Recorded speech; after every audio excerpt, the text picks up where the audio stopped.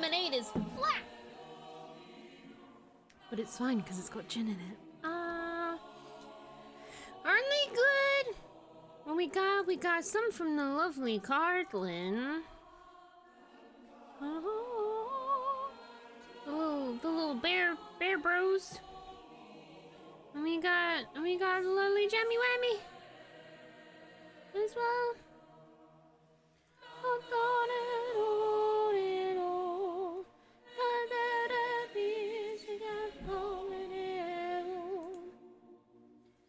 But welcome.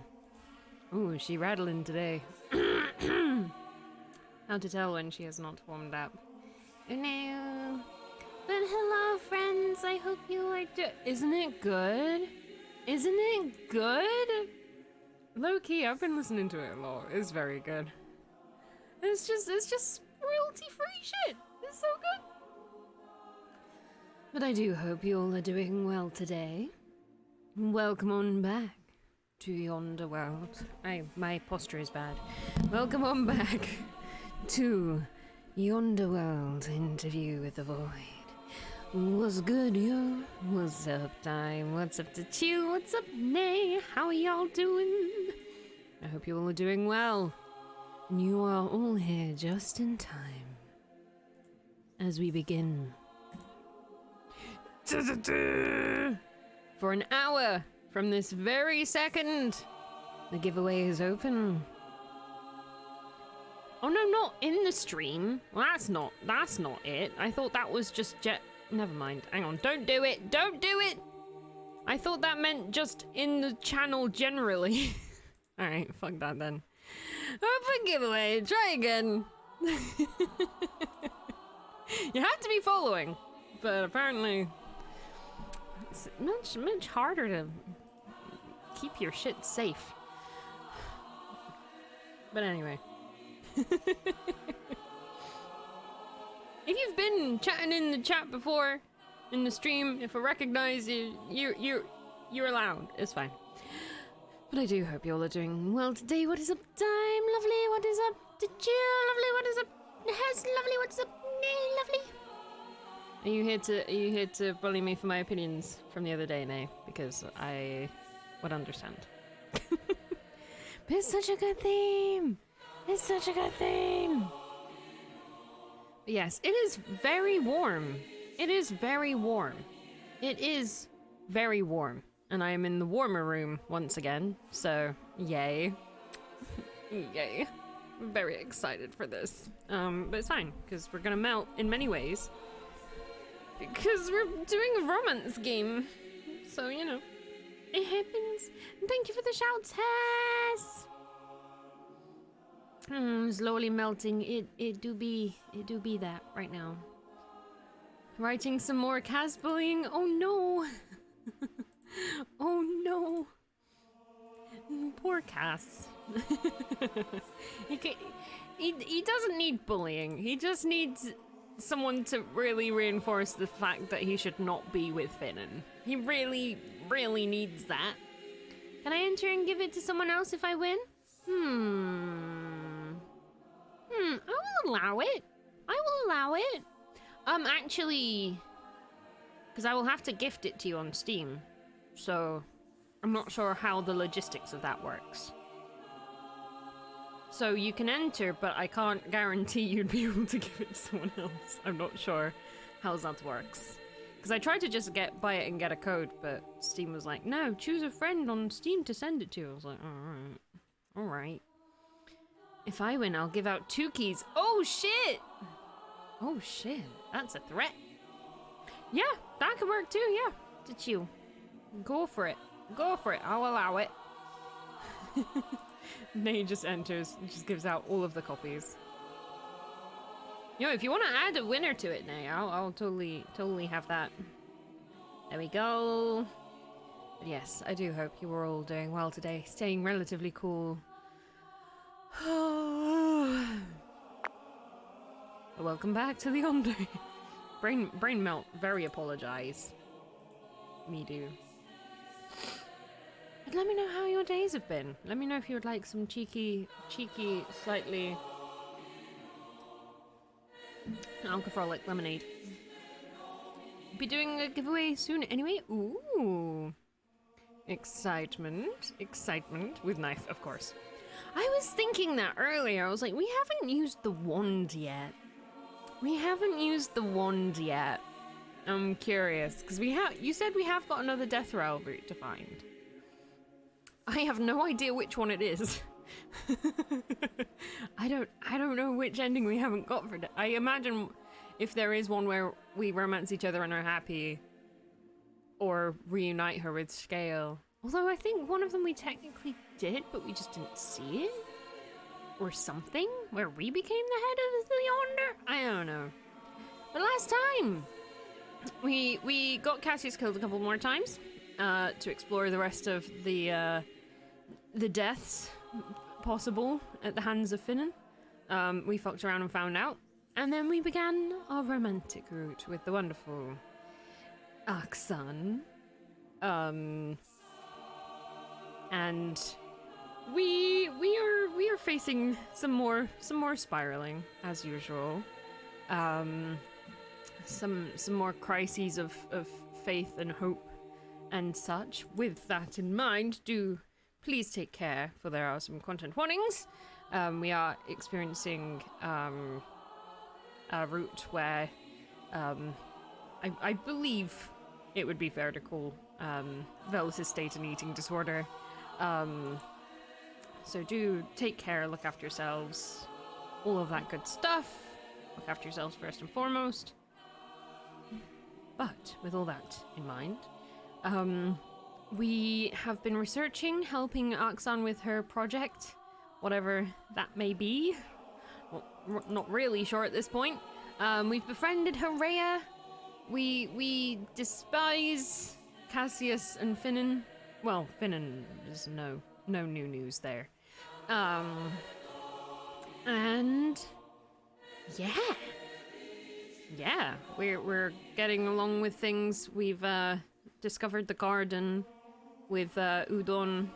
Udon and Hrea both looking after us while Aksan is off in other realms doing some research and work. And we are coming to terms with love and life and increasing levels of mortality. Yes. And weirdly enough, I think the only really new gallery thing we got last time. Oh no, we got a sad. We were not doing so good. That's the first one we've had in our room, so that's exciting.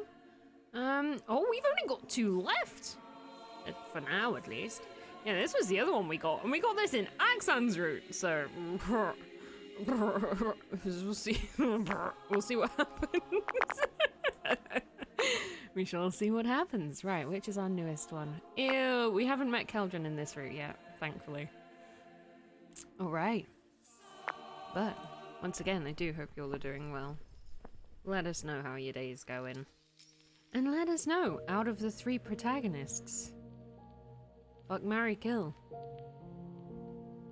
And we'll ask another question later, because I feel like I'm probably going to be alone in my opinion of it, but I did also think about it. Keldrin is boring hot, so maybe I would change my mind, but you know. To an extent, I still stand by what I said. Oh my goodness, it's a Franny! Oh my goodness, it's a Franny! How are you doing, lovely? Yay! We love Franny. Hope you are doing well, lovely.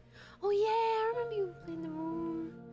But go and send your love to Franny. Making some amazing Skyrim mods at the minute. Absolutely worth a check out. Even if you're not into Skyrim, just go check it out. It's good. It's good shit. Oh Jesus. Oh yeah, let's have a recap of the most recent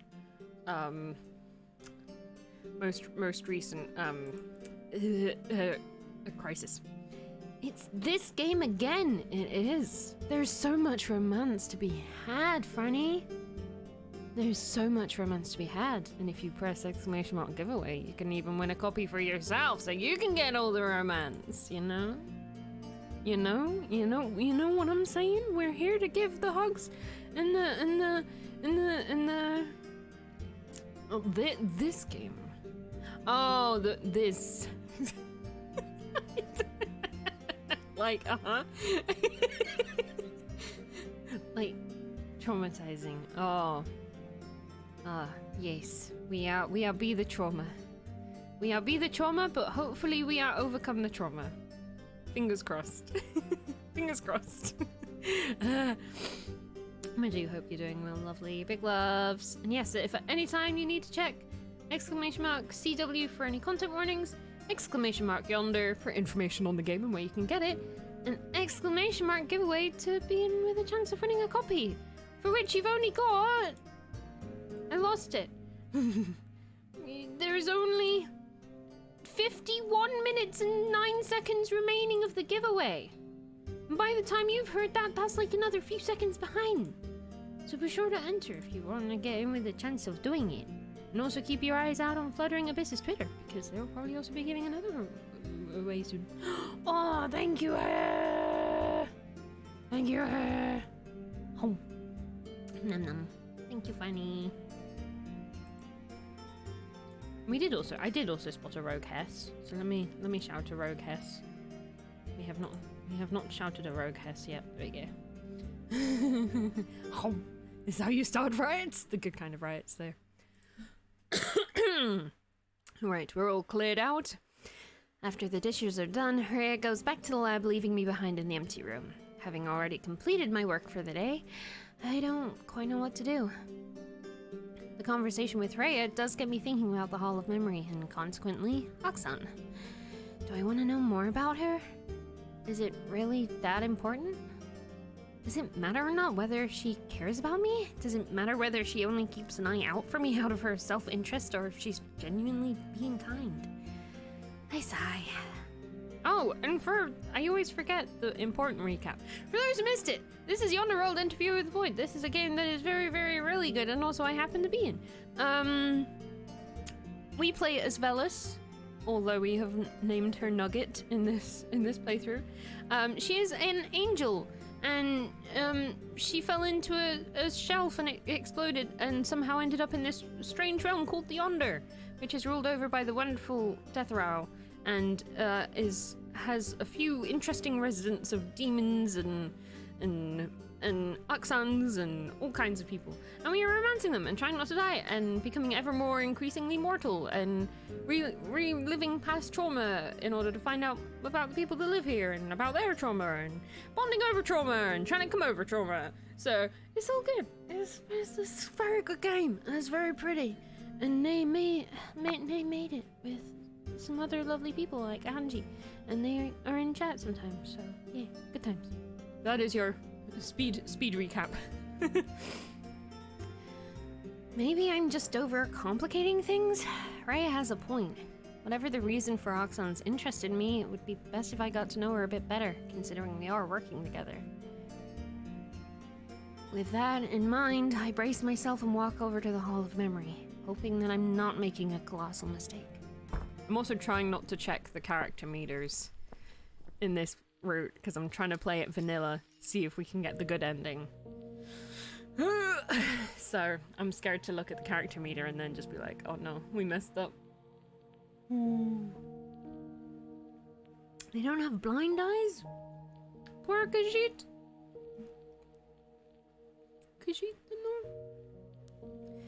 The Hall of Memory, which is a place where if we put in some of our traumatic or poignant memories, we can then look through the other memories that people have entered into it themselves. Yay.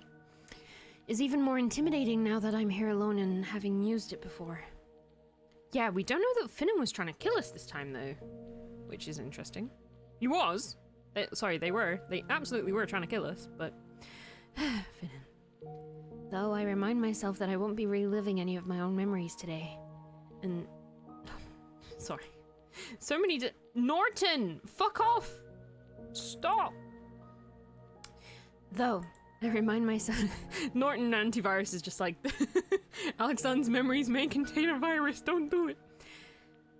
Though, I remind myself that I won't be reliving any of my own memories today. And that I can just use what I submitted yesterday to view Alexander's registered memories. Alright, here goes nothing. Taking my key out, I suck in a deep breath before turning the lock. Recognize. Nugget. Angel. Requesting access. Akranshi Hasefa Nifitira. There we go. Last queen of the Rokshik Empire. Access granted. Query. Memory request? No. Just an exchange equivalent to mine, I guess. Requesting. Random access memory exchange. Yeah, right, Tachil. I know, I'm looking out for a different one. Jesus. The beast races are so forgotten. No. Gotta give all of them the love. Malware bites? Yeah, send me link if you can, Tachil. Be interested to see. Request granted. Huh? Ah!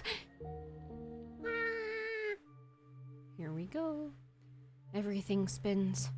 Disoriented and second I flail my arms but come into contact with nothing. I scream but no sound comes out of my mouth. A distinct rage threatens to overcome me. A rage that is not my own. Oxons. Oh, send it to me via Discord if you can, please, to Jill, because I'm gonna lose it in chat otherwise. But thank you. Jill, fucking what? Hello? Hello? Okay. Alright. Thank you, Tachio. What the? I mean, very cool. But what the fuck? Holy shit. I bet. Not what I was expecting. Okay.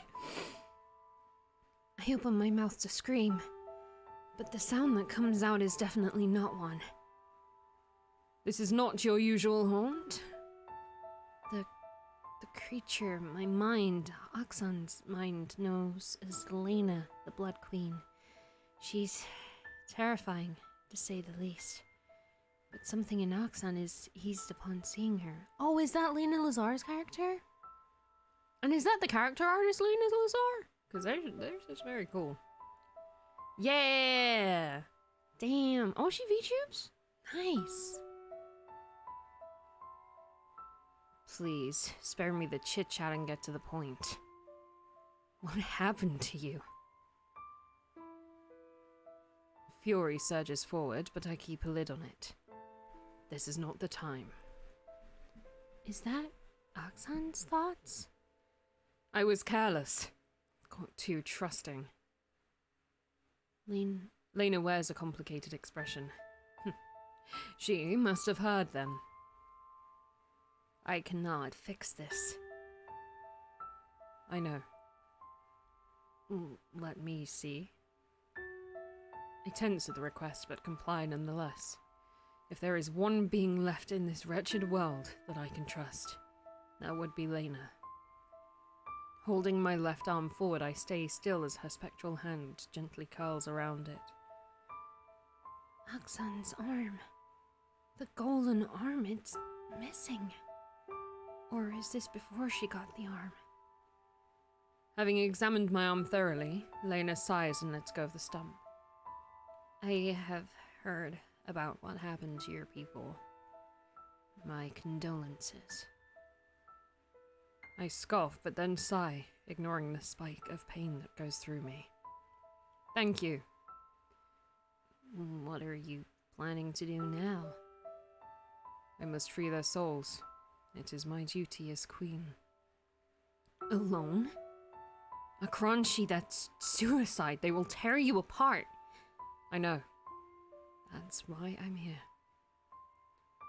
You know I cannot help you with this. I cannot go there. I am well aware, but you know someone who can. It takes a moment for Lena to understand where I'm getting at. My lips thin as she looks upon me in shock. Akranshi, no. I'm not redirecting you to a demon. That is the only way. To combat against the heavenly host, it has to be the opposing force. Do you understand what the price will be? They will ask for more than just your soul for this. Eternal servitude. Eternal damnation. They will take until there is nothing left of you and may not even fulfill their end of the bargain. But this would serve as a perfect excuse for them to go against the heavens. Even if they do not intend to keep their end of the deal, it will give me the necessary window to rescue my people. Lena only grows more upset at my reasoning. She floats forward, her blood-stained face only inches away from mine. Do you not understand? When I said they are not going to fulfill their end of the bargain, I mean it will not be what you wish for. They will take your people's souls, for they now have nowhere to go. This time I couldn't bother to hold back my rage. Then what do you suggest? The Republic is going to sacrifice my people's eternal souls to the heavenly host, could wipe out the rest of our gods. The Holy War is lost! Is there no one else I can turn to? My body trembles with rage and fear, and an overwhelming hopelessness at how true my last statement is. I have no one to blame but myself for this. There is someone. My head snaps up at her admission, but her hesitation gives me pause. What would the cost be? You are getting so reckless. This is unlike you. Desperation is self-preservation's best subjugator. Well said. When is the ritual going to take place? The next holy celebration. Right. We have time then. Come back in 3 moons. I cannot promise that this will work, but if it does, it will be a much better alternative for you and your people than going to some damned demons. With my limited time, 3 moons is a lot to ask, but I trust you, Lena. Do not make me regret it. I know. I swear upon my title as queen that I shall not betray you like she did. Oh no!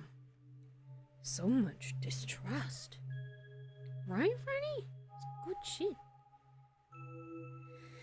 The darkness takes me by surprise. One by one, Aksan's seething emotions leave me as I plunge through the space in between and back to the Hall of Memory. Aksan, the angels of her world. I'm sorry. Yeah, that does explain why she doesn't like angels. That does really explain, doesn't it? Let me see if I can find... Yeah, there we go. An Aksan played by the lovely Faye. There we go. Yay. Memory exchanged. Nuggets available exchange 2. I was wondering if we were gonna get a 3-fer. Does anyone put in anything that takes more? Holy crap. That was intense. That also does explain a lot of things. A lot of her behaviors make sense to me now. I want to learn more about Aksan. I want to know what happened to her and if Lena the Blood Queen helped her. I want to know about the fate of Aksan's people, whether she managed to save them or not. I also want to know if this project Aksan has me involved with has anything to do with that. Bracing myself, I insert my key and unlock Aksan's pillar. Oh, going in again! Holy shit. Alright. Show me the memory after the one I viewed previously. Requesting. Blood Oath. I close my eyes, bracing myself against the rage and grief that exudes from Aksan's memories. And of course, Lena's shocking appearance. Memory marathon, right? The moon is high when I trek my way up the mountain where I saw Lena last. The night is eerily silent. Not even the wind dares to disturb slumbering leaves. It is the height of the summer, yet it is cold enough for my breath to fog. The sky is clear, far clearer than it should be in these parts.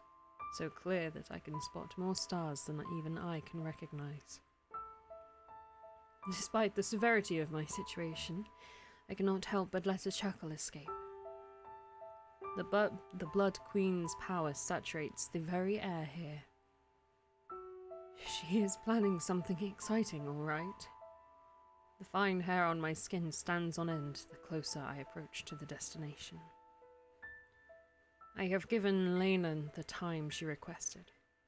If she cannot come up with a suitable solution, I will have no choice but to seek help from Hell's Legion.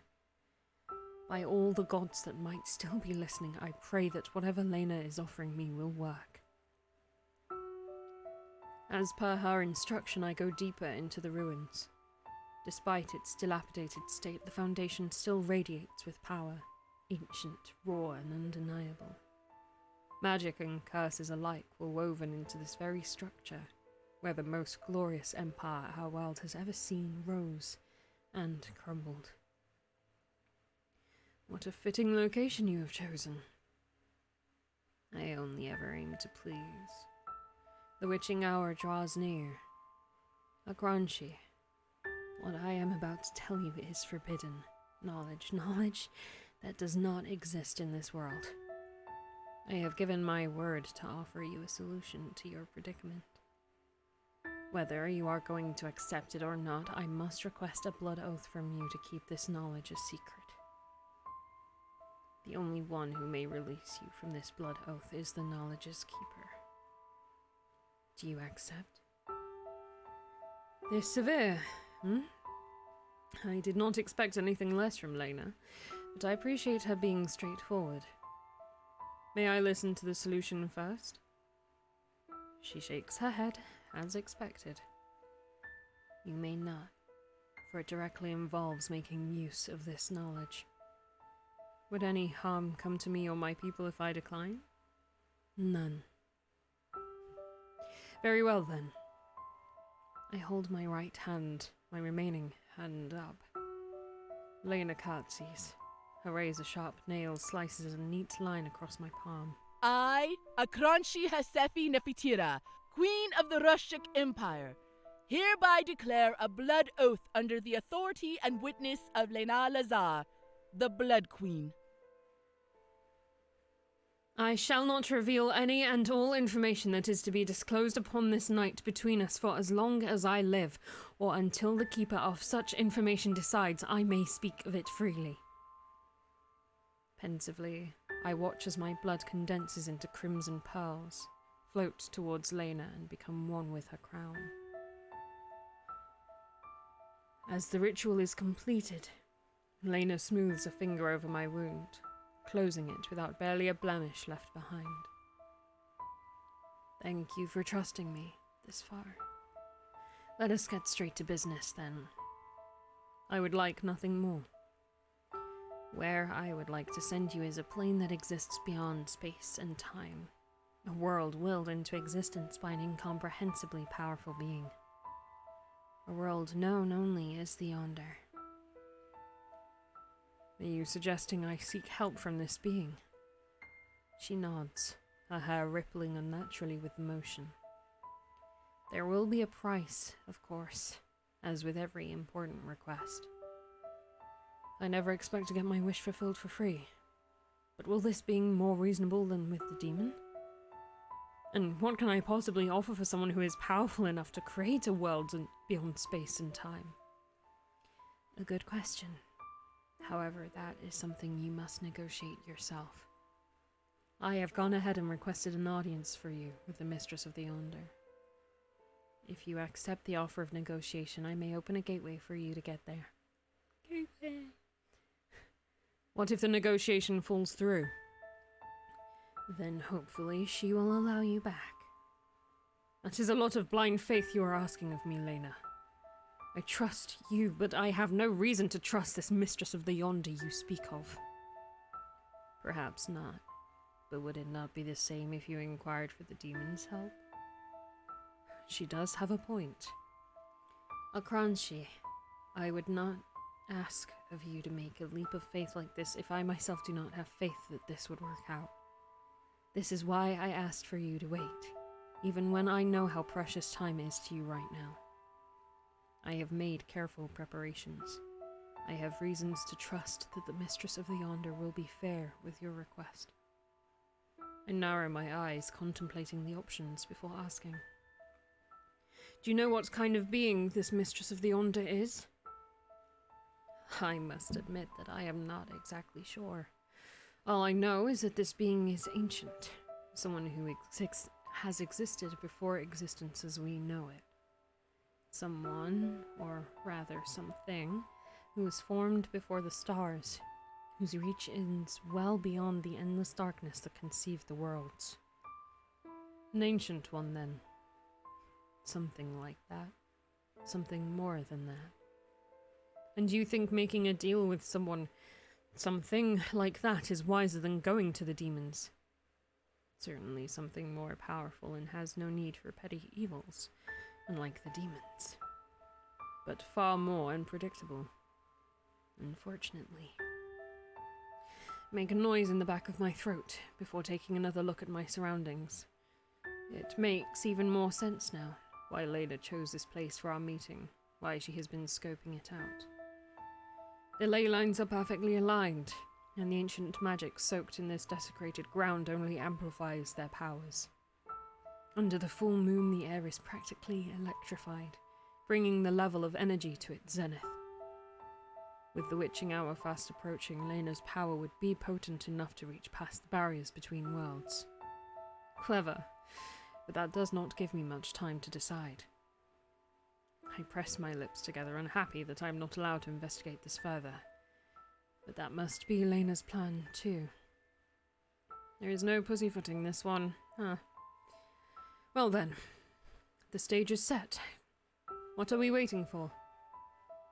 A faint smirk passes Lena's lips. Only the witching hour. Her arms spread wide. Head thrown back, she levitates, dark hair billowing as her figure is bathed in the moonlight. Morbidly beautiful, just as a strange chant that comes deep from her throat. Step into the light and bid it farewell, Akranshi. A fist over my heart, I bow once at Lena. Thank you. She dips her head. Flipping my robes back, I hold my head high and step into the beam of condensed moonlight. As bright as it is, the darkness to follow is absolutely earth-shattering.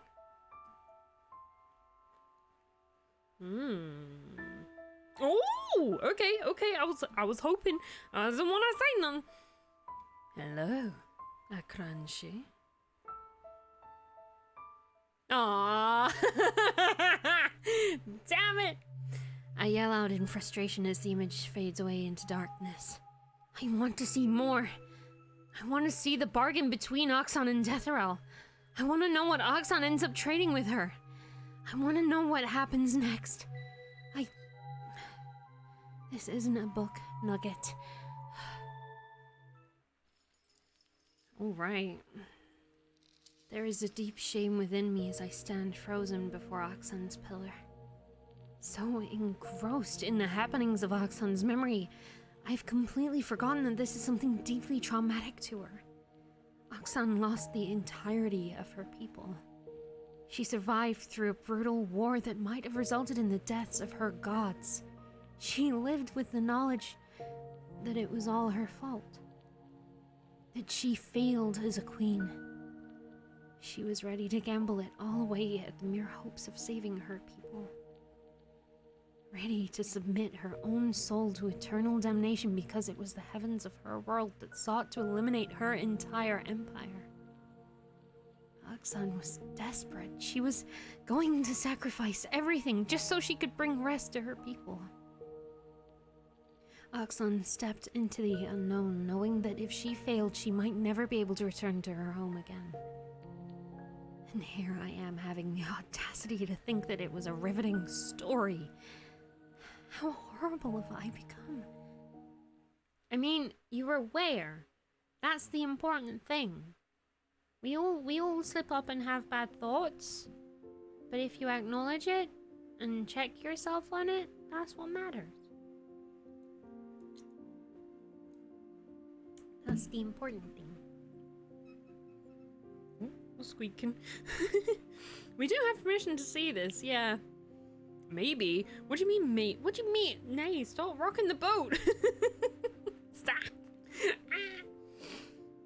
She's trying. She is. She really is. That's what you can do. It's been 4 days since we lost complete track of time.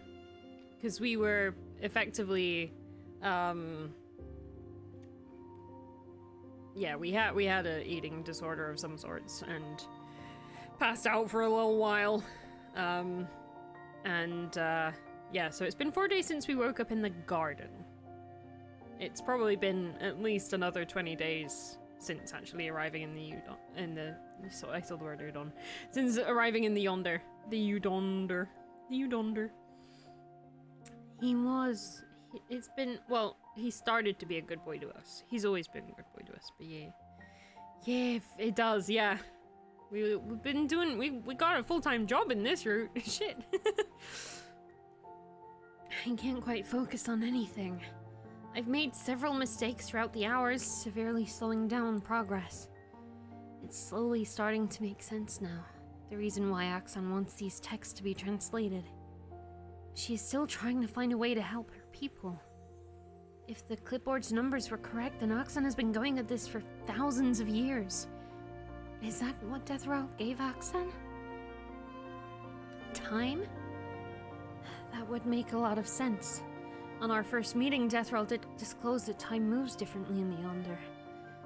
And what Lena said as well. If that really is the case, then Oxon has spent over 8,000 years on this mission.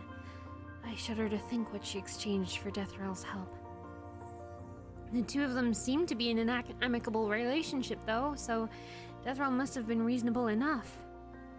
Rubbing my forehead, I sigh. Am I getting too ahead of myself? I can request more memories about Oxon, but I still feel ashamed of my callousness yesterday. I witnessed Oxon facing a world-altering tragedy with such dignity, and yet my first reaction was to get annoyed at a cliffhanger. Compared to her, my problems seem so minuscule. Smacking my forehead with a book, I scowl. Why am I feeling sorry for myself again? Nothing is gonna come out of this brooding. If this project really is to help Oxon's people, then I should do my best to focus. The heavenly host that harmed Oxon's people wasn't from my world. Their ruthlessness has nothing to do with me, but I cannot understand where Oxon is coming from with her distrust. Even if there is only one positive experience she could have from an angel, I want to be the one who brings it. It wouldn't mean much in the grand scheme of things, but I hope that I can help Oxon, both with her people and her own scars, somehow. That is all I can do, the way I am right now. Aww.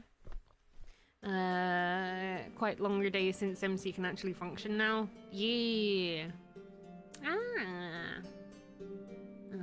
Those days before before the garden, she was completely losing it, not keeping track of time, recalling things of previous days after doing them, yeah. Relatively better state, it seems it. And Jesus, what is so squeaky, Jesus. Yeah, and we've got some good friends looking out for us while Axon's gone as well, so that's cool. Oh, hey, Nugget! Hi, Rhea. So, how's the greenhouse so far? Yeah, it's very relaxing there. Helps me sleep better. Yeah, I was getting a bit worried when you kept leaving the lab so late. Like, if you keeled over and died of exhaustion here, where would your soul go? Being eaten by a death row? Well, that can't be a nice feeling. I guess not. But you look a lot better now, so that's good. Oh yeah. Rhea turns to rummage around in her shoulder bag, making a triumphant noise. She proudly presents me with a glimmering chain. This is his thanks for the other day. Oh, I don't know if this is gonna help, but it's a very nice gesture. Seeing my hesitation, Rhea takes my hand and drops the golden cross into it. You're pretty hard to shop for since I don't really know you that well, and there's not really a shop for things here. Is there a Yonder gift shop? Oh my god, I would love that. Oxon helped picking this design out, saying that it's an important design where you're from. Still dazed, I turn the pendant around in my palm, feeling a bit misty-eyed. Oxon suggested this? Thank you. No need, no need. Try not to use it for magic. I'm pretty sure I've purged all the strange stuff from the metal, but can't hurt to be careful. Uh-huh. Carefully, partly because of Freya's words, I put on the pendant as she bounces off to warm up our dinner. Oh no, is it bugs? No, we're good. That's why Alexan cooked for us, was to stop us eating bugs. Yonder gift shop is run by Ruby. Yes. Everything designed by Ito, though, probably. It sits nicely under the hollow of my throat, safely tucked under my collar. This is the first time anyone has given me a physical gift like this. I'm going to treasure it for as long as I'm able. Consequently, this has greatly and positively raised my opinion of Oxan. She didn't really have to give meaningful advice towards my gift like this, but she did. Regardless of my conflicting thoughts about my superiors, the cross still brings me much comfort. It reminds me of my heaven's virtues, of the hard-working angels from every floor and the good we strive to inspire in mortal hearts. It reminds me that even though how my superiors treated me was indisputably wrong, I do not have to follow their examples. I certainly do not have to be snappy and mean to see the results of my actions. Of course, my wounds will still take time to heal, because this pain is just so real and there's but so much that time cannot erase. Sorry. There are still so many things I have to make peace with, memories that will never leave me and emotions that I can't process. But with time, everything will hopefully get a little easier. In time, perhaps, I will be able to forge my own path and proudly spread my wings beyond the shadows of my past. When you cry and wipe away all of your tears. Today has gone a lot smoother than yesterday. With renewed vigor and motivation, I dove headfirst into the translation and managed to catch up to 80% of my usual speed. With a much improved mood, I dropped by the greenhouse to ask if Udon wants to have dinner with me and Rhea. Oh my god, no, it's too wholesome! Well, I do spot Udon, but he is not alone. Oh? She's back! Oh, heck, she's back! Yay! This music's still gonna fuck me up as well. I'm excited for it. Yeah. The babies converge. They do. I don't think you should. You're cute.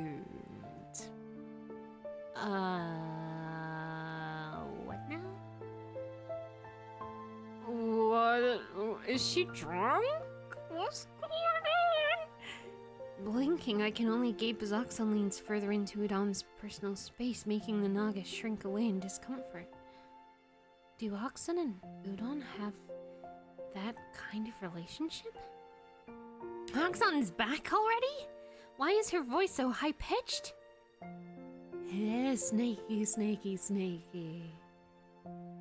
Udon all but flinches at the finger prodding his chest, letting out a squeaking noise that I've never thought a half-snake creature could make. Please, let me go. Ji-Ying, that is enough. What? What is going on? There are two Oxan? The first Oxan, the one that still has her finger stuck on Udon's chest, pouts. The second Oxan, the one who's glaring daggers at the first one, makes an intimidating step forward. Ji-Ying! With a long, high-pitched whine, the first Oxan seems to shrink physically. New character! New character! New character! New character! New character! New character! What types of sounds do half-snake creatures make? This one just goes, I'm sorry, I'm sorry, I don't mean to disturb you, I'm really sorry. But from another project I've been on, usually they're like, like that. So that would be my guess. This is another backer character. Oh my god, they're adorable. I need to think of another voice. I'm running out of adorable tiny voices. Oh my god. Oh my god, she's adorable. I don't want to go uwu voice, but maybe we could do like a lesser uwu. A lesser uwu. Still adorable. It's hard. Something purry. Ooh. I think I have something. I have a little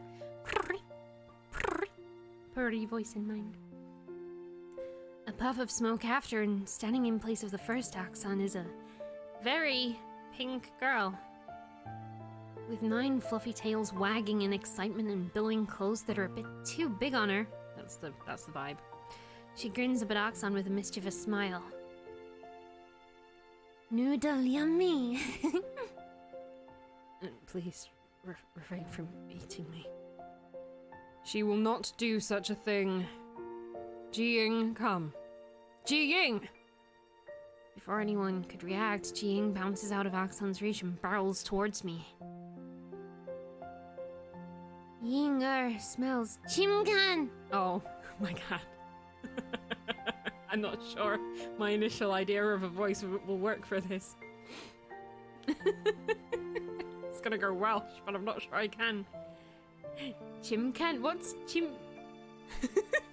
Just gonna go tiny and adorable. I don't know what else to do. Oh my god. You smell what? I mean, we are Nugget. Yeah, we are Chimkin Nugget. Fuck. Oh, it's amazing. I didn't even realize. Yes! You smell what now? I stand frozen before the bouncing fox spirit, because that's the only thing Ji-Ying can possibly be, as Oxon rushes after her. Udon, the traitor, wisely slinks away. Chimkan! Chimkan! Chimkan! Tiny adorable! Wee! I look from Ji-Ying to Oxon, a headache starting to form as the former chants merrily. Did this pipsqueak just call me a chicken? Ying-er wants chimkin wings. You're not... You're wrong voice. You're not getting chicken wings. What is happening? What? Maybe that's the voice. What's happening? I'm scared. Ah! Makes Vela sound like a frickin' adult. Amidst the confusion, Oxon manages to coerce Ji-Ying to the dining room, where, much to my dismay, the fox child... Oh, they are a child. Okay, noted. The fox child is appeased with a bucket of chicken wings. I too can be appeased with a bucket of chicken wings, to be fair. Moments after, before Oxon could explain anything, Rhea shows up and seems endlessly fascinated by Ji-Ying. Leaving the two of them to babble at each other, Oxon and I reconvene at the counter. Oh my god, yeah, we need to play that. We need to play KFC dating sim. Oh my god, yes. Please tell me this isn't who you and Cassius were arguing about? I still distinctly remember the argument in front of Deathral. What the hell is Oxon thinking, bringing a child into the Yonder? Seemingly able to read my thoughts, Oxon huffs, irritation prominent in every line of her body. Do not let her looks and mannerism fool you, I was about to call you a child, but this is not a child. She certainly looks like a child to me. The exasperation on Oxon's face is palpable. You have fox spirits in your world, yes? Oh, yes, they are quite the staple figures in Eastern myths and folklores. Count her tails. I know she has 9, but... Oh. Oh, indeed. A bit flustered, I turned to look at Ji-Ying.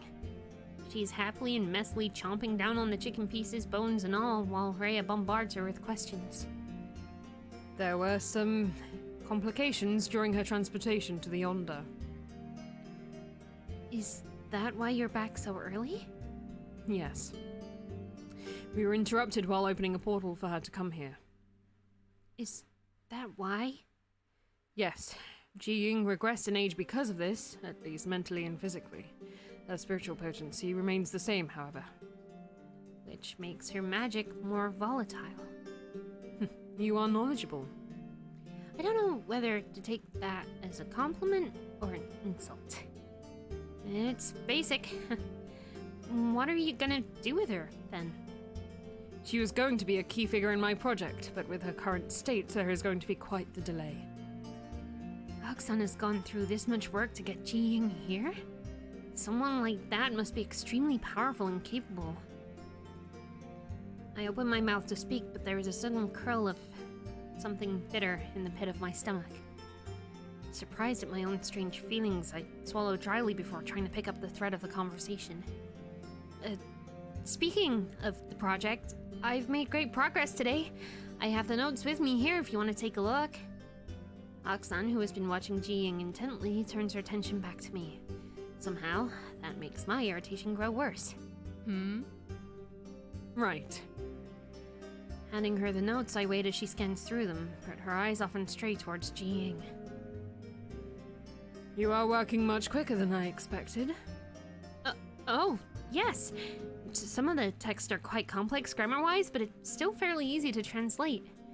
I hope they're useful to you. Indeed they are.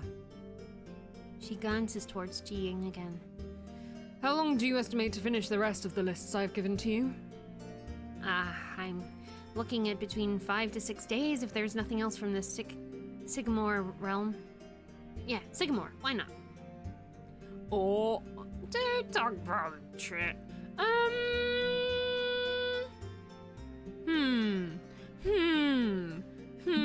Because here's the thing. I'm trying to be in character over here, right? We don't need to talk to her about the translations. We've already talked to her about the translations. We still don't know what Ji-Ying's role is going to be in all of this. You know? Also, she is a little bit jelly. She's a little bit jelly.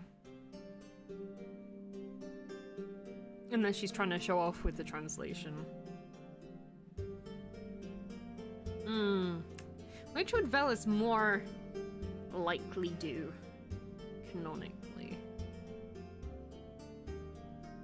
We are good at putting our foot in our mouth.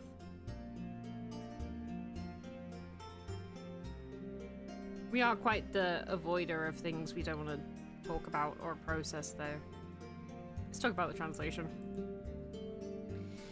Their word arrangement is like a code on its own. I see. I know even then it wouldn't be the full month in the contract, but... That would be quite alright. As soon as you are done with the list, I shall fulfill my end of the bargain. Thank you. You have done me a great service. Aww. Yes, right. My words falter as Oxon walks away, entering a conversation with the other two. Aww. And leaves me behind. What is this heavy feeling? Aww. We'll go find Udon. We'll skulk together. Nugget? Sorry. Got a bit lost in my head there. 10 minutes for the giveaway as well, by the way. If you want to enter, do it now. That's alright. We all go there sometimes. What can I help you with? Oh, nothing really. Just here to bring you a few extra books Oxon needs translated. Yeah, right. With a playful salute, Rhea runs off to a different part of the library. She's great. Kind of want to see her kill someone, but she's great. Curious. Groaning, I scratch my head furiously as if that would bring back any concentration. Foolish of me, perhaps, but yesterday's conversation still leaves me with such a morose feeling. The more I tell myself it doesn't matter, the more miserable I feel. Technically, Oxon hasn't done anything wrong. She's done exactly what she said she would, and then more. I'm en route to complete my task ahead of time and got praised for it. I get to use my innate talent for something useful, somewhere I am needed. Isn't leaving the Yonder as soon as possible what I want? Then why aren't I more excited about it? I should have been excited to leave, should have been glad that I will get to leave sooner than expected. I've briefly thought that it's because I know nowhere else to go, but that isn't true either. Through the long list of texts Oxon wants me to translate, I've learned about so many worlds and realms out there, some promise such literary wealth that I can't possibly imagine. I could go anywhere I want. It's literally in the contract. And yet, why do I keep feeling like I'm being tossed aside again? Ji-Ying isn't my replacement. Axon intended for her to fill in on a different aspect of the project. Ji-Ying can't do what I can. But it's difficult to think like that when I was more or less dismissed the moment she showed up. Nugget, you gotta stop. I wasn't dismissed. I'm about to complete my task, and I'm getting what I agreed to. But it's difficult, so difficult to ignore the growing hollow in my chest. Ah, here you are. I miss you, my girl. It's still a weird comfort whenever we go to see her, even though it feels more like she could murder us in this, you know. Here I am. The fear I used to associate with Deathral is now gone. Anxiety associated with seeing her, though I don't think that will ever fade. Out of curiosity, I'm gonna not look at my Axon score. I'm curious to see my Deathral score. Okay. I heard you will be leaving soon. Oh, wrong shit. I heard you will be leaving soon. Bitterness settles in my heart. Axon didn't waste any time to let everyone know, huh? Seems like it. Oh? What's this? You do not seem like you wish to leave. I don't know. Interesting. Do enlighten me. As if I dare enlighten her in anything. Deathral likely knows why anyway. She just wants to watch me squirm. Still, this is a great opportunity to vent. She does not judge. I do not judge. I'm not sure where I want to be. If I must be completely honest, I'm getting comfortable with the routine here in the Yonder. And I have Axon to thank for it. However, I'm well aware that the moment I complete my task for her, I will have no purpose here. Sure, I can offer to help Rhea with her projects after, but I don't think that would be wise. How so? My wings flutter nervously. My condition, is worsening, if you can call it that. Recently, I found that I need to hydrate myself, not to the frequency of a mortal, but I can imagine that would be soon. Other necessities will follow at this rate. Soon I will be nothing but a mortal with wings. That's not something I want. You wish to stay as you were made? I do. But you do not wish to return to where you came from? I don't. Pain laces through my chest. I clutch at the pendant on my neck, drawing strength from it to continue. I know now that there is something profoundly wrong with where I came from. Something awful in the way that they treated me. But I still believe in the teachings of God, of the values and virtues we as angels are supposed to uphold. I believe in kindness and mercy.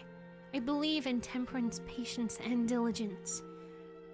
Just not the way my superiors conducted themselves. The pain eases. I take a slow inhale, then stand a bit straighter. So I cannot return home, either. Speaking those words hurts, but at the same time it feels like the hurt of pulling out a shrapnel in my heart, the hurt of an open wound, bleeding, but perhaps with time it will heal. I see. But you do not know where to go either. I don't. There are countless worlds out there, I know now, but I know none of them. I have no tether, no connection. No matter how sure I am of myself, which I am not, if I start out somewhere unknown alone, I will surely perish. But I don't have the time to learn about where I might be going either. Indeed. Not a new place that you have only learned from books. I blink at the strange way she phrases the words. Yeah. No. Do you think Oxon would allow me a few extra days to think about it? I'm sure she will be open to suggestions. After all, she did agree to take you anywhere you request, right? Right. It didn't register to me what Deathroll was hinting at until late that night when I'm preparing for bed. Nugget, you're such an idiot! Huh? Don't scare the snake! He's...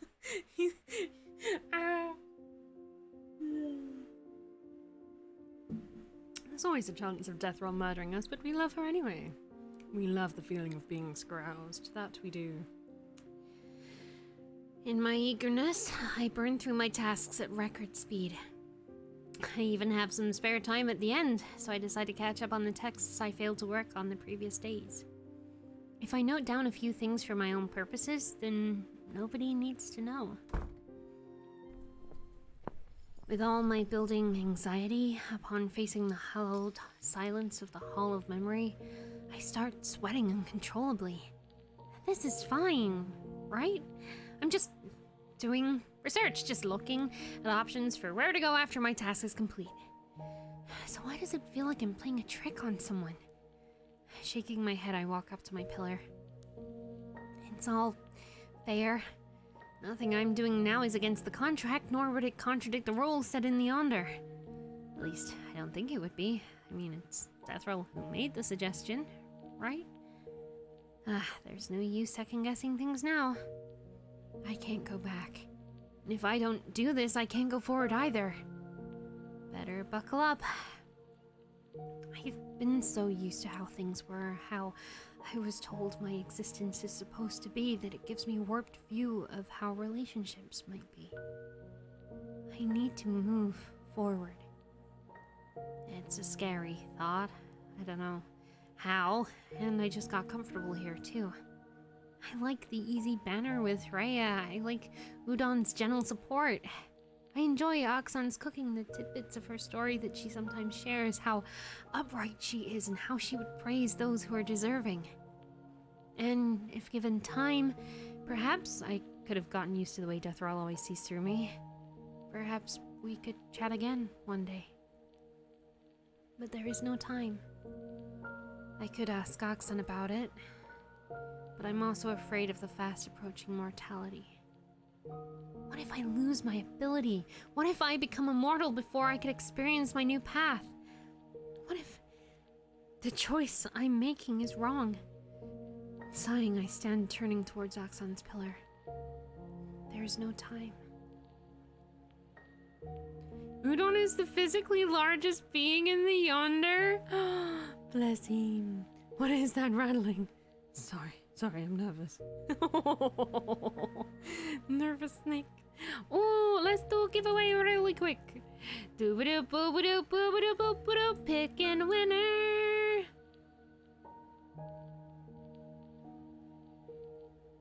I'm pretty sure both of those entries are following the channel. Okay, that's weird. Doo-ba-doo, doo-ba-doo. Alright, that's not working. Let's do... Fine then. Alright then. Streamlabs making it tense. Let's roll a D100. If it is something or above, then we'll do a thing. If it's not, if it's 1 to, what is it? What would it be? 1 to 49, it says, and 50 to 100, it is, or 50 to 99, it will be chill. 42. That is Heswani Yuki. Congratulations, lovely. Pew pew pew. Contact me after the stream and we will get you the game. GG has. Hey, what's up, Terry? Hope you're doing well. That is Terry, right? I do make sure. Slightly terrible with names sometimes, but I hope you're doing well. Yeah, no worries. Hope you are doing well today. Welcome on in. Yeah, and feel free to send a message whenever. I'll get to it when I can. But I do hope you're doing well today. Welcome on in. Welcome on in. Percentile rolls, right? Sometimes you just do it for the fuck of it. It's like, alright, you're doing something a bit crazy. Roll a D100. I also, for one of the campaigns that I started to run, and then did not be able to continue right now, but hopefully will at some point. One of the characters wanted to be I forget if they were a wild magic sorcerer or a wild magic something else. Because I kind of give everyone a special stupid ability if they want. And his was to roll on the wild magic table. And I was like, do you want the general one, or would you like me to come up with a totally stupid one? And he was like, obviously the totally stupid one. So we came up with an entire custom-made D100 wild magic table full of ridiculous things, and it's great. I need to find it again at some point. Have an option on stream to roll it. See what happens. Recognize Nugget Angel. Requesting access Akranji Hasefi Nefitira, last queen of the Rukshik Empire. Access granted. Memory request. I would like to see more of Oxan's world. Oh, Coronation. Oh, Coronation Day. Yeah, big grats. One of my players went full edgy warlock and went to yoink an obviously cursed sword. Oh, heck. I think my favorite thing, oh, it haunted her dreams and the dreams have chances to be real or spread with her players. Jesus Christ. That's fun and interesting. Makes me feel great at the minute because I'm playing a freaking Realm of Dreams druid. That doesn't worry me at all. Every time percentile rolls were called out. Oh no. Ah. The fear. The fear. That's great. We love the chaos. Gotta love the chaos though. Requesting Coronation Day. Request denied. Aww. Drive safe, Has. Congrats. I think I've got you on Steam, right? Evil Sun's your game. Request denied. What? Is there any other memory of Oxan's world or of the Rukshik Empire? Requesting the betrayal. Request denied. Requesting first visit. Request denied. Holy shit. They are all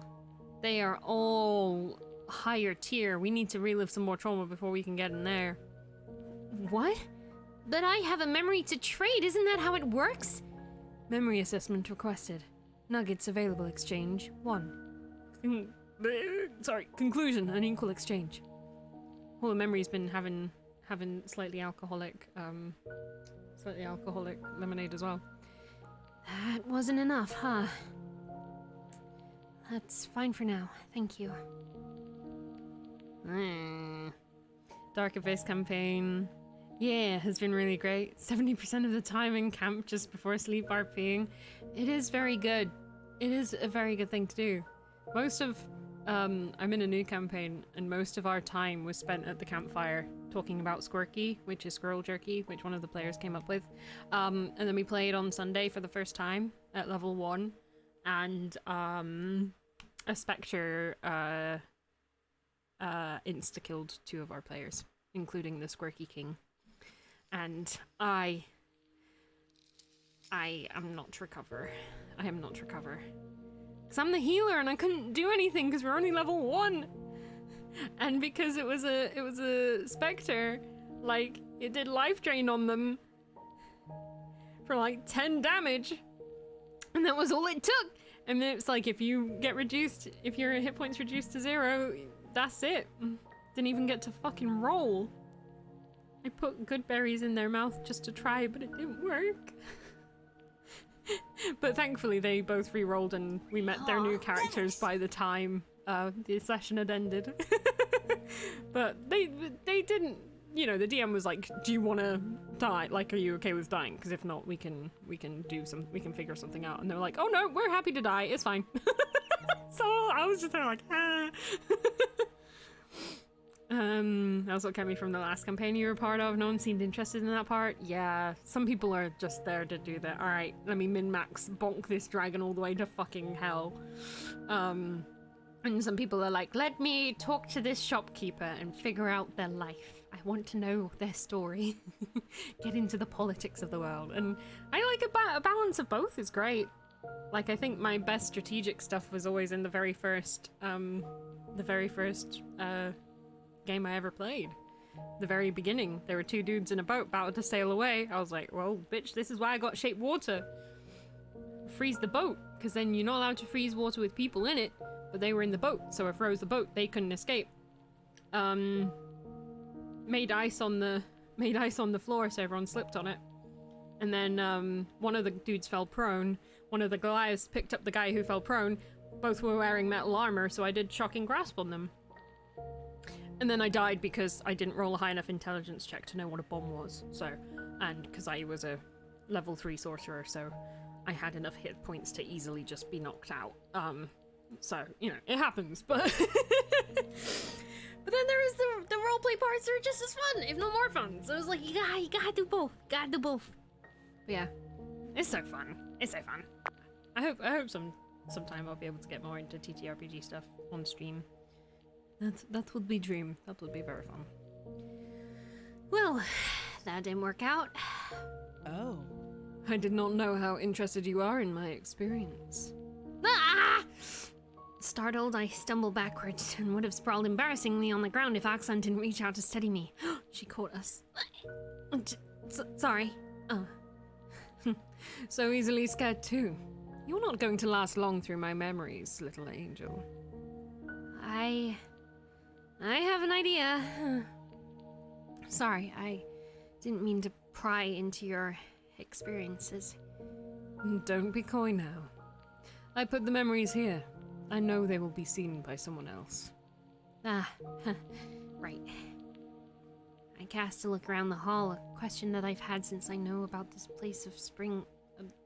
the question that I've had since I knew about this place springs to my mind. I can't read. It's still strange to me that those in the Yonder are okay with this. Many seem rather private, like Udon. Isn't it more difficult to keep your distance when everyone's memory is on display? Oxon's chuckle surprises me further. You speak as though we're humans. Well, shit, you got me there. Isn't Oxon human too? Or was she? You assume I mean that as a species. Didn't you? Her huff of laughter is gentler this time. I keep forgetting how impressionable you young angels are, no matter your appearance. Weeks before today, I would have puffed up and argued with Oxon. Now I just feel weary and a bit ridiculous. Guess I'm being naive. There is nothing wrong with that, until it costs you everything, that is. I look away, an apology on my tongue, but I can't bring myself to say it. Oxon doesn't need that from me. You cannot go back to where you came from now. I know. At least I won't be able to give intels on the Yonder that way, huh? That does sound ridiculous coming from you. We share a mutual chuckle, but I quickly sober up. Did you really think that I was going to bring harm upon this place? Neither you nor your legion of winged warriors could bring harm to the Yonder. Not even your god. The problem is the retaliation. Retaliation? Yes. You have accessed 2 of my memories. You have heard what Lena said about Shandu. Oh! Oh! Oh! Uh-oh! Did we walk into a trap? Do we... Uh-oh. Oh, wait! I didn't even think about the implications! Oh my god.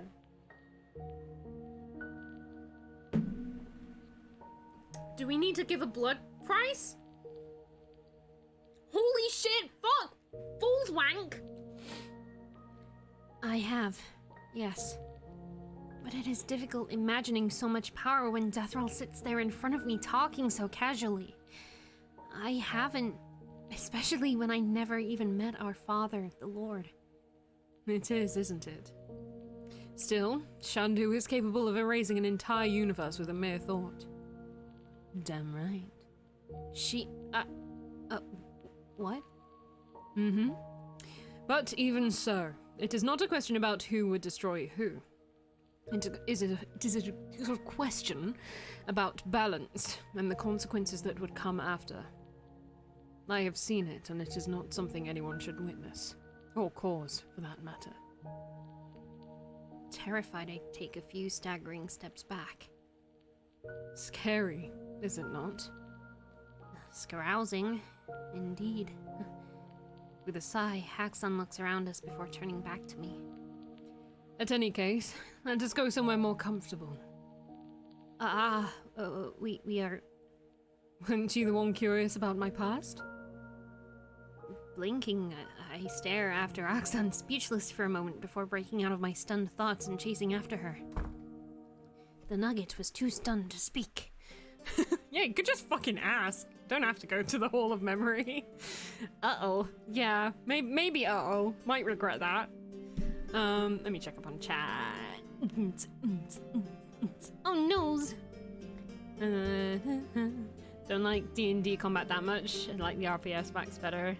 I like when there's like a really cool roleplay element to fights, or like something that requires like external, more in pardon the pun, initiative. Like so it's not even so much like you need to have super good character abilities in order to overcome this fight. It can be more of like an emotional fight, or it can be something that you can use kind of more of the role-playing aspects to overcome, or just bypass the situation entirely, you know? Like one of my favorite things and most fucked up things my players did in the campaign I'm currently running is there was a chimera that appeared, because chimeras are cool, and they were at a like traveling circus at the time, and there was a animal tent for all different creatures and animals, and like there was a frog pond and everything, and they were all rescues, because you know we want to subvert the whole circus animal cruelty thing. So they were all rescue creatures, and one of the players went into there forgetting it was a rescue tent, and just let free all of the animals and all of the creatures. The thing with that was that in one of the cages, they saw some like strange kind of long-legged wolves. If you've ever seen those, they're super fucking cool. There were a couple of long-legged wolves, and one of them was invisible. And they were werewolves. They were werewolves that were stuck in their wolf form. And so they unknowingly released werewolves onto the land, which heavily sped up one of the sub-stories I had going on in the campaign. And I was so excited, and I couldn't say anything to them. I just kept going, one of the things you have done in like the 30 games we've done so far, one of those things has really fucked with the world. I'm not gonna say if it's a good or a bad way, but y'all escalated some shit. And they were like, what was it? Was it this political talk? Was it this person we kind of fucked with? Was it this? And I was like, I'll have to find out. Yeah. I mean, combat's a given. It's the other stuff that makes it memorable. Absolutely, yeah. Absolutely. My players are extremely good at making enemies, though, despite being mostly good beans. Yeah. The fun thing about DM is being like, are we the bad guys? Are we the bad guys? And yeah, like, we were in a haunted house in our campaign on Sunday, and my character is very distracted. She's very kind of hippie-esque character. Like, she doesn't pay attention to things. That's for other people to do. So anytime she saw a suit of armor, she just knocked on it to see if the clang sounded cool. And of course, on the 5th time doing that, it came to life. So have not broken the curse of being the first party member to be hit in a campaign out of the like 5 campaigns we've started in my lifetime. So that's great. I'm happy with that.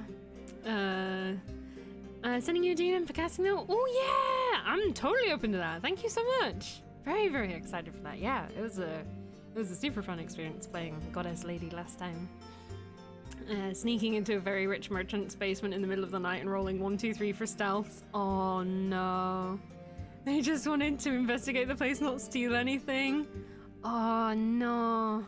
That me, just scouting. Why am I with these idiots? They all got thrown into jail rolling 467 to get out. Oh no. They were werewolves. Yes. Am I the chum? They were werewolves. And now there are werewolves. Am I the drama? One of my players did something seemingly trivial but almost broke the campaign. She gloated to a dying enemy about someone they were trying to hunt down, unaware the enemy's boss was scrying on the area. Oh shit! Oh shit! Good times, good times. Yeah, oh shit, what was it? Oh yeah, there was a really sweet moment while all our characters in the campaign on Sunday were still alive, and we found a music room. And I'm like, my girl's been trained, like she's a fucking noble. She's had all the stereotypical noble teachings of societal things. So she knows how to play like a lot of instruments. And one of the other characters who died later was like, hey, it's Erin, do you know how to play the harp or the harpsichord? And I was like, oh yes, let me go do that. And I was like, this is my jam. I can do this. I know how to do this. Even though I'm a druid, I'm not a bard. And I rolled a 10 total on performance.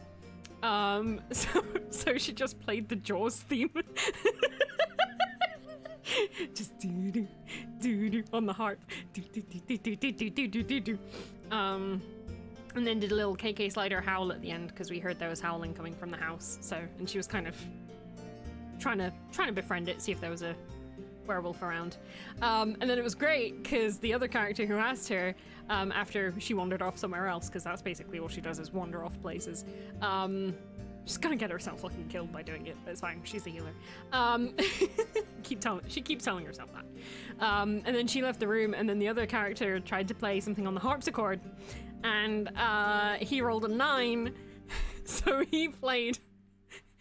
It took him a bit longer to find the notes, but he also played the Jaws theme. And then one of the characters on our team super nervous, so she's like, stop playing that, I don't like that song. And then she rolled to see if she could play anything on the instrument, and she rolled a 5. so she just did the Jaws theme, but one of the notes was off, so it was like dun dun dun dun dun dun dun dun dun dun dun. It was really stupid. It was great. and then we lost our characters' friends. The King of Squirky is dead. Very sad. Oh shit. Oh Jesus. That resulted in the team's ship being bombarded by a squad of paladins, killing every important NPC on the ship bar one. Without the ship, the team was forced on land and had to run from just about everyone from that country. Oh no. Oh no, because they broke out of jail. Oh Jesus Christ. I don't think anything that disastrous has happened to my players yet. At least that they know of. I'm just smiling. Might they have been a part in helping to start a war? Maybe. Tune in to find out. All right. Let's see what Oxon has to say. Oh shit, sorry. Fucking pop filter did a smack. Knocking my drink over. Alright, I'm gonna have some of my drink. This looks so good. Oh, no. Yeah, right. The store is a little hard. Oh my gosh. I stare at the colorful drink before me, unable to form words. What's wrong?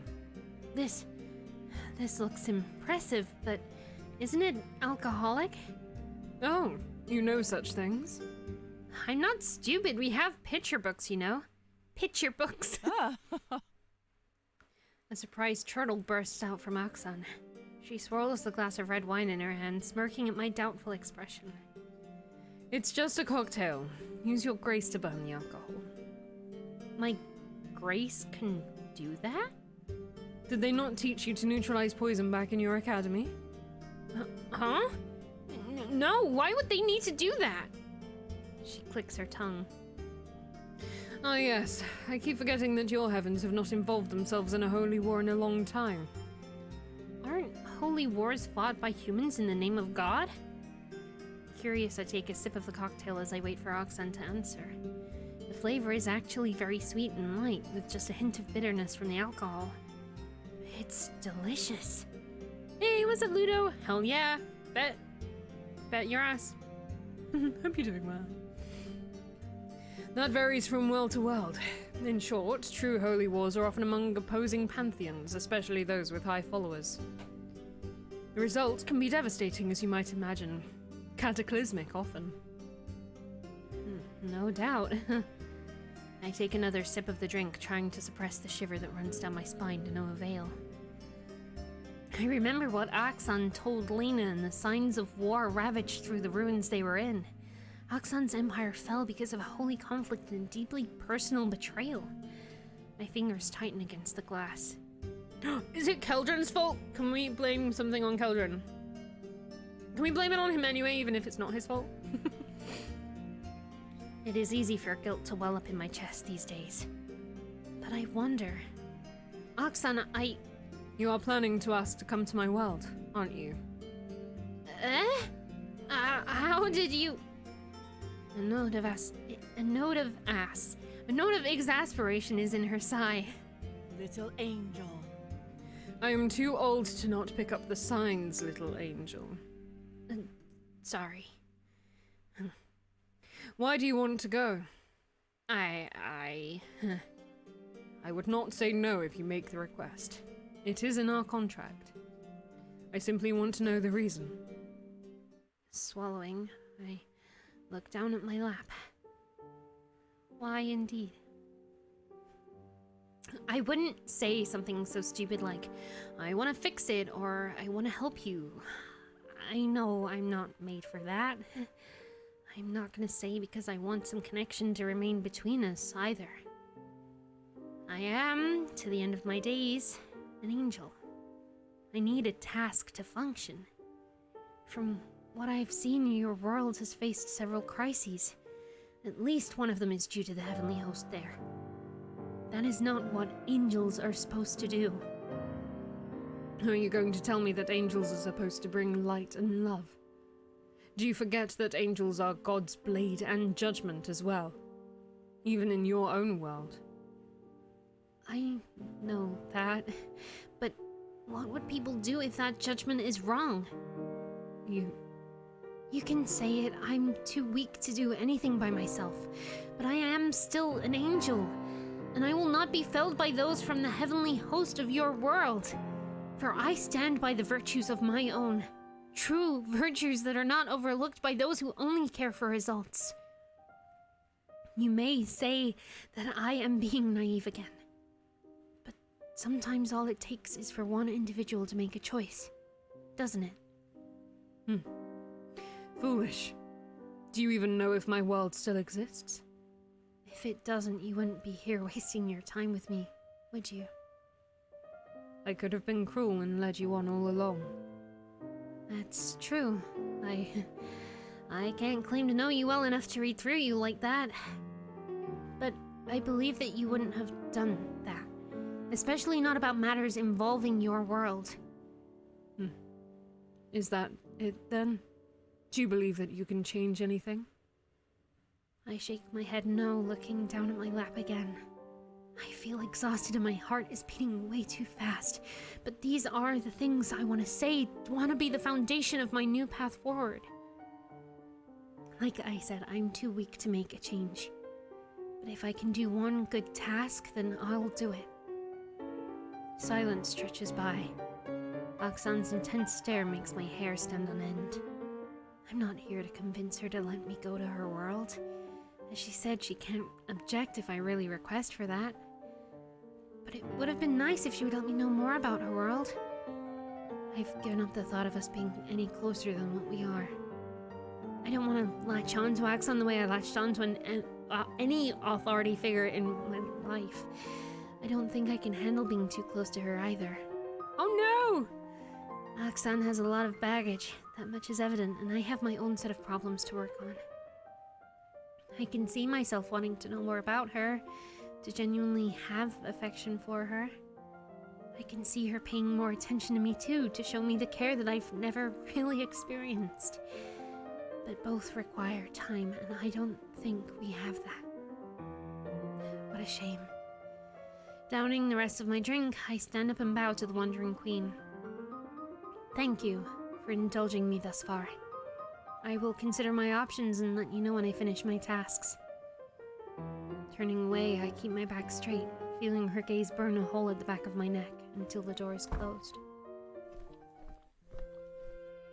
If Deathrattle sees a tear rolling down my cheek, she gracefully does not comment on it. Aww. No. I shouldn't have finished that drink. In the end, I couldn't figure out how to burn the alcohol with my grace, so I woke up with a persistent headache that simply refuses to go away. Humans call this a hangover, huh? At least I was out like a light last night. She hungover.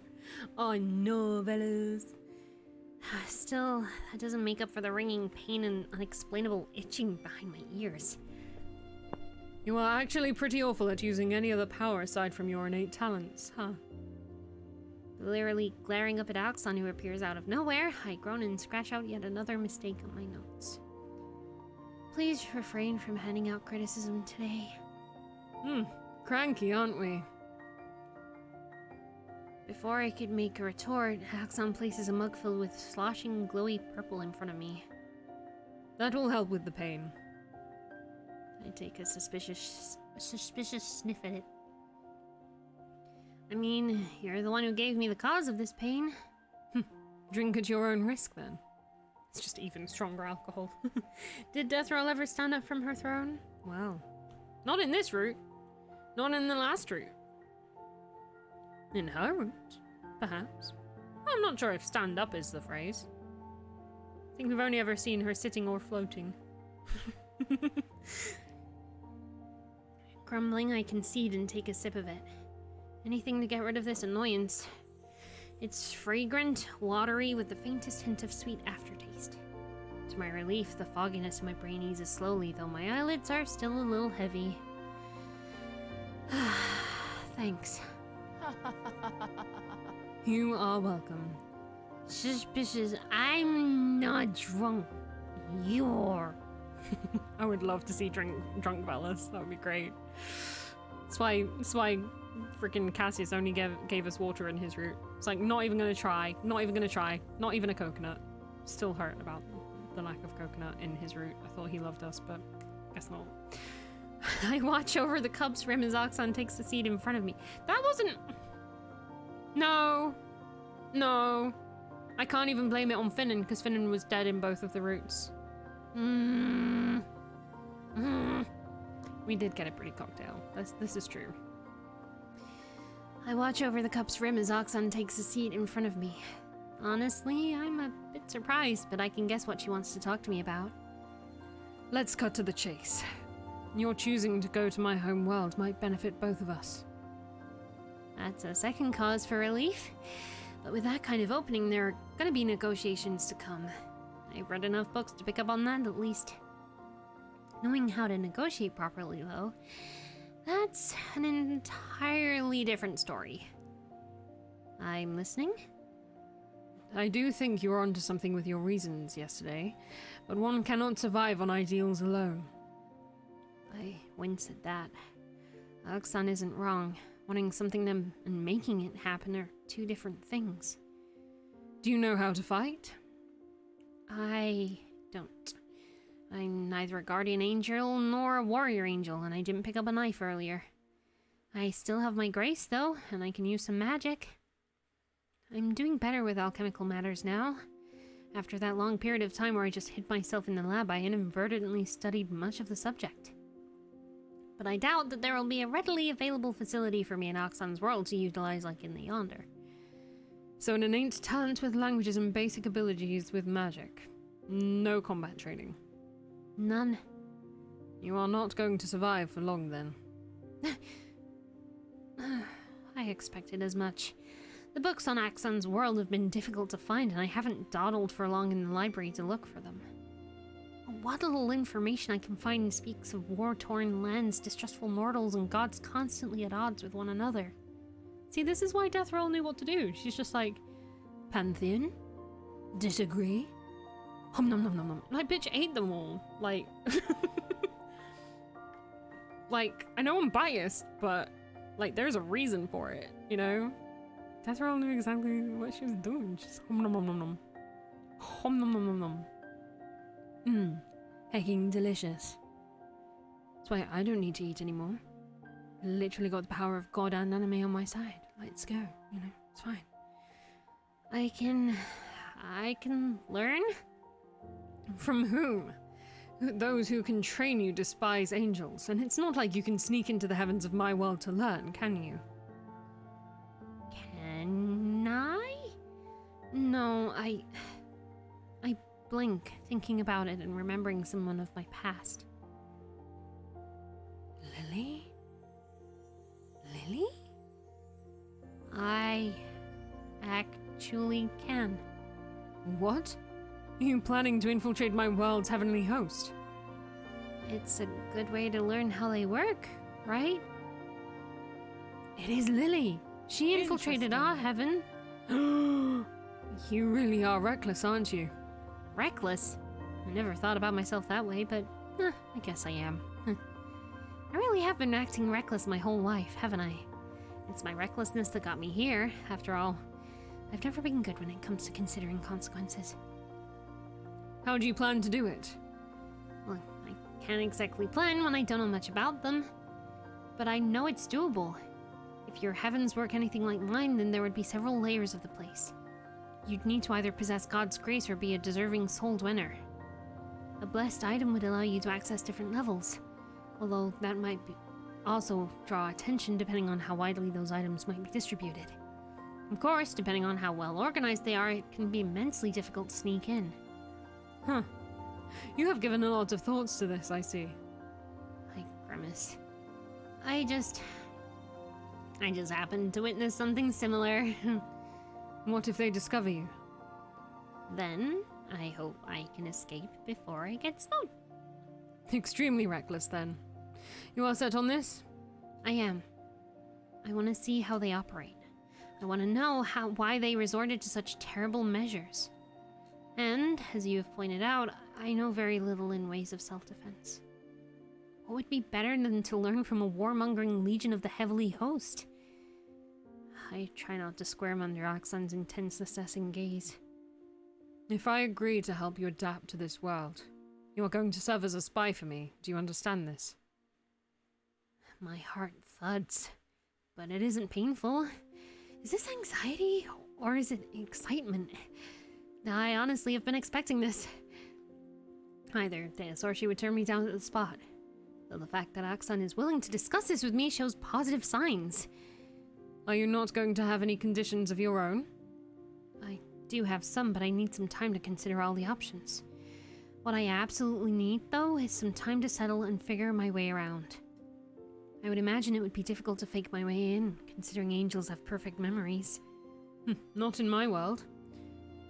They don't? Axon threads her fingers together, smirking. Fingles. They used to, but curses work wonders, you know. Damn, Axel, she's like, yeah, bitch, they fucking used to.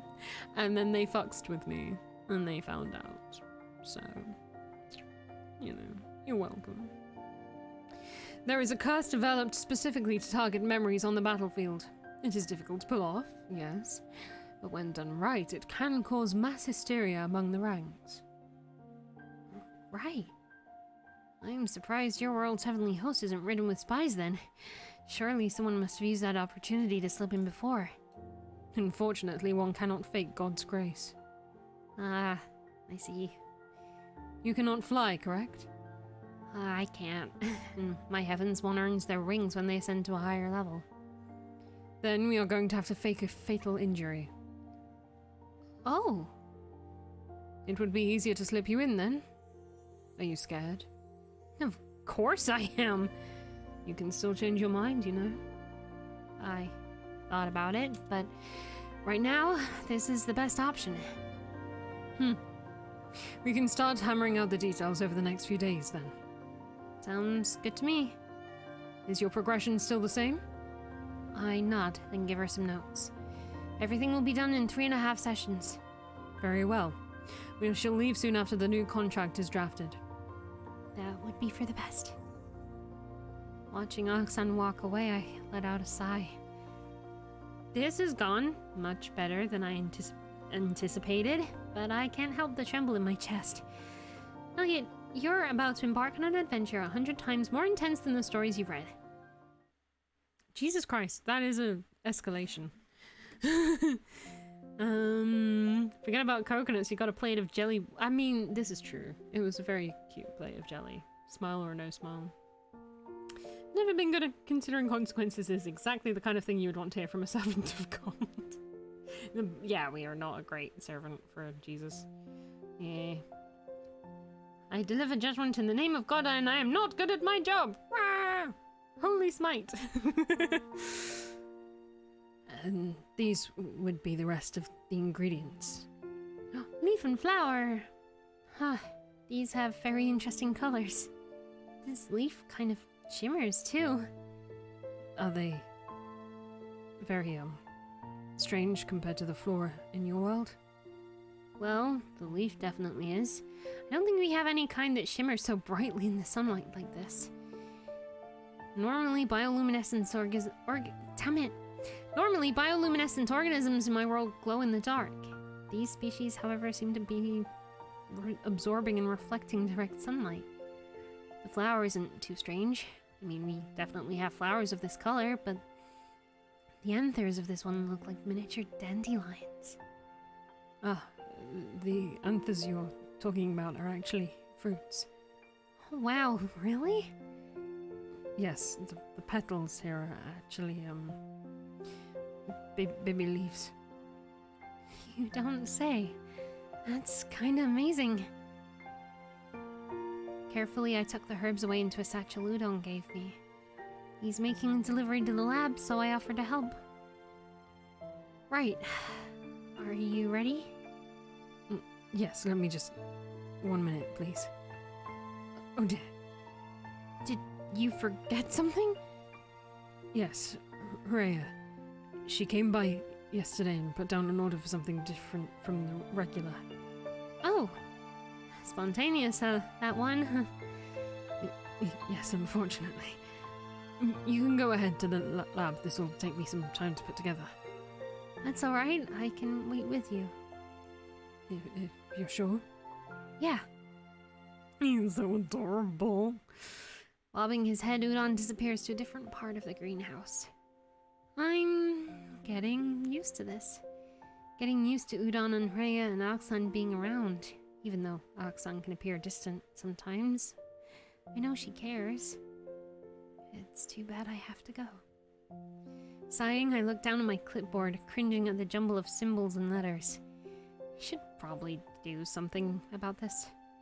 Sad as it seems, I can't bring myself to get rid of my old equipment, but if I go to Oxan's world and we follow through with the plan I've laid out, then I might have to dispose of everything. I wonder if we can make use of these somehow. Maybe Ray would have an idea. I mean, we have the fucking weapon as well. Just saying. Hey, I'm back. Sorry for the wait. It's alright. Did you get everything?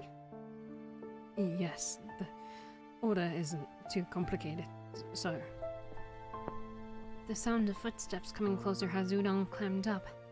Turning around, whatever good mood I had evaporates upon facing Cassius. Chicken, noodles. Who knew I'd find such tasty food just sitting around here? Amazing! Amazing! I'm glad that is a line that we got to hear. I love it.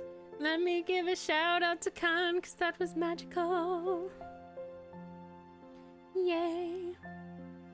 Oh, I still need to do the simp line.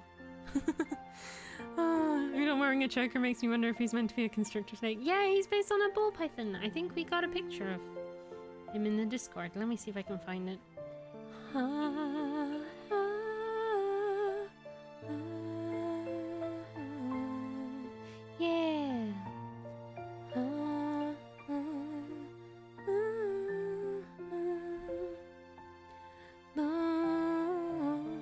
Empire at War. Ooh, not heard of that. There we go. Yeah, he has got a little chain on it as well. So whether he's, I don't know, broken free, I don't know. Oh, sorry about that. I can hear the pop filter not working. There we go. Chicken and noodles, best of friends. And I was wondering why the air smelled foul. My, you wound me, Nugget. I'll have you know my grooming routines are to die for. Yeah, Gowdy too. Oh, someone is being spicy today. Too bad I have no business with you. Yo, Noodle, got an order for you. Carelessly, he tosses a few parchment scrolls at Udon, who has to scramble to catch them. These, Finnan needs them in an hour. Get to it, Nudes. Glancing at just the one scroll Udon has opened, I gasp. What in heavens? That's too long! That's what she said. You... Udon puts a hand on my shoulder before I can start screeching at this imp's audacity. I can't deliver these. Go on, tell him, Udon! You tell him! Time is a bit tight, but if you put your back into it, I can't deliver this at all. What did you say? Udon flinches a little, but holds himself firm. Go on, Udon! Go on, Udon! Some of these are dangerous. If Finnan requests them, they need to come down here in person. Annoyed, Cassius scoffs. Finnan doesn't want to go down to this manure-filled place. If you want confirmation, you can go find Finnan yourself. Oh, the nerve of this asshole. Not even a decision! Not even a decision! Udon already said it. These are dangerous ingredients.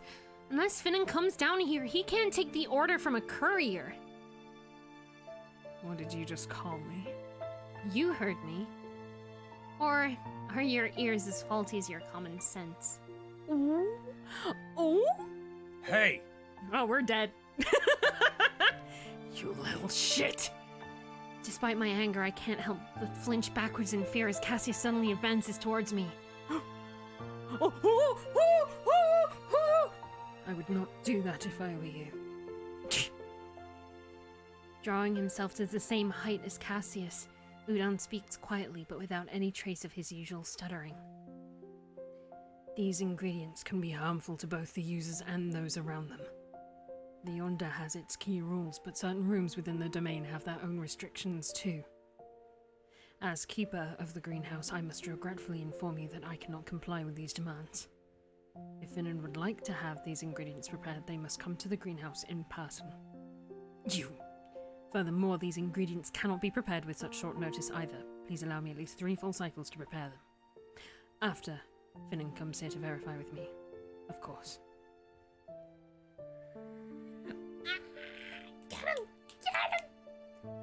Cassius flares up his wings in anger, but Udon doesn't budge. The demon's lips curl, anger and disgust into venom in his voice. Hide behind your rules all you want, little coward, but you would do well to know your place. I know my place. Do you? Oh, don't kill him, Cassius! Don't you dare! Don't you dare! No! For a moment, I thought Cassius was going to strike Udon, but the demon pulls back his fist and leaves with a snarl. Ayo! Let's go, Udon! As soon as Cassius is out of sight, Udon immediately crumbles. Whoa! Oh, goodness. Why did I say all of that? No, they're gonna bear a grudge forever. Trying to avoid his anxiously thumping tail, I gingerly pat Udon's back. It's alright, just breathe. You were pretty cool though, putting Cassius in his place like that. Udon makes it sound like a strangled duck. Right. Let's get these deliveries to the lab, alright? You know what? Never mind. I'll take care of it. You just Relax, okay? Feeling rather concerned, I put a blanket over Udon's shoulder before leaving, promising to come and check back on him later. Oh no, Little Udon! angel. Miss Udon, Cassius was really mean to Udon, Axan! Cassius was really mean to Udon, just cause it's so Finn's fault, cause Finn is such an asshole. There you are. Oh, where is Udon? About that. Sucking in a breath, I quickly recall what just happened to Axan while sorting the deliveries to their appointed spots. Good thing I previously spent a lot of time here, practically know this room like the back of my hand. How insolent. That insolent tad of a demon. That disrespectful little tramp. Oh! Straight up just calling Finn a tramp. Oh my god, I'm here for it. Right? At least Cassius has backed off for now. Udon was holding himself really well back there. Though I think he's a little traumatized now. That poor boy. But I must say, I am impressed that you stood up to the imp. Rank-wise, his far exceeds yours. Oh please, that didn't matter when I first met him, and it sure as hell matters far less now. Besides, Udon is worth at least 3 dozen of that ass. Not like that ass, I mean like that ass. You know what I... Getting more of a backbone now, aren't you? Oh, well, I just don't like bullies. Huh. Right, I just need to get the rest of the things to Raya and... Gah! Suddenly, I find myself an armful of fluffy tails and a giggling fox. Nyam! Ow! Hey, no biting! Ji-Ying, get back here! No! Don't bite my arm! Rhea tries to pull Ji-Ying off me to no avail. The fox child's teeth grip on my arm isn't strong enough to draw blood. However, she certainly isn't letting go either. To top it off, Ji-Ying and her crazily wagging 9 tails are incredibly difficult to balance. I stumble, not strong enough to support both her weight and mine. Vaguely, I register that I'm falling backwards. Except my head doesn't hit the ground or the desk. Instead, I feel Axan's hand on my shoulder, steadying me. Ooh. At the same time, she grabs Ji-Ying by the scruff of her neck and yanks the child mercilessly away from me. Settle down. Scared, she scrambles away to hide behind Rhea, who pats Ji-Ying's head reassuringly, if not exasperately. Hey, what's up, Yaffer? Hope you're doing well. Sorry about that. She just slipped away and I couldn't catch her. It's all right. I can feel my arm healing itself from the bruise Ji-Ying left behind already. That does nothing to the pool of saliva she's left behind. Meanwhile, Axan has started to scold a cowering Ji-Ying. Do not do that again. Do you understand? Please apologize to Nugget for scaring her. Otherwise, the scary lady on the big chair will throw you down a pit of darkness. Oh, by the Lord, these two are horrible with children. Sighing, I bend down to Ji-Ying's eye level, making sure that she's looking at me. Hey, Ji-Ying. Are you doing all right? She shakes her head no and sniffles. Don't throw Yinger. Nobody's gonna throw you, Ji-Ying. But you have to... except Finnan, but don't go near Finnan. But you have to be more careful next time, all right? There are a lot of dangerous things in this room. If you aren't careful, you can get yourself or others hurt. Do you understand, Ji-Ying? Ji-Ying mulls it over for a moment before nodding. Yingar understands. Thanks, Timken. Shyly, she pats my hand and immediately goes back to the side chamber. Rhea lets out a relieved sigh. Thanks. You're pretty good at dealing with children, huh? I was sometimes delegated to watch over some classes at the nursery in Heavens, so I have some experience. Oh, here, from Udon. Oh, nice, thanks. Right, I'll be getting back to Ji-Ying now. I'm intrigued by their friendship. Slightly terrified as well. Rubbing the back of my neck, I sigh again. Oh, that's been quite the day. And I haven't started anything yet. I have to go to the library. I'll accompany you, then. Suddenly, that makes me feel a bit shy. Right. Thanks. Quite a morning. A lot of trouble to start with. But as Oxon holds out the door for me, I can't bring myself to mind that too much. Oh, cutie cuties. Cutie cuties.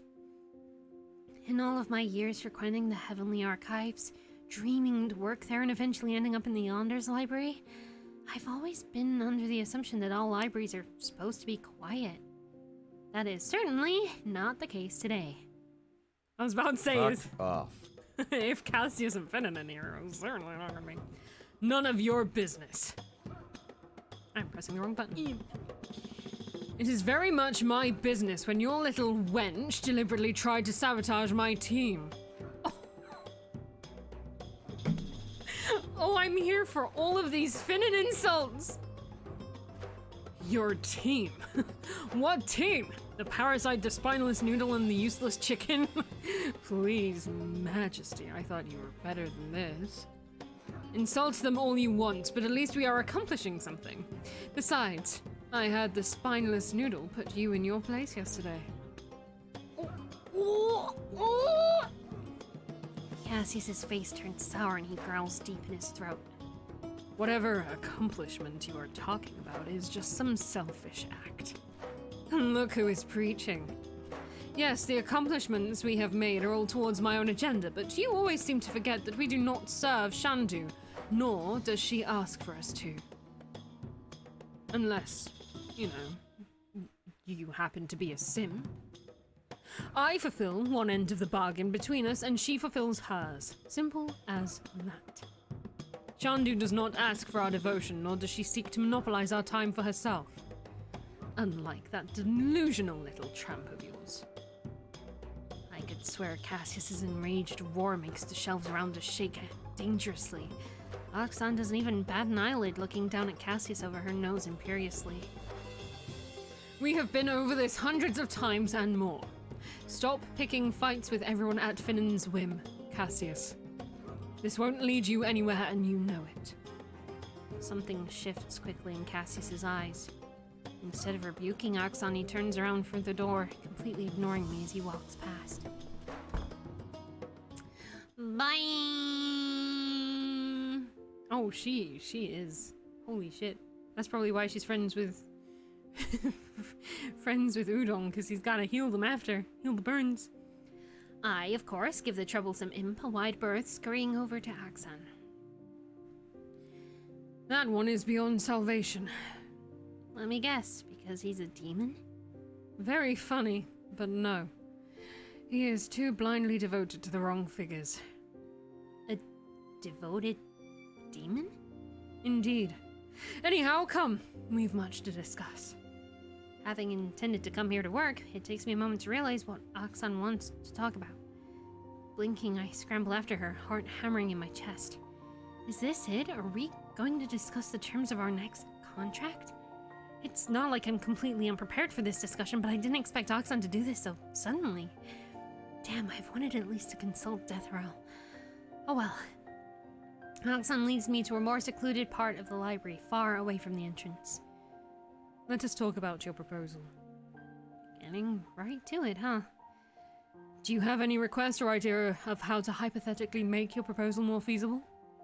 And not holding any punches either. I wonder if this is some sort of negotiation tactic. Swallowing dryly and trying to keep the smile on my face from turning into a nervous scowl, I begin. As mentioned before, I would like to infiltrate your heavens and work as a spy. Of course, saying that is much easier than getting it done. I definitely am not suitable for combat. However, that doesn't mean I can't learn. I do have an affinity for magic and alchemy.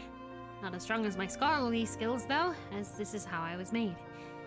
You know about my linguistic skill already, but I'm also blessed with a more structured memory than the angels of other sects. Oh. Oh? Yes, As all angels are blessed with a perfect memory to recall events they've experienced, a scholar's memory catalogs all the written and verbal information they have come across in chronological order. Huh. That is a useful skill. Perfect for reconnaissance. I guess so. But not enough to be a spy. Your confidence is getting stronger, but alone and under pressure I do not think you can hold out. That's why I can't just go in there immediately. I need some time to prepare. Better if I can have an instructor. But I don't have the luxury of time here in the Yonder, so I must seek out an instructor from your realm. Judging by your tone, it seems like you already have someone in mind. Yes. Oh, that makes more sense than what I was thinking.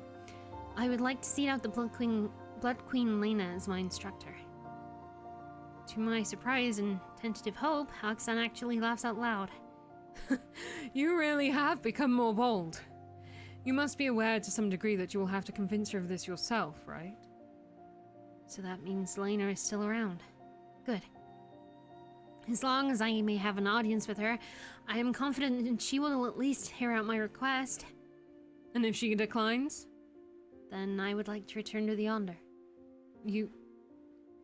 The audacity to ask for not one but 2 interdimensional transfers from me. You are something all right, little angel. I do my best not to gulp. I know my smile is shaky, but this is for the part of the conversation I've been most prepared and dreading for. The way I see it, with me in the Yonder, I can repay your second transportation with my services. I can also help Haraya with taking care of Ji Ying. I see you've immediately latched on to that. With all due respect, I have to hang on to every advantage I can see. I'm sure you know, so I'm going to be blunt. I know I'm not going to last long in the Yonder. The moment I stepped a foot in here, toll was and still being taken out of me. Even if I don't fall, which I'm certain to agree that I will, it won't be long until I'm just a mortal with wings. In the worst case scenario, I might start rapidly aging towards a stage of befitting to my physical age. If I am to die anyway, then I would rather die among friends. I will ignore that you insinuated I might kill you if Lena turns you down. I am simply aware of the possibility. You have grown indeed, Nugget. Very well. Let us draft the contract. Not really believing that it has gone so smoothly, I nod eagerly. Thank you, Your Majesty. Don't thank me yet. Let us see what Lena's option of you will be. Opinion of you, even. I can't read. I can read, but, it's hard. Stop being a simp, Cass. He can't. He can't stop. He got a simp for somebody. Just wish it wouldn't be frickin' Finnan.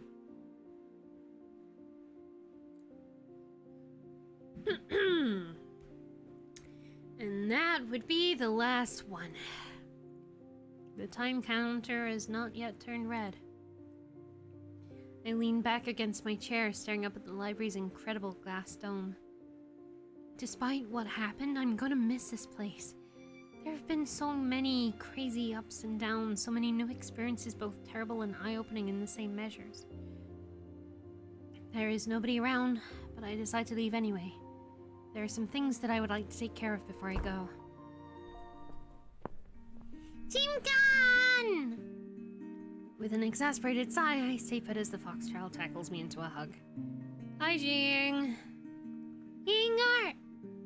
Alright, Jinger. Pat pat! Chuckling a little, I pat her head. Bouncing Ji Ying makes happy little chuffing noises. I haven't gotten to know her well, but it seems what Aksan said is true. Ji Ying possesses extraordinary powers that could only be cultivated after thousands of years, but her mentality is of a child. Seems to have lost most of her memories too, and Aksan is hoping to get that fixed in the Hall of Memory. It's too bad I won't get to see it. Chimkan seen ghosty? I keep telling you to stop calling me that. Hey, Rhea. Oh, hey, Nugget. Are you getting ready? Yeah. Ji Ying bounces away from me, having been distracted by something in the lab. Freya sighs before escorting her to one of the side rooms. Giving Jing a prism to distract herself with, Freya shakes her head and goes to stand by me. Oh, why did you stick me with babysitting?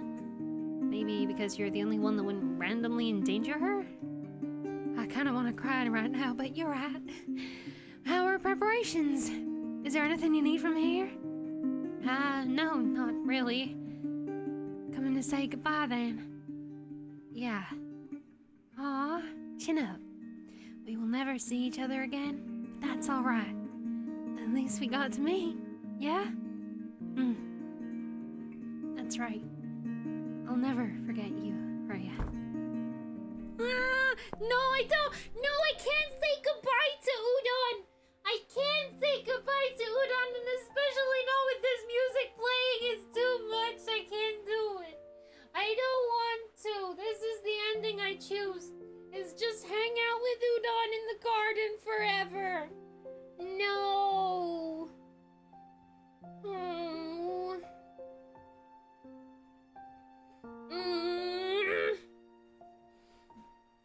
Be your own simp. A simp of yourself. I find Udon working on a patch of flowers. Diligent as always. Hey, Nugget. Hi, Udon. I pick up a watering can and help with the neighboring patches. For a while, we work alongside one another in silence. Then Udon asks, Are you sure you're not moving too fast? I think I am, yeah. Then why? Because if I turn into a mortal, then I'll be of no use to anyone. Nugget, that's not... Healthy, I know. But I can't stay. Is there any other way? There probably is. But I've already made my choice. I took your advice, see? I understand.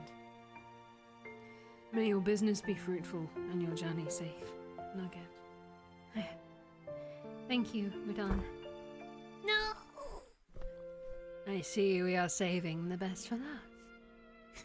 Bitch, fucking love you. You know it. Though she be but little, she is fierce. Shakespeare, I know that one! Ah, this brings back memories. However, I'm not little. You are. Though it is disappointing that it is all you got from the quote. I sigh. It's not like I'm being married off or anything. Are you not taking this a bit too literal? I know I can be a little dense sometimes. A little? Now you're just being a bully. Deathrel's airy chuckle rings out, echoing in the vast hall. You really are going through with that term. Yeah, it's my best bet to stay alive.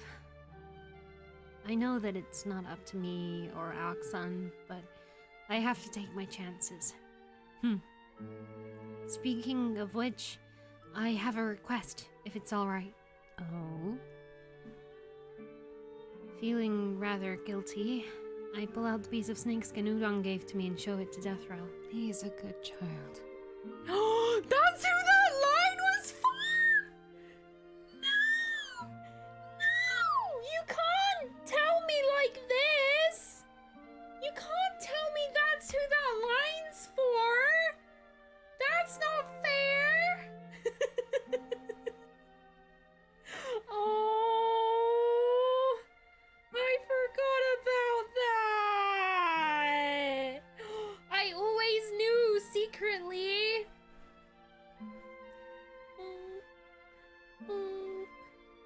Ah, that sentimental child. I know what you are about to ask, but humour me and ask anyway. Of course. If the need ever arises, instead of letting me through the Yonder again, would you end me instead? What? What? Excuse me?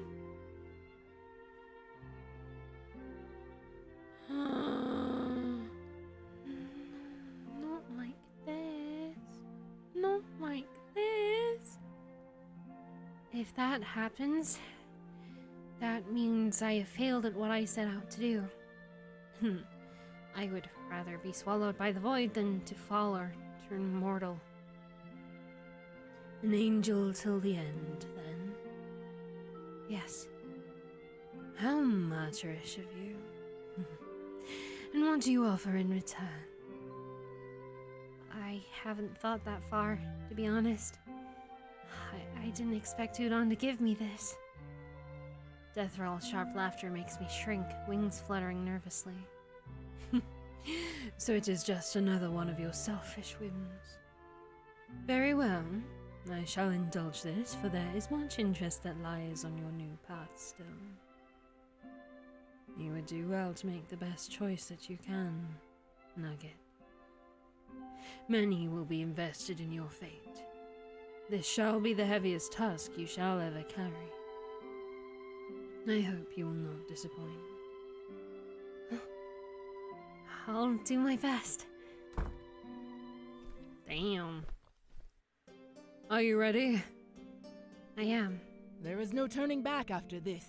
Do you understand? I do. Your Majesty, Akranshi Hasefi Nefitera, Queen of the Urukshik Empire. I, Nugget, would like to make the formal request recognized by our contract for you to take me to your world. I, Akranshi Hasefi Nefitira, shall honor my end of the bargain. A bright spark emits from her metallic hand. Head held high, Oxon offers it to me. With all my goodbyes made and one last glimpse of the Yonder, I place my hand in hers. The world turns white.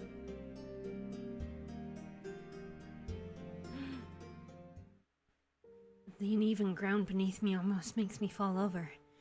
Luckily, Oxon reaches out and steadies me before I fall. Thanks. I've agreed to take you thus far. Would be a shame now if you just split your skull open on some random rocks. Not that fragile, you know? I suppose not, since you have the audacity to request this of me. Honestly, I feel like if I hadn't done that, you'd have just turned me down. Or worse. Or worse. Deciding to ignore her easy agreement, I turn my sight towards the towering ruins. It's just as imposing as when I first saw it, and now that I'm standing here in my own vessel, I can feel the ancient power that charges the very air here. Aksan, who has begun to hike towards the structure, calls out. Don't tell me you are having second thoughts now. I'm not. Still, I have to take a deep breath before scrambling after Aksan. While glad to find out that I can still take on strenuous activities without being out of breath like a mortal, I quickly find out that my current attire is not at all hiking friendly. I glare down at my scuffed knees and fingers, feeling even more sour, and Aksan has been nothing but grace getting up this debris-filled mountain. I really wish I could fly right now. That would be vastly beneficial to both of us. Happen to know a genie? If you want to be duped, sure. Ugh. Oh, what is this? Startled, I let out a half yelp, half scream, and almost fall right back down the mountain when the bloodied figure of Lena appears. Lena? Akranshi. You brought an angel. Nice to meet you, lady Lena. I'm Nugget. I try not to let out a squeal when one of her spectral hands suddenly reaches out to grab my face, tilting it this way and that. Is this the anomaly? The one and only? Hi? I try and fail to conceal the relieved exhale when Lena finally lets me go and turns to Aksan. You really are going through with this, Why bring her here? Perhaps the little angel can tell you herself. I freezing when Lena's unnerving eyes turn towards me. I try my best to calm down. I chatted with Deathrel, the most powerful being in existence, allegedly about the Lord of the Rings. Damn it, I can look at the Blood Queen in the eye and keep my head held high. Your Majesty, I am here to speak to you regarding my contract with Her Majesty Aksan. So formal. Drop the titles. Right. As you might already know, I have made a deal with Aksan to infiltrate and gather intels on the heavenly host of this world and aid Aksan in the restoration of her people. Unfortunately, I currently possess very little knowledge regarding the angels of this world. I was not formed to be a guardian or warrior angel, however. I have some aptitude for this magic, though through some research, I believe you would be the best instructor in this situation. Would it not have been better to ask Grunchi instead? She is the one who entered the contract with you. I could not stay in the Yonder for much longer. If I had, then I would no longer be able to fit into the role. Besides, despite her long life, Aksan's knowledge of angels is one-sided. A beat of silence passes. Ah shit, I'm about to die. How insolent. You impudent brat! Right. 8,000 years and you brought me a prophecy. What? Sorry? Are you going on about that again? If the shoe fits. Very well, Nugget. I shall help you. You will? You will? Is there any condition or contract? None. I am but an observer and a storyteller. There are events that have yet to become reality. Events that will never be. For as long as I have lain dormant, perhaps it is now time for me to nudge this tale along. There are many other paths you could have chosen, and yet this is the one you walk. Interesting. All it takes is the courage to make a choice. Perhaps there were other doors for me, but I glance at Aksan, seeing her eyes widening, and smile. This is where I chose to be. Best buckle up then. You do well not to disappoint. I've heard that before. Out of the frying pan and into the fire, huh? As Aksan and Lena discuss the contract, I turn my gaze skyward. Perhaps there could have been a better outcome for my visit to the Yonder, but there is nothing I can do about it now. Besides, this is a choice I have made. I might have had plenty of help to get here, but this is not something that was imposed upon me. I made this choice on my own, stepping into this world which I know almost nothing about, and am about to commit something my superiors would have considered treasonous. Clutching at the pendant Harriet gave me, I smiled to myself. Foolish and reckless as I am, but this is my story now. The choices are mine and mine alone. The future might look difficult from here, but as someone once told me, this is where the most doors will open. Like the ever-watching moon. Holy shit. Holy shit! Yeah, real casually. Just break into heaven. Just break into heaven. Holy shit.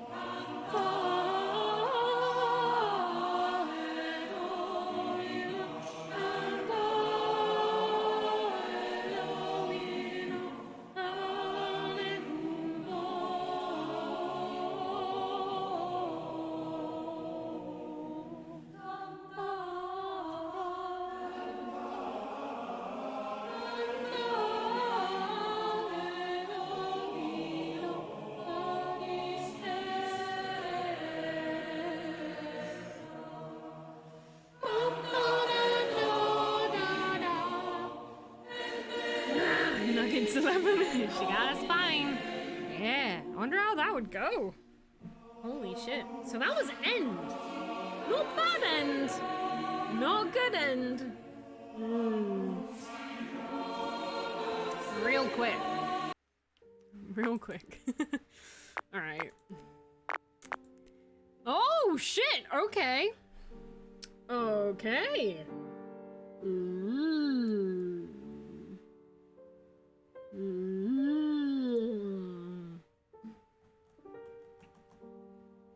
Damn.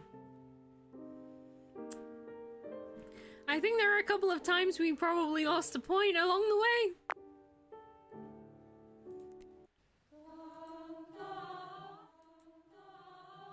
I wouldn't be surprised.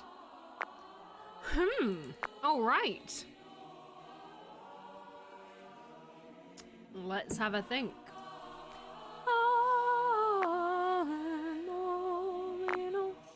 What was this decision? That was translation or G'ing.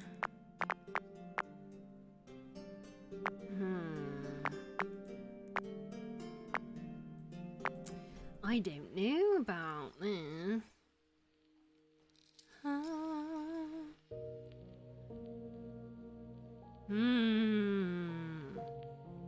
Alright. I'm gonna have a little peeky poo at the walkthrough. Don't want to waste too much time fumbling. Okay. Oh, shit.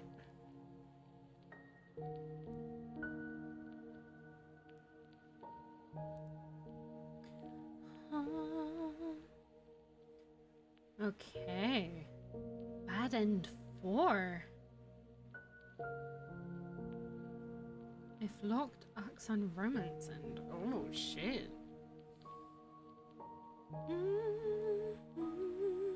Yeah, we did generally not like super, I don't want to say super simp, but we didn't massively simp for her. We just wanted to go things natural, you know?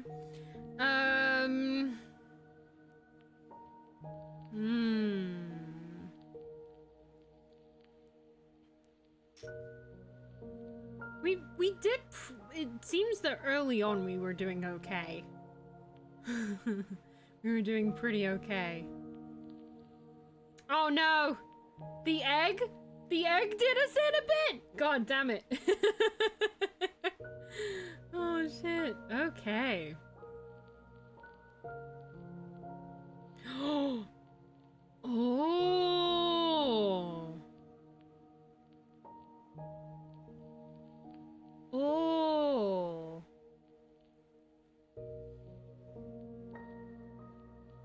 This is the other interesting thing, because we just managed to survive the first half, like 15 days of the game.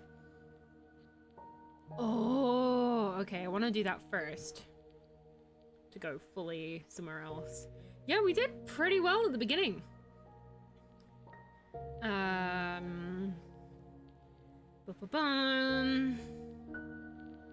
Yes. Ask Axon.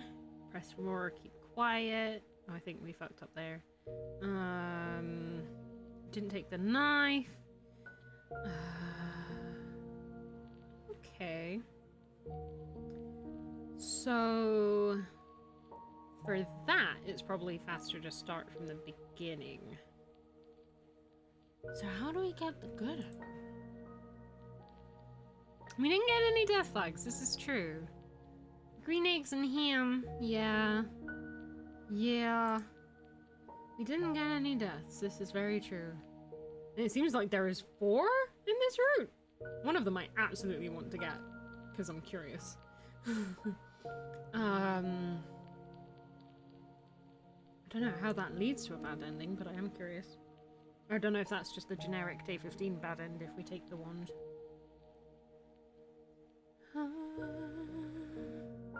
Because I think we met... Yeah, we didn't get to check for the wand because Cassius liked us. Ugh. Blech.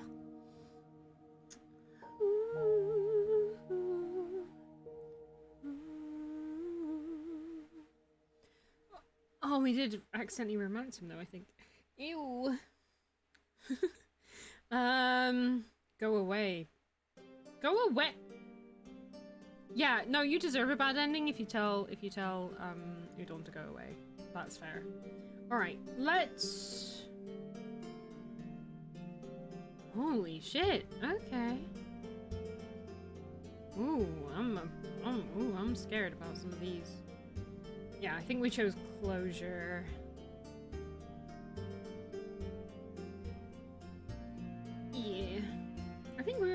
close. Okay, if Roxanne romance is less than 8 locked to romance end. Or greater than 8 locked to romance end. If Roxanne friendship 7 and romance points and greater than romance points, locked to friendship end, which is the end we got. If not, bad end 3. Oh shit, okay. So we'll need to do a route where we kind of get far enough with friendship and then piss her off. Ask her not about his forking to unlock the death ending. Holy shit, a little bit, right? Right. Oh, we should have. No, we did. No, we didn't. We didn't talk about Ji-Ying. I think if we'd have talked about Ji-Ying, we might have snuck through. We might have snuck through. Ah. Yeah, what were we on? We were on 6. Oh no, we might have needed one more. We might have needed one more. Oh shit. The egg and Ji-Ying, and we would have been set sail. All right. So let's see where we can load back to. Bum bum bum bum. Need closure. And that's day 3.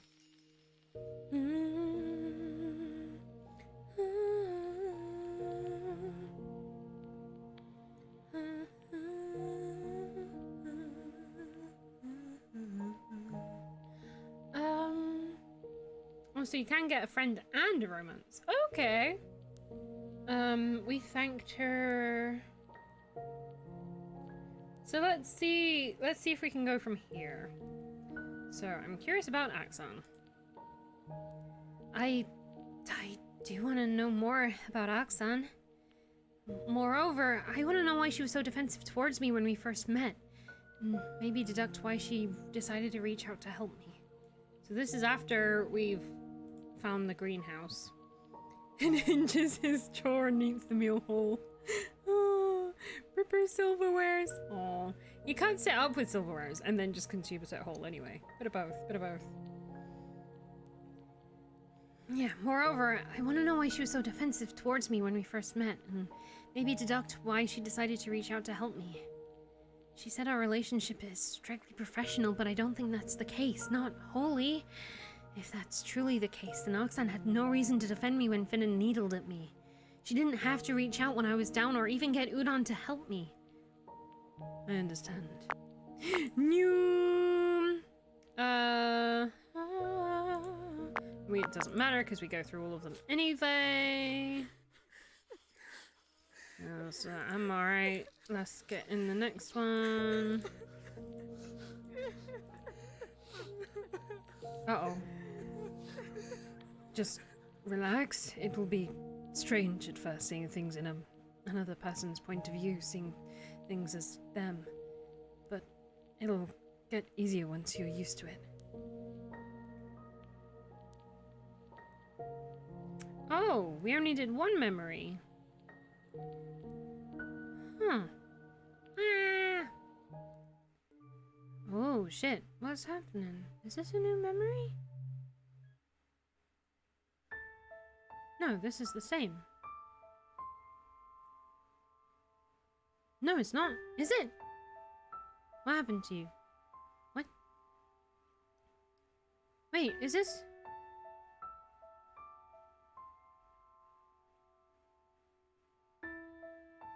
Oh, I'm so confused.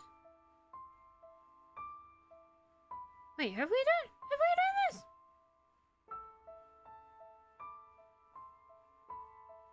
Wait, is this new? This is new. It's the same. Okay. I have a bad memory. Okay. Eternal servitude. No. Is there no one else I can turn to? Oh no. What do you do? What do you do?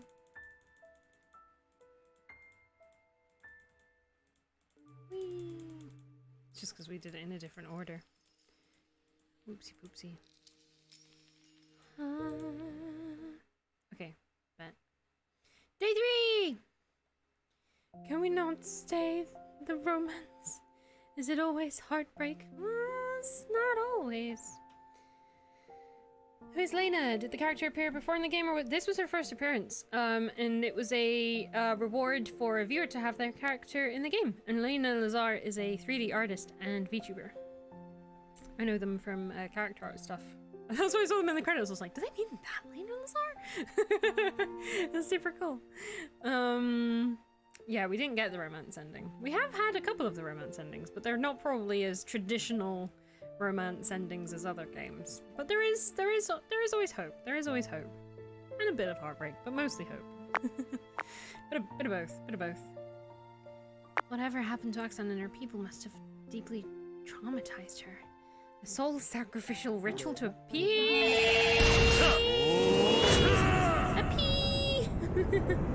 Hello, Scarman friends. Mush mush. Welcome on in. Hope y'all are doing well today. How is it going? What were you? Ooh, Final Fantasy 3. Wait, which one's 3? I always forget who the people are in 3. Is that Gold Bez? Is that Bart? No, Bart's is 5. Who am I thinking? No, 3 is... 3 Onion Night. 3 Onion Night. I forget. But welcome on in. Let us know how your stream was, and if you've come in from Scarm stream, welcome on in. My name is Kimerki. You can call me Ki. Whitey Swimo, and we are playing some Yonder World. Interview with the Void, which is a game that is very wonderful and very romantic, and also has some content warnings, so be sure to check those out if you are affected by them. Oh, perfect timing, stream elements. Beat me to it. Let me delete that again. There we go. But yes, please do check out those. But it is very lovely to have you, and let us know how the stream was. How was Final Fantasy 3? 3 has the onions? Yeah. I only know a lot of the earlier stuff from Dissidia, so. But let me know how it was. I hope it was really good fun. And yes, it's very lovely to have you. I hope you're all having a wonderful day. Feel free to join in. Feel free to lurk. Whatever you need to do, feel free to do it. And yeah, welcome to Yonder World Interview with the Void. This is a game where you play as a fallen angel, and we find ourselves, well, not a fallen angel, an increasingly falling angel, but just a confused, scared angel, who is in this strange realm called the Yonder realm, where everyone is hot and scary all at the same time. And we are trying to survive and overcome trauma with ourselves and other characters, and maybe find love at the same time. We have just done an ending, but we are now seeing if we can find out some of the other endings. So, yes, please do join us. And you can currently get this game on Steam, itch.io, and there are free demos. So why not give it a go if it is your kind of thing. It is a very, very good, very, very, very good visual novel, I must say. And also, I'm in it, so that's crazy. It was good, but at the end you did a quick save and reset your dungeon progress and just gave up? Oh no. No, I've heard that's very easy to do in a lot of the earlier ones, so I feel so bad for you. Oh, the pixel remaster. Oh, is it looking good? You enjoying it? Angel who's fall adjacent. Yeah, very prone to falling. What's up, Zed? Hope you're doing well today. Oh no, that is poopy. And it is very warm here, so I do apologize for noise and fan and sweat and not being able to read and stuff. Trying in a lot more than the second one. Yeah, you finding them, like, the early ones okay to play? Because I know the original early ones to play are a bit of a nightmare. Whoosh. Need food some to relax? Well, we got the relax, hopefully. But yeah, feel free to go get some food if you need. Have a relax. We here for chill downtime enjoyment. There might be some shit kicks off, but you know, does in the Yonder sometimes. But yeah, thank you so much again for the raid. Very, very much appreciated. Get stuck in power leveling and never progress with the story. Yeah, it seems like that's very easy to do in the early ones. Whoosh. A soul sacrificial ritual to appease the heavens and to get rid of heathen other gods? Huh? And there was a holy war as well? Haxan has lost much, that is certain. She was ready to make a deal with demons to save her people.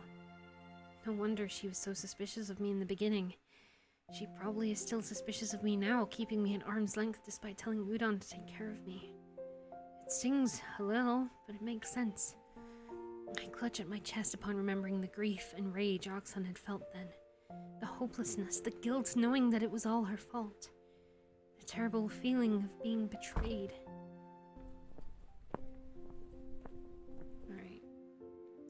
think these lines are all but the same. Yeah. However, Oh no. Oh!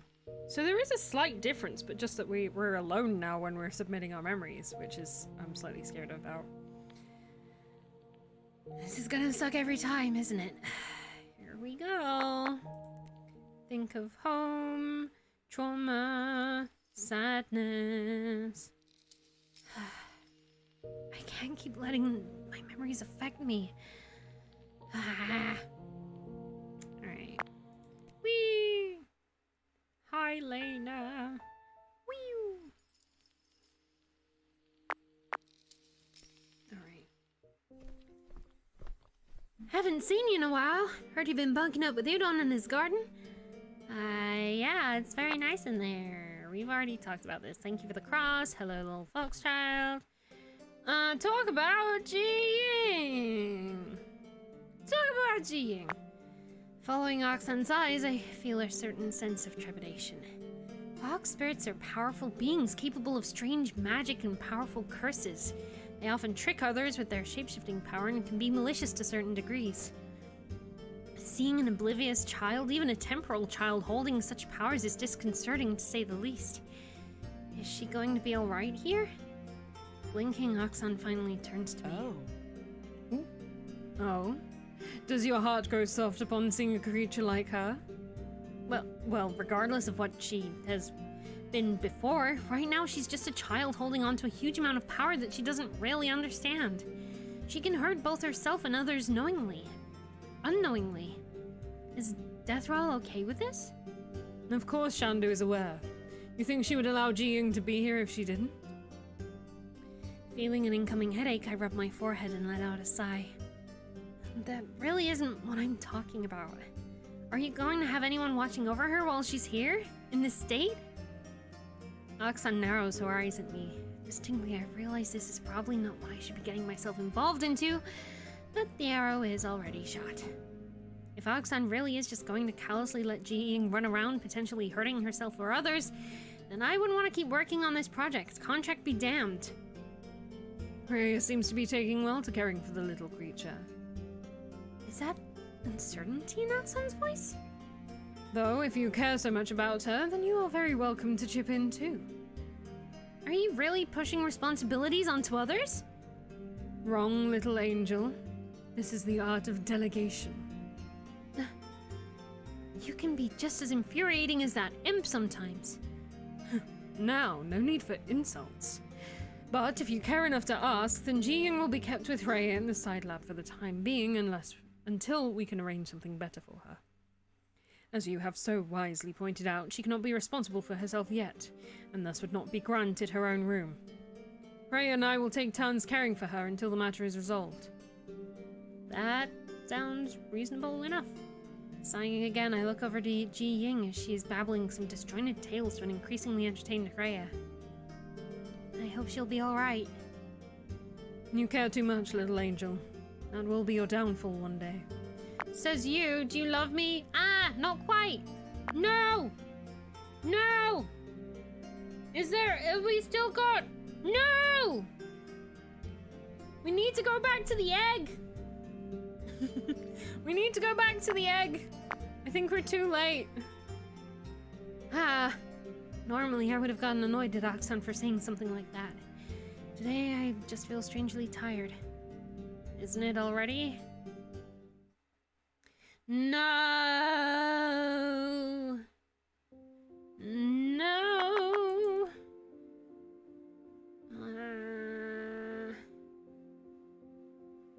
Alright, let's read this first real quick. Whee. I'm torn between worrying about Ji-Ying and being tormented over my own predicament, which is a terrible combination considering my nature.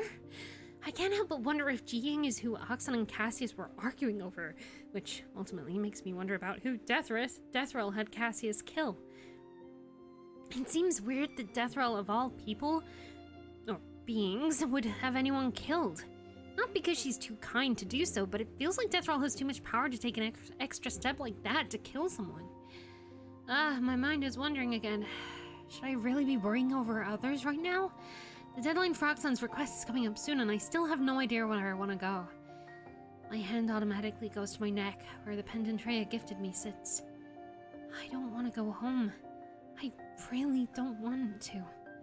It pains me to continually think that to myself, but other than home, I don't know what else to do, where else to go. I guess in a sense I've put off thinking about it in favor of making myself busy after signing the contract with Axon. It fills me with so much anxiety that I feel like fainting and vomiting at the same time. The choices are tough, to say the least. If I go back to my heavens, my diminishing powers will quickly attract attention, and it wouldn't be long until they condemn me. I have no delusion about starting a new life in a completely different world either. If I go anywhere else other than home, my lack of knowledge and inability to adapt well would send me to an early grave. What am I gonna do? Where am I gonna go? I guess I can ask Deathrel if I can take some time to research about other worlds before telling Axon where I want to go. But is that gonna be enough? Having been thrown into the Yonder, one of the things I've quickly learned is that just because I'm well read doesn't mean I can apply all the knowledge I've taken from the pages into every situation. More often than not, I blunder myself through sudden questions and unexpected situations like a bull in a china shop. It's difficult for me to pick up on social cues because everyone in the heavens doesn't react like anyone here in the Yonder. And it's been difficult for me to adapt to the Yonder, its scary sides aside, where there are only ever a handful of people around. Then it would be an absolute disaster if I just drop in on a random world. Putting my face in the crook of my elbow, I muffle a scream. Even when I'm getting what I want, I don't really know what to do about it. That is a big vibe. Alright, let's skip into... Oh, we're doing our third memory. Slightly delayed remembery.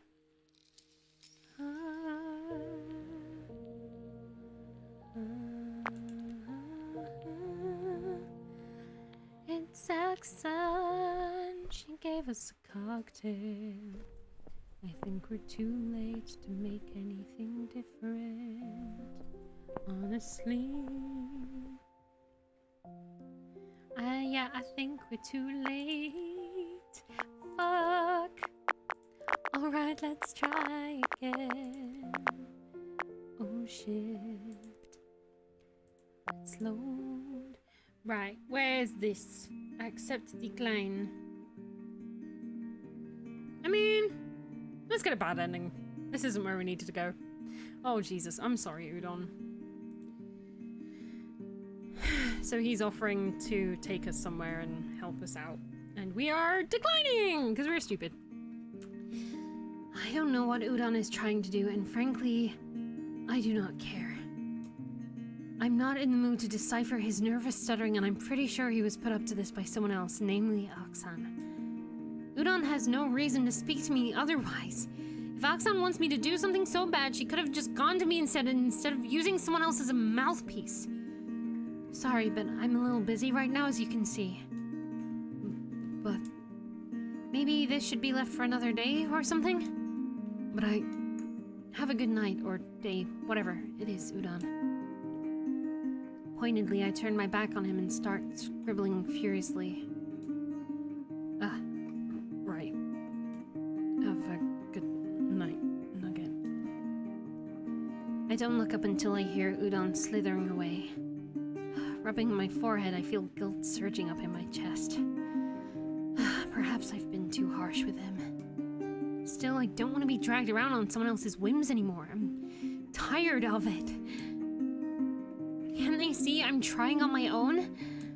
They must have seen, and they still deem it not enough because what I'm doing is never enough, even if it's just to preserve my own sanity. Consumed by my spiraling thoughts, I never notice that I've been writing them down.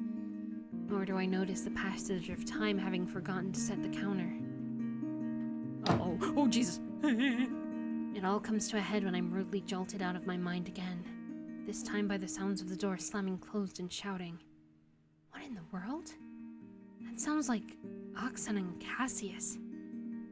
Their argument is getting heated, lacing with an occasional insult. Against my better judgment, I decide to take a peek. Uh-oh. Uh-oh. Are we gonna get another Cassius death? Not Udon, I know. This is an alternate universe where none of this happened. Don't worry. The rights to do this. You no longer have any say in the matter. For fuck's sake, Aksan, she's going to die if you do this. You are using the same bloody argument again. Why, pray tell, do you care? Because I know her. Your little project is either going to kill her or make her suffer terrible humiliation. What? Aksan sucks in a hissing breath through her teeth. Oh, getting sentimental, are we? That's not the point. The point is she's going to curse everything in the vicinity if her soul is damaged. And it will be if she stays in the Yonder for the long term, especially if you force her to come here. You are only assuming. Nothing like this has ever been attempted before. No, but something similar has happened before. The Angel. Oh, is he talking about Jiying? No, he's talking about us. Oh, shit. What? What is he talking about? I'm not even concerned about how he knows, but what exactly would be happening to me? What is already happening? That is different. Different how? Alright, I'll give you that the Angel is likely not going to cause much harm by herself, but Jiying is another matter entirely. Unlike the Angel, she's ancient, powerful, and volatile. Oh, now it's just gonna turn into subtle needling at my inabilities, huh?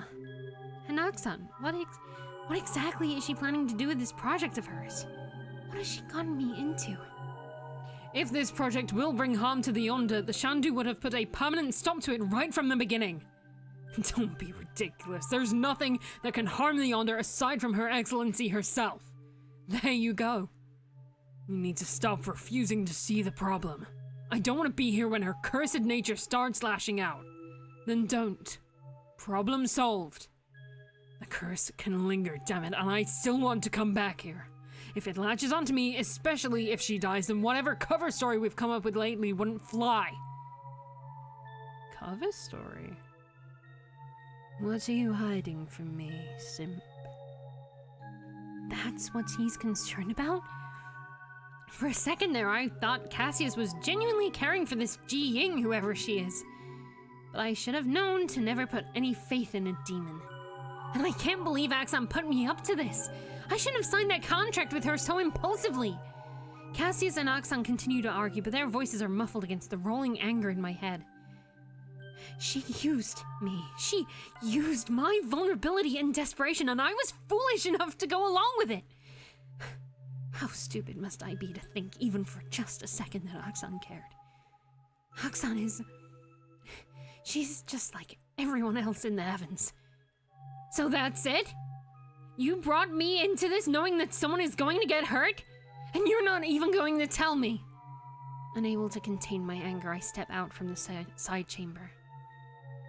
There is a vicious satisfaction in my gut when Aksan's eyes widen in surprise, but it quickly sours when she schools her features into an unimpressed frown. Little angel. You are supposed to be with Udon. I snarl at her. It is just as I suspected. She wanted me out of the way because she knows I've been sleeping here pathetically curling up under my desk with a tablecloth and some books to pillow on. And all she could think about was to get me out of the way so she could have this conversation with Cassius without me finding out about her motives. Something deeply hurts in my chest, but I ruthlessly push it down. I am not a puppet for you to play with. How insolent. I gave you a role, a task when you have none. You angels exist for duties. Regardless of what the end result is, as long as you have a task given to you by a superior, you will continue to exist. Think about it how you want, but the reality is, you were self-destructing. I offered you a way out, and you took it. You are only apprehensive about the project's end goal because I am not a holy being superior to you. If that had been the case, you would not have raised your objection now, or even before should the project's goal have been made clear to you in the contract. Oh, rage tastes bitter on my tongue. Aksan's words cut me to my very core, making me stumble backwards into a desk. It's worse because I know deep down inside that she is right. Is that all that I am? A scream rips out of me. An overwhelming need for them to go away, to leave me alone, overcomes me. I begin hurling everything within my reach towards them. Nugget! Don't! Oh no! We about to get death around! We about to get death around! Books, bottles, tools, components all go flying towards Oxen and Cassius amidst my screams. Most don't even make it to them. Everything else is easily deflected, clattering and crashing to the floor pathetically. Leave me! Leave me! Leave me!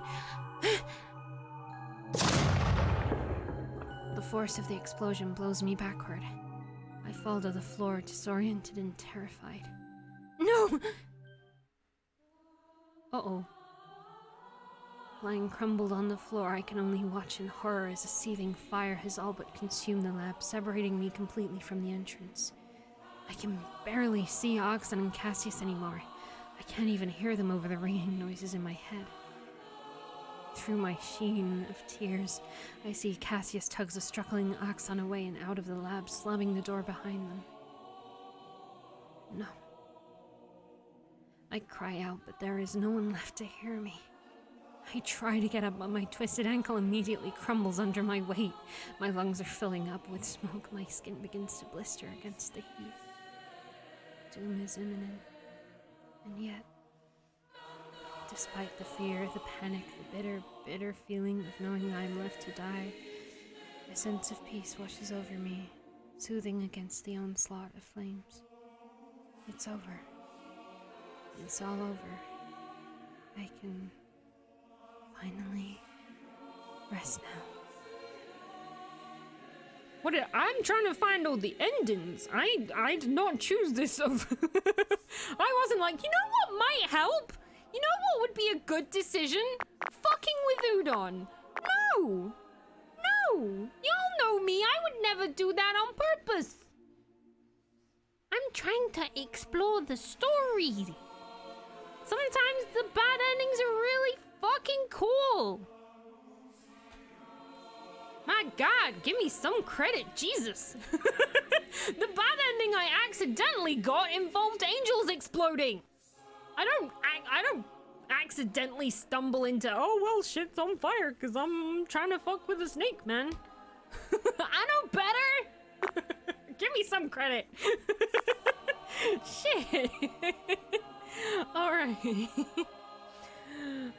It was a great ending. Exactly, right? Right.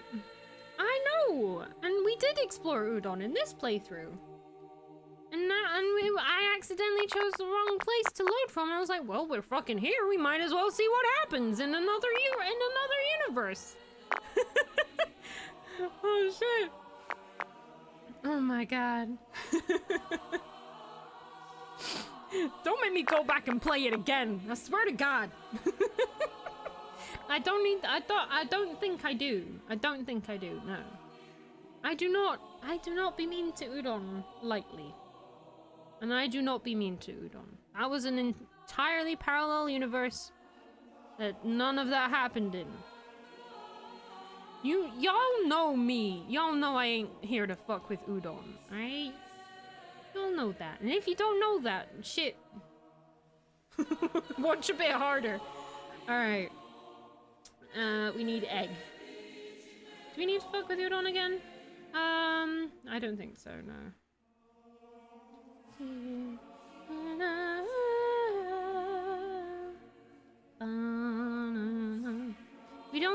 We don't fuck anybody. We haven't fucked anyone yet. I know, I'm not good with it. I'm not good with being mace weave. And especially when it's Udon. Like, even jokingly, I would never fuck with Udon. You know that. Fuck Udon, totally different. But fucks with Udon, nah, I ain't do that. Yeah, we haven't fucked anyone. The only people that have fucked are Cassius and Finnan, for definite.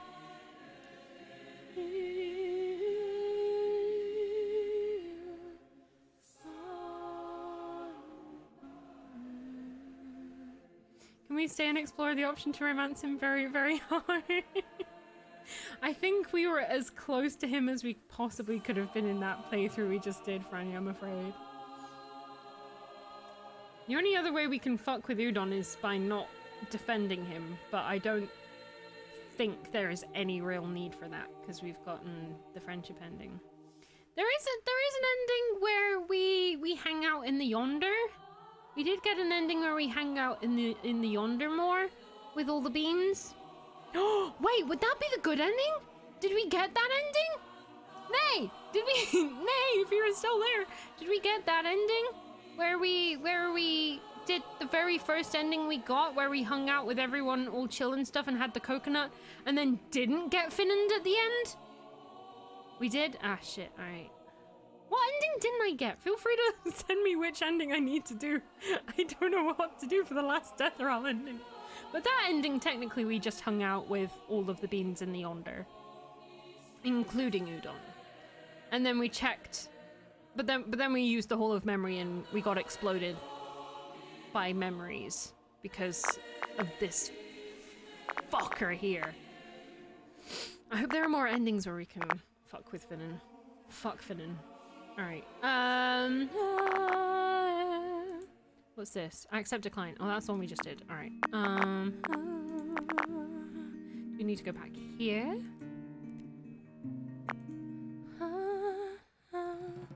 It's none of your business. Alright, are we good?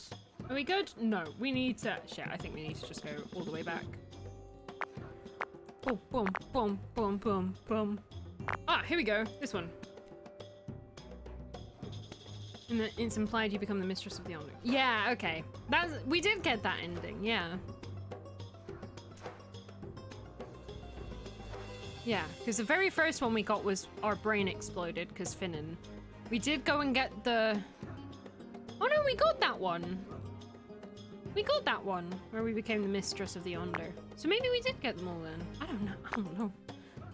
But hey, there's an ending tracker coming soon. Keep your eyes peeled for the update, because we're gonna have to do another Cassius route then. If there's another Cassius route, maybe we'll find more ways to fuck with Finnan. Yay! Shut the fuck up, Finnan. I don't want to talk to you. Alright, you're gross. Get out of my sight. Get out of my sight. Blech. Breaking! Local snack fucked by time traveler. Screw Finnan, says Oxburn. Unlock the pillar. And Oxon! Whee! Twi cooking. Yeah. Black egg! Yes. Important decisions. Between a green egg and a black egg. You know what? Since it's already weird, let's get weird all the way.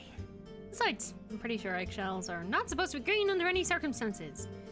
I mean, it's more blue, but duck eggs. Kind of greenish, bluish tint. But yeah.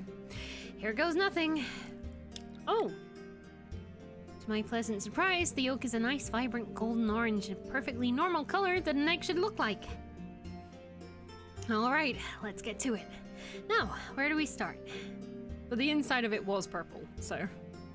Oh, shit! After painstakingly following the recipe step by step, I can't believe my eyes. I did it! I cooked! Fragrant, fluffy, stuffed full of cheese and bacon, the omelet looks good enough to die for. Not too bad for a first-timer, huh? Now all that's left to do is to dig in. As I take my meal to the table, the door opens. Oxan? Little angel. Angel? I see you've learned how to cook. Oh, well, it's nothing fancy like what you usually make. But I'm glad I was able to make this myself. Good. Learning new skills is always beneficial. Yeah. Oh, yeah, give her some. Fucking hell, eating enough of her food. Would you like Some? No. There does not seem to be enough, and I plan to make my own meal. Thank you for offering, though. Alright, suit your fucking self. Alright, of course. You're, back earlier than I thought. Oh. Were you concerned? Yeah. Oh. Did we? Oh, wow. We didn't even say yes there. Shit. Well, we weren't concerned. She's more powerful than us. Shit, she greeted us by slamming us against a wall and being all fucking sexually charged and shit. Like, I ain't worried about her. Of course I was, especially with the way she left. That was the first time I've witnessed such a confrontation here. But I don't think Oxon would appreciate it if I said that. A little. There was, quite the tension. And you care because... Oh, I'm sorry. It's none of my business, of course. I was just, worried about you. I am alright. That's good. Flustered with my clumsy words, I decided to keep my attention on my food as Oxon patters around, preparing her own. Whee! In case you missed it, for when we're redoing bits, if we've done them before, we'll go Noom. She's leaving us more food. Aww. And then if there are any new scenes, we'll read all of it out. If there are any important scenes that kind of come up, we'll just read the dialogue for them. Yeah. Save on some time, you know. Oxon picks up a basket by the door, one that I did not realize was there in my anger, and puts it on my desk. Don't starve yourself. It's a horrible way to go. Bye-bye, Oxon. Yeah, that was while we were spiraling. 1 second.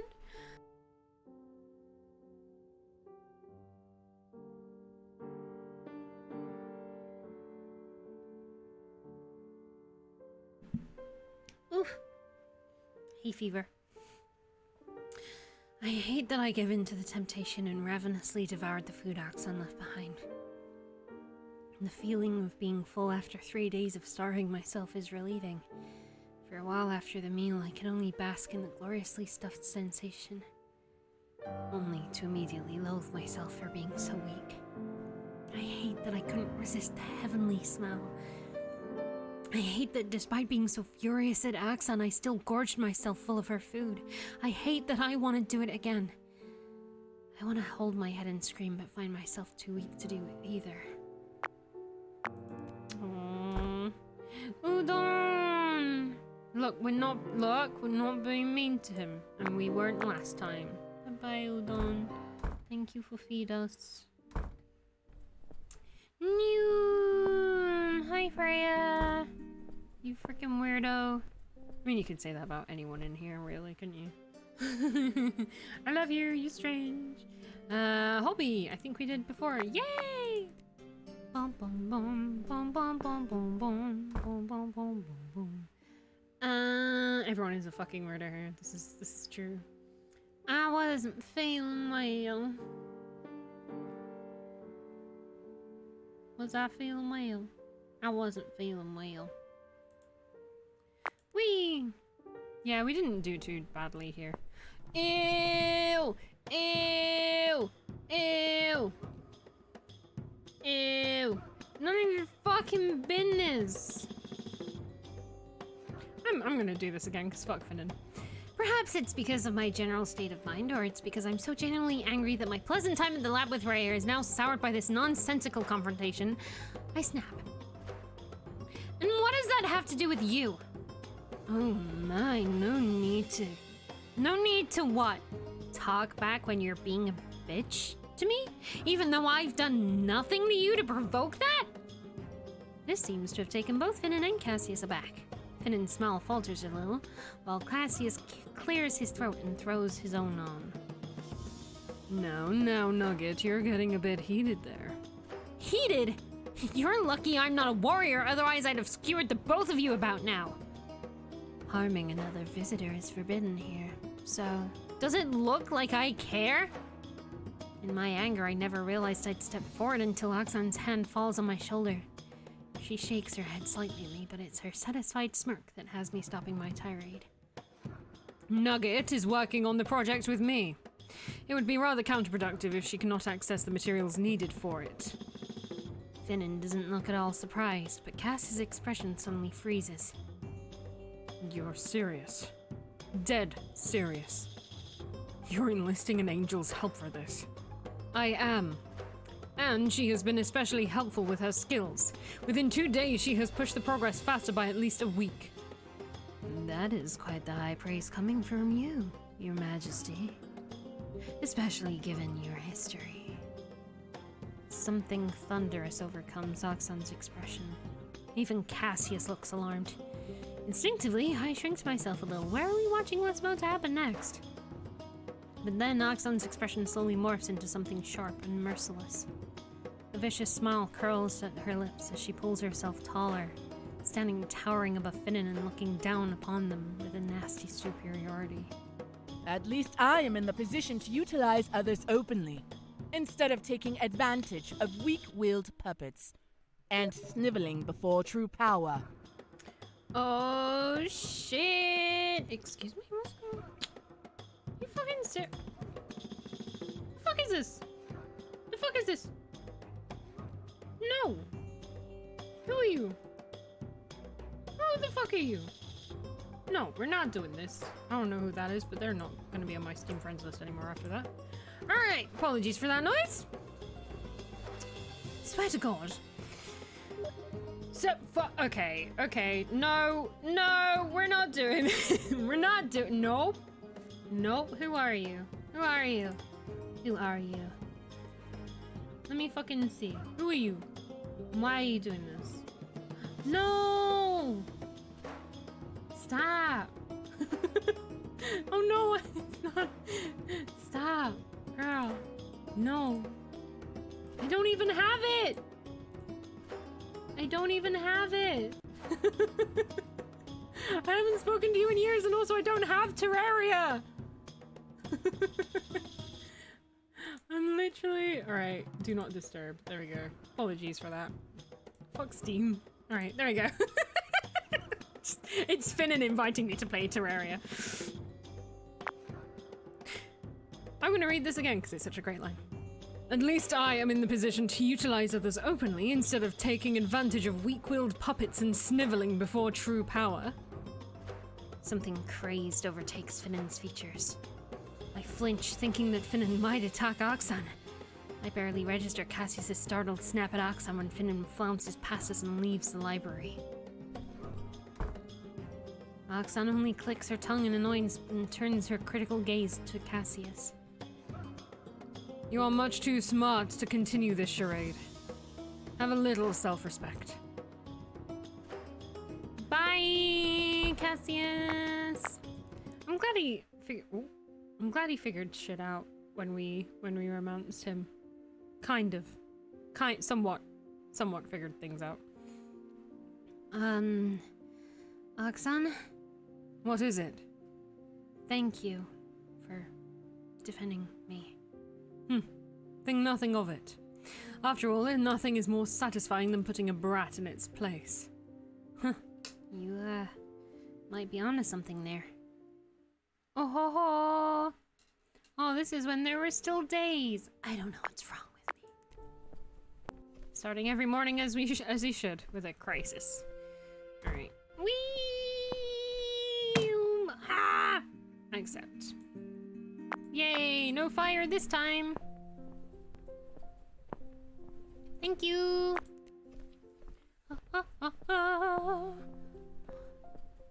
If Franny, if you desperately need another nugget scene that you missed last time, let me know. I will I will provide you with more. Nah, fuck it, let's just go back and do it, because I like Udon as well. I'm really happy. That was the thing I was most looking forward to with Axon's route, is chatting with Udon more. There we go. My somewhat forlorn mood becomes even more melancholic when I realize it is now nighttime in the greenhouse as well. Ah! Wrong voice. Already messed it up. No. You're back. How was the day? It was alright, I suppose. At least Cassius and Finnan won't be around while Axon is gone. Not a fan of them either, are you? No. Yeah, they're a bit rotten, aren't they? Not the best, people. You don't seem to be very happy about Aksan's leaving, though. Oh? I wouldn't say I'm unhappy. I just don't know what to think about her. Are you close to her, Udon? I wouldn't say anything presumptuous, but she's always been nice to me. Is that so? Yes, is it not the same for you? It's not. Oh. On one hand, she definitely has acted kindly towards me before, but that doesn't mean she hasn't hurt me either. She has this strange hatred towards Angel Kind, and she's always been highly distrustful of me since we first met. When I locked myself away in my room, it was her who was partially responsible. She spoke some very harsh words towards me, and while some of them might be true, she could have, I don't know, phrased them a little better. Then she turned around and tried to pull me out of this hole I've dug for myself, going so far as enlisting your help. You are confused about how she feels towards you. Yes, I am. Sometimes I wonder if it's easier if she just treated me with open scorn like the rest of my superiors. Aksan is complicated. She's someone who has lived longer than many of us here and yet thinks that she will never have enough time. But that's not my story to tell, though. Of course it isn't. If you're curious about her, though, why not visit the Hall of Memory? I've never used it before. Alright. The music is subtle for these scenes. Oh, this song is honestly very fucking with me. Very, very fucking with me. One of our Kickstarter stretch goals is to make 2 side characters into love interests.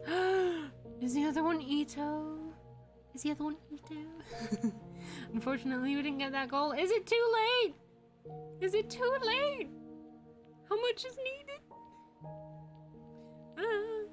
We'll still do the fanfiction if not, but... Oh, that would be so cute. I imagine it's a lot of freaking work as well. Which I majorly respect. Major respect. I'll be down to fanfic that shit. when good time. Right, curious about Aksan.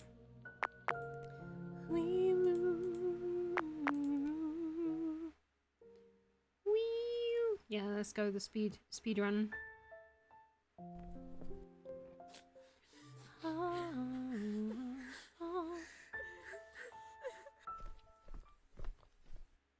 Right, so this is all the stuff we did today. Let's just check really quick. Romance 8! Alright. We're okay. Okay.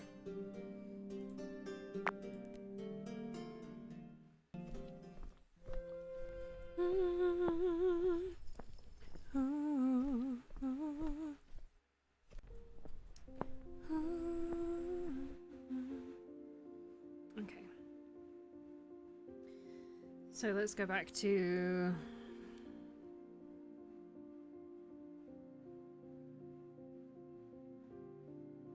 Oh, never mind. Let's go back to where we were. Okay. You are willing to go against the heavens under my command. Clenching my fists, I look at Aksan, heart thudding in my chest. I'm willing to go against the heavens for you. You... I know that doesn't mean much coming from me. I'm just saying that regardless of the contract or anything else, you've done so much for me, and I haven't been able to do anything for you. You did the translations? But that's for the contract, and again, the contract was another way of you helping me, giving me a way out of the hole I dug for myself. So if there's something I can do for you, even if it's dangerous, I'd do it. Even if I will be sending you to your potential death? Even if it's death, yes. Why are you... Because if it wasn't for you, I would have already been dead. If you have need of me, I wouldn't mind any danger. Oxan looks like she's about to say something, but I quickly continue. Please don't misunderstand. I would prefer not to die. I want to figure out a path for myself, so I definitely don't want to throw this life away either. But I'm willing to go the distance if that is what you want of me. Damn it. Oxan? You are so... Confused at her sudden outburst, I can only stare as Oxan seems to be at a loss for words. Was it something I said? But I'm just trying to be helpful. Or is it because I'm not good enough to be helpful? Oxan, This needs further consideration. Many aspects of this endeavor are risky. I cannot make a decision right now. Well, that's fair. It is a very dangerous operation that I'm suggesting. If we agree on this and I fail, the consequences would involve Oxan as well. And that's the last thing I want to do. Nodding curtly, Oxan stands. Continue with your work. We may work out some of the details for this proposal within the next few days. Ah, right. That's not a no. Of course. Thank you for your consideration. You are developing quite the backbone. Good. You are going to need it. Right. Thanks. Oof. High stakes! High stakes! Stakes on ladders! Snakes and ladders!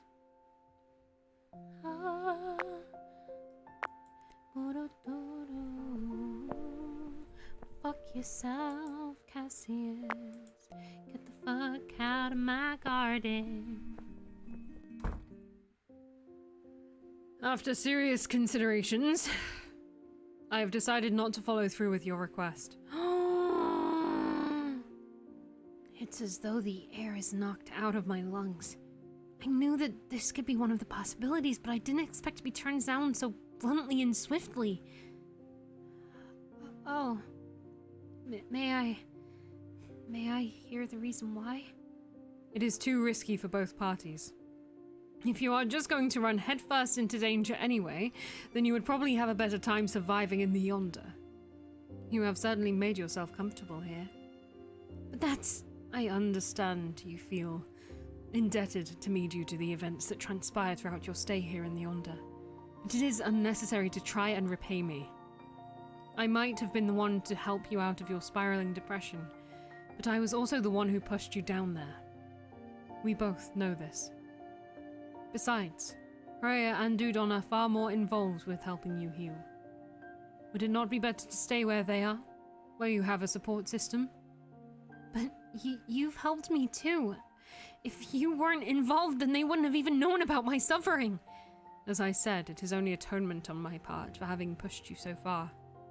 Yes, but even if that's the case, you still didn't have to go further and ensure that I'm being looked after. If it really is just to make up for your mistake, then you could have just stopped at giving me the contract. You didn't have to make sure that I ate every day, that Rhea would give me such a meaningful gift, that Udon would offer his own space for me. Please understand that me wanting to help you has nothing to do with repaying debts. I genuinely just want to help. If you want to make that into a contract, that's fine with me too. Just please let me help. Why are you so insistent on running headfirst into danger anyway? You can choose to go anywhere else, do you not understand? You can even choose to stay in the Yonder for as long as you would like to research for a place that may fit your temperament and situation more. I am sure Shandu would not be opposed to that. Because if I just chose that easy way out, then I won't be of use to the people I care for. Do you understand? You must understand, right? You have people you care or cared for, don't you? Well, I didn't!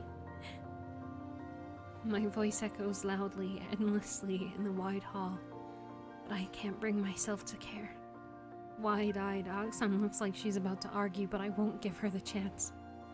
I didn't until I came here.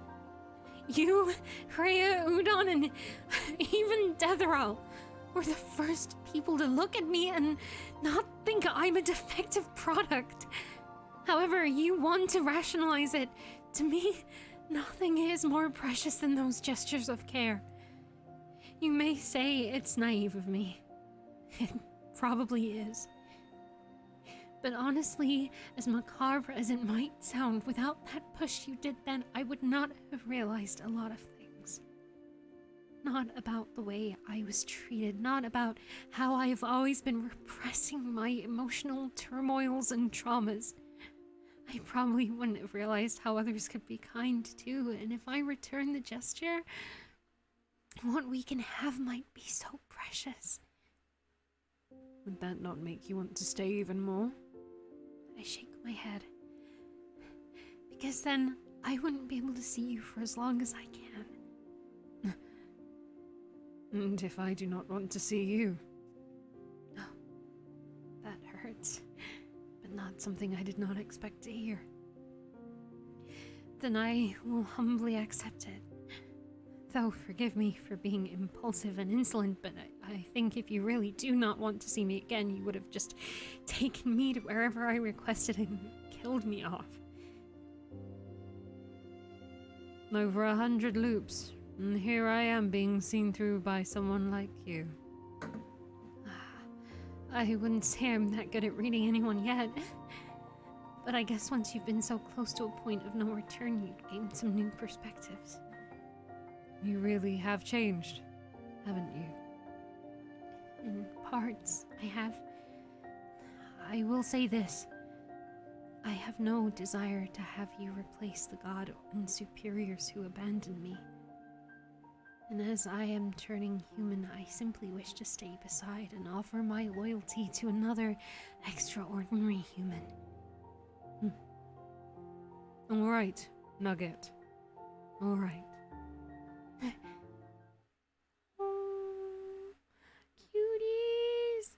Cuties! It's incredibly difficult to focus around a hyperactive, chaotic, and rather powerful child, I have found. The moment I stepped through the door, Ji Ying splattered herself to me. With some haste, Rhea pushed her babysitting duty onto me and scurried away, looking a bit wild. And this is how Axon found us, with Ji Ying clinging to my leg and trying to pull on my wing as I look over the terms of the contract. I see you were in a bit of a pickle. Help? I thought you said you are good with children. This one is unfortunately more rowdy than the ones I'm used to. As if on cue, the little demon begins whining. Jim-kun! Pay attention to Yinger! Ah, yes, I doubt I would be of much help. Oh, wrong voice. Ah, yes. I doubt I would be of much help. Don't you dare shove this onto me like you did Rhea. But did you not say you wished to help? I'm muttering under my breath about spoiled monarchs and children carefully in Dutch, so neither the child nor Axon could understand, hopefully. I suck in a deep breath before looking at Ji Ying with a smile. All right, Ji Ying, what do you want? The fox child does not look at all mollified. Yinger! Right, Yinger, what do you want? Yinger, wanna play! Okay, do you want me to get Rhea for you then? No! No, Ghosty! Wanna play with Timkin and Shiny Lady? I try my best to hold back a surprised laugh at Ji Ying's decisive finger point. Now... Oh, wrong voice. Damn it! Now, hold on. Ah, I think you can play with Shiny Lady all you want. She's the one who brought you here, right? I'm sure there's all kinds of cool stuff she can show you. And Jim can too! I'm not sure. Yes! And Chimkin too. Wait. Yay! We're gonna play with Chimkin and Shiny Lady. Ooh. Udon predictably ducks out of the place the moment he spots the child. Get me Udon. Angel simping time! Mighty Morphin Angel simping time!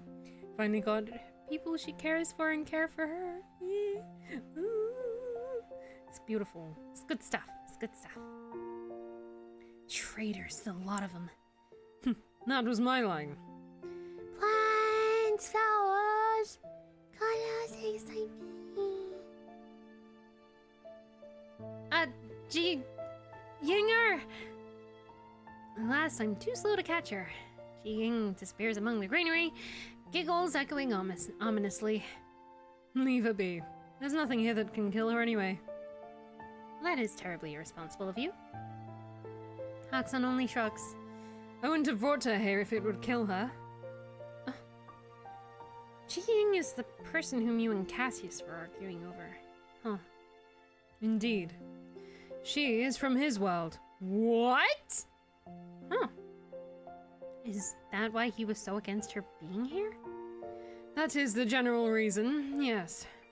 He was afraid it could be traced back to him. Is that a problem? The demons of his world are conquerors, galactical travelers enthralling one world to another. Cassius's world itself has long been overrun by demons. Its heavens collapsed about a millennium ago in your time. Bloodthirsty and foolish, they would have done anything to get to the Yonder.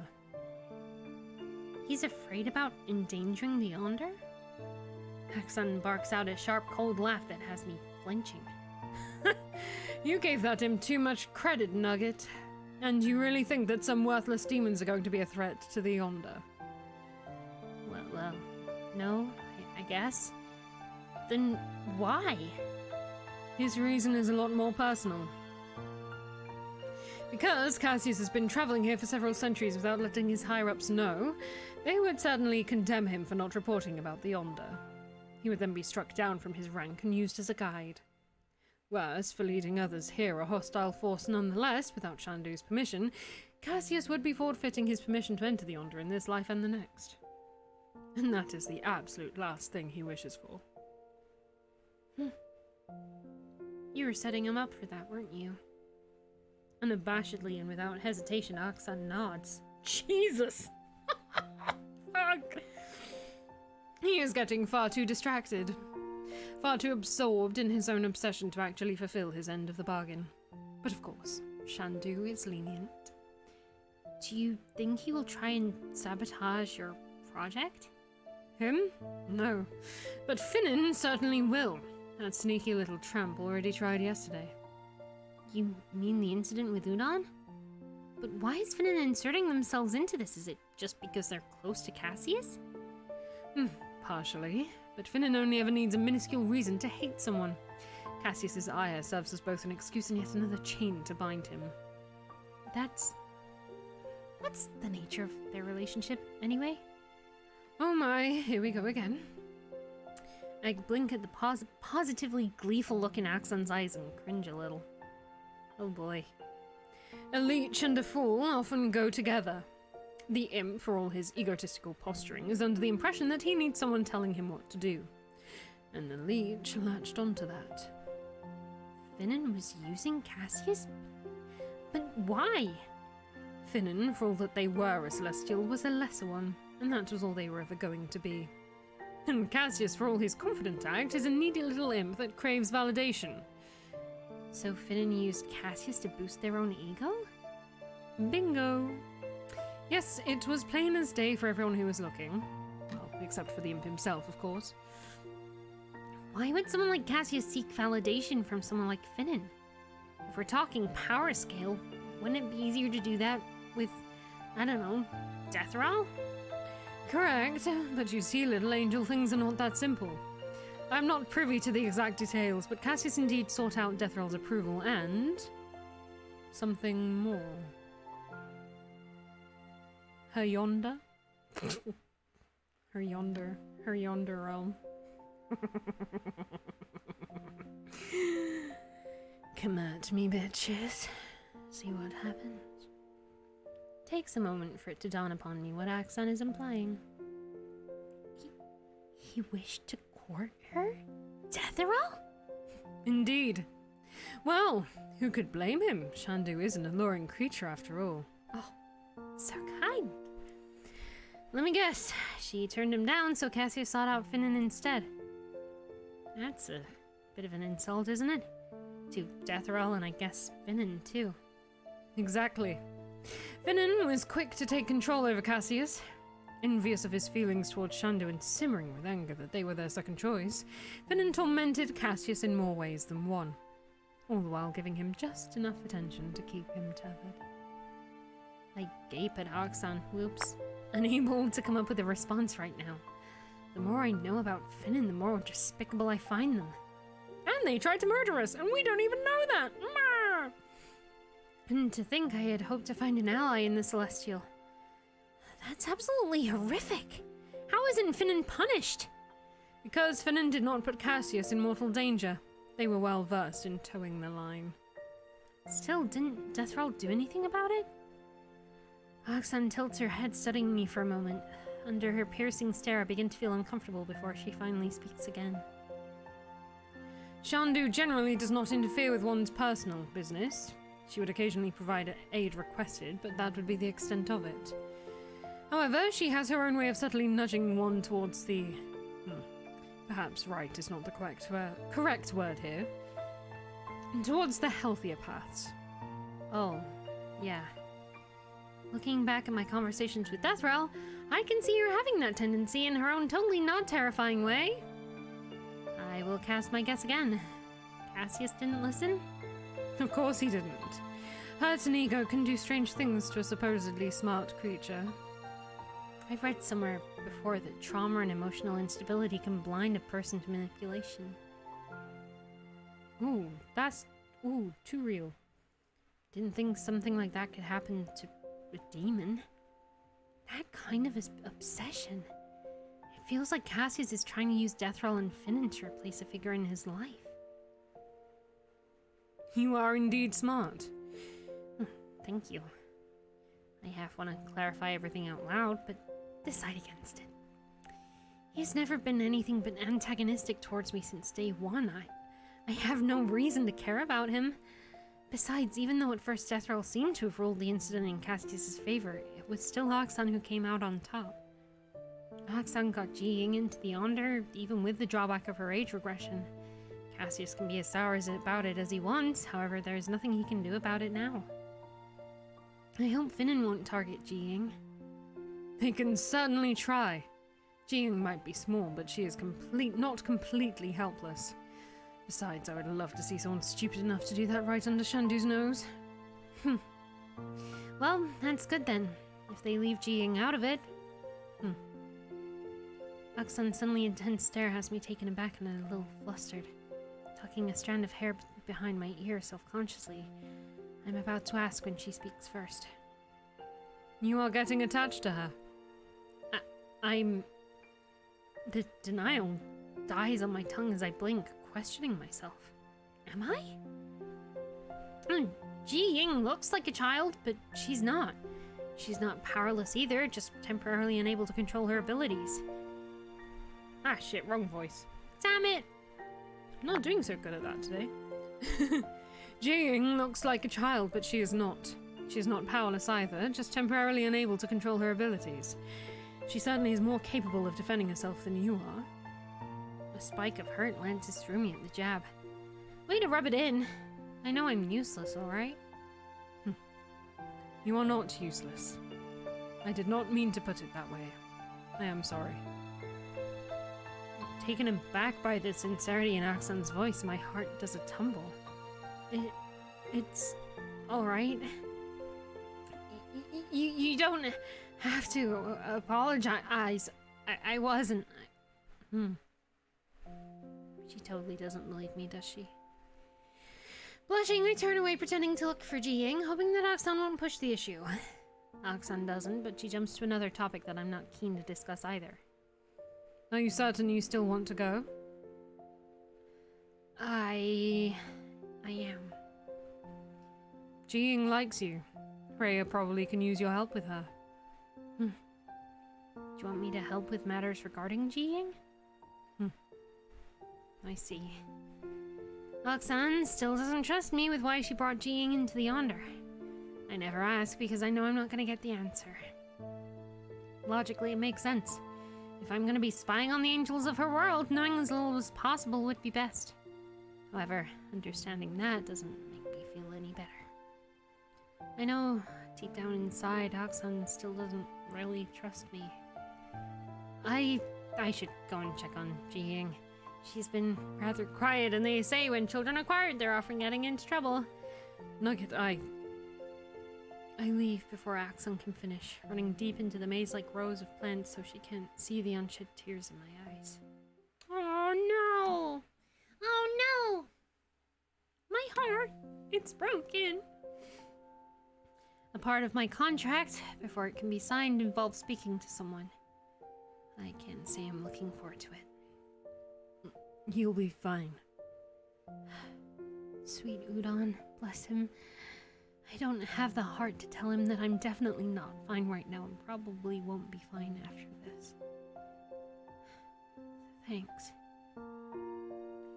Taking a deep breath, I straighten myself one last time and push the door open.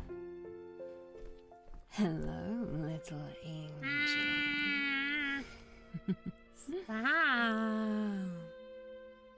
Hi, Deathrow.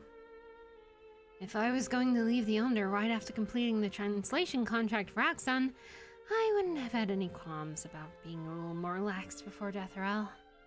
Hell, I'd probably make the most out of it and might even throw in a joke or two, knowing that I wouldn't be able to see her ever again after this. However, I won't be leaving right away. In fact, I won't be leaving for God knows how long, and only after Aksan deems my knowledge of her world is sufficient. On top of it, I need to ask Deathrell for something which I am both stoked and extremely nervous about. Looking at her gleaming blue eyes, so knowing and amused, I feel like my pea-sized bravery just got pushed and washed down the drain. Well? Aha. Well, I'm here for something. I'm just need to ask you something, then I'll be out your hair. Oh? Is the relationship between you and Aksan going so poorly that you must ask for my advice? What? Even though I can't see myself, I know I'm blushing to the roots of my hair. Ooh, we are not dating. I never said you were. Funny how you immediately jumped to that line of thought. You were the one insinuating. How? By mentioning your relationship? Little angel, there are many types of relationship. It does not have to be romantic. Oh, would you please stop making fun of me? Certainly. You seem to have loosened up enough anyway. Oh, that's so sweet! I love you, Deathrow. You best. What is Deathrow playing at? She specifically said those words to get a reaction out of me. What surprised me more is how I reacted to her choice of words. Interesting choice of words. Now that we have been somewhat distracted, what exactly are you here for? Yes. I am here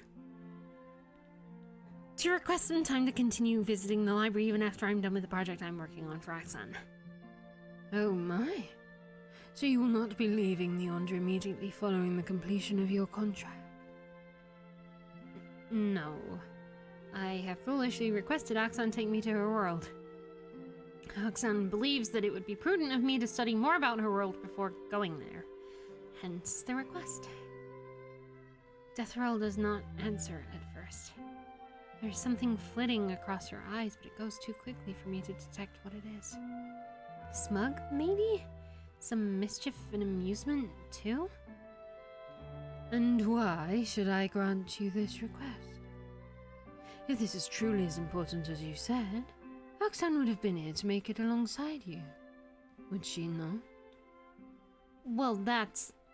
And why would you need to go to the library? Is Aksan not the best source of information regarding her own world?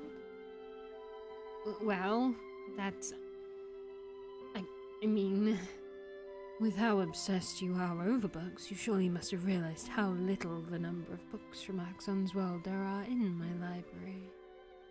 Most of those are fictional literature pieces and are not exactly educational. There is no practical reason behind this request. Would you not agree? I know that! I would have been terrified that I just suddenly yelled at Deathroll of all people if this was under any other circumstance. But having been pelted repeatedly with the same facts I've been worrying myself over since I read the contract out has already bringing my nerves completely collapsed under my anxiety. I know all of this, but it's what Oxan wants, so...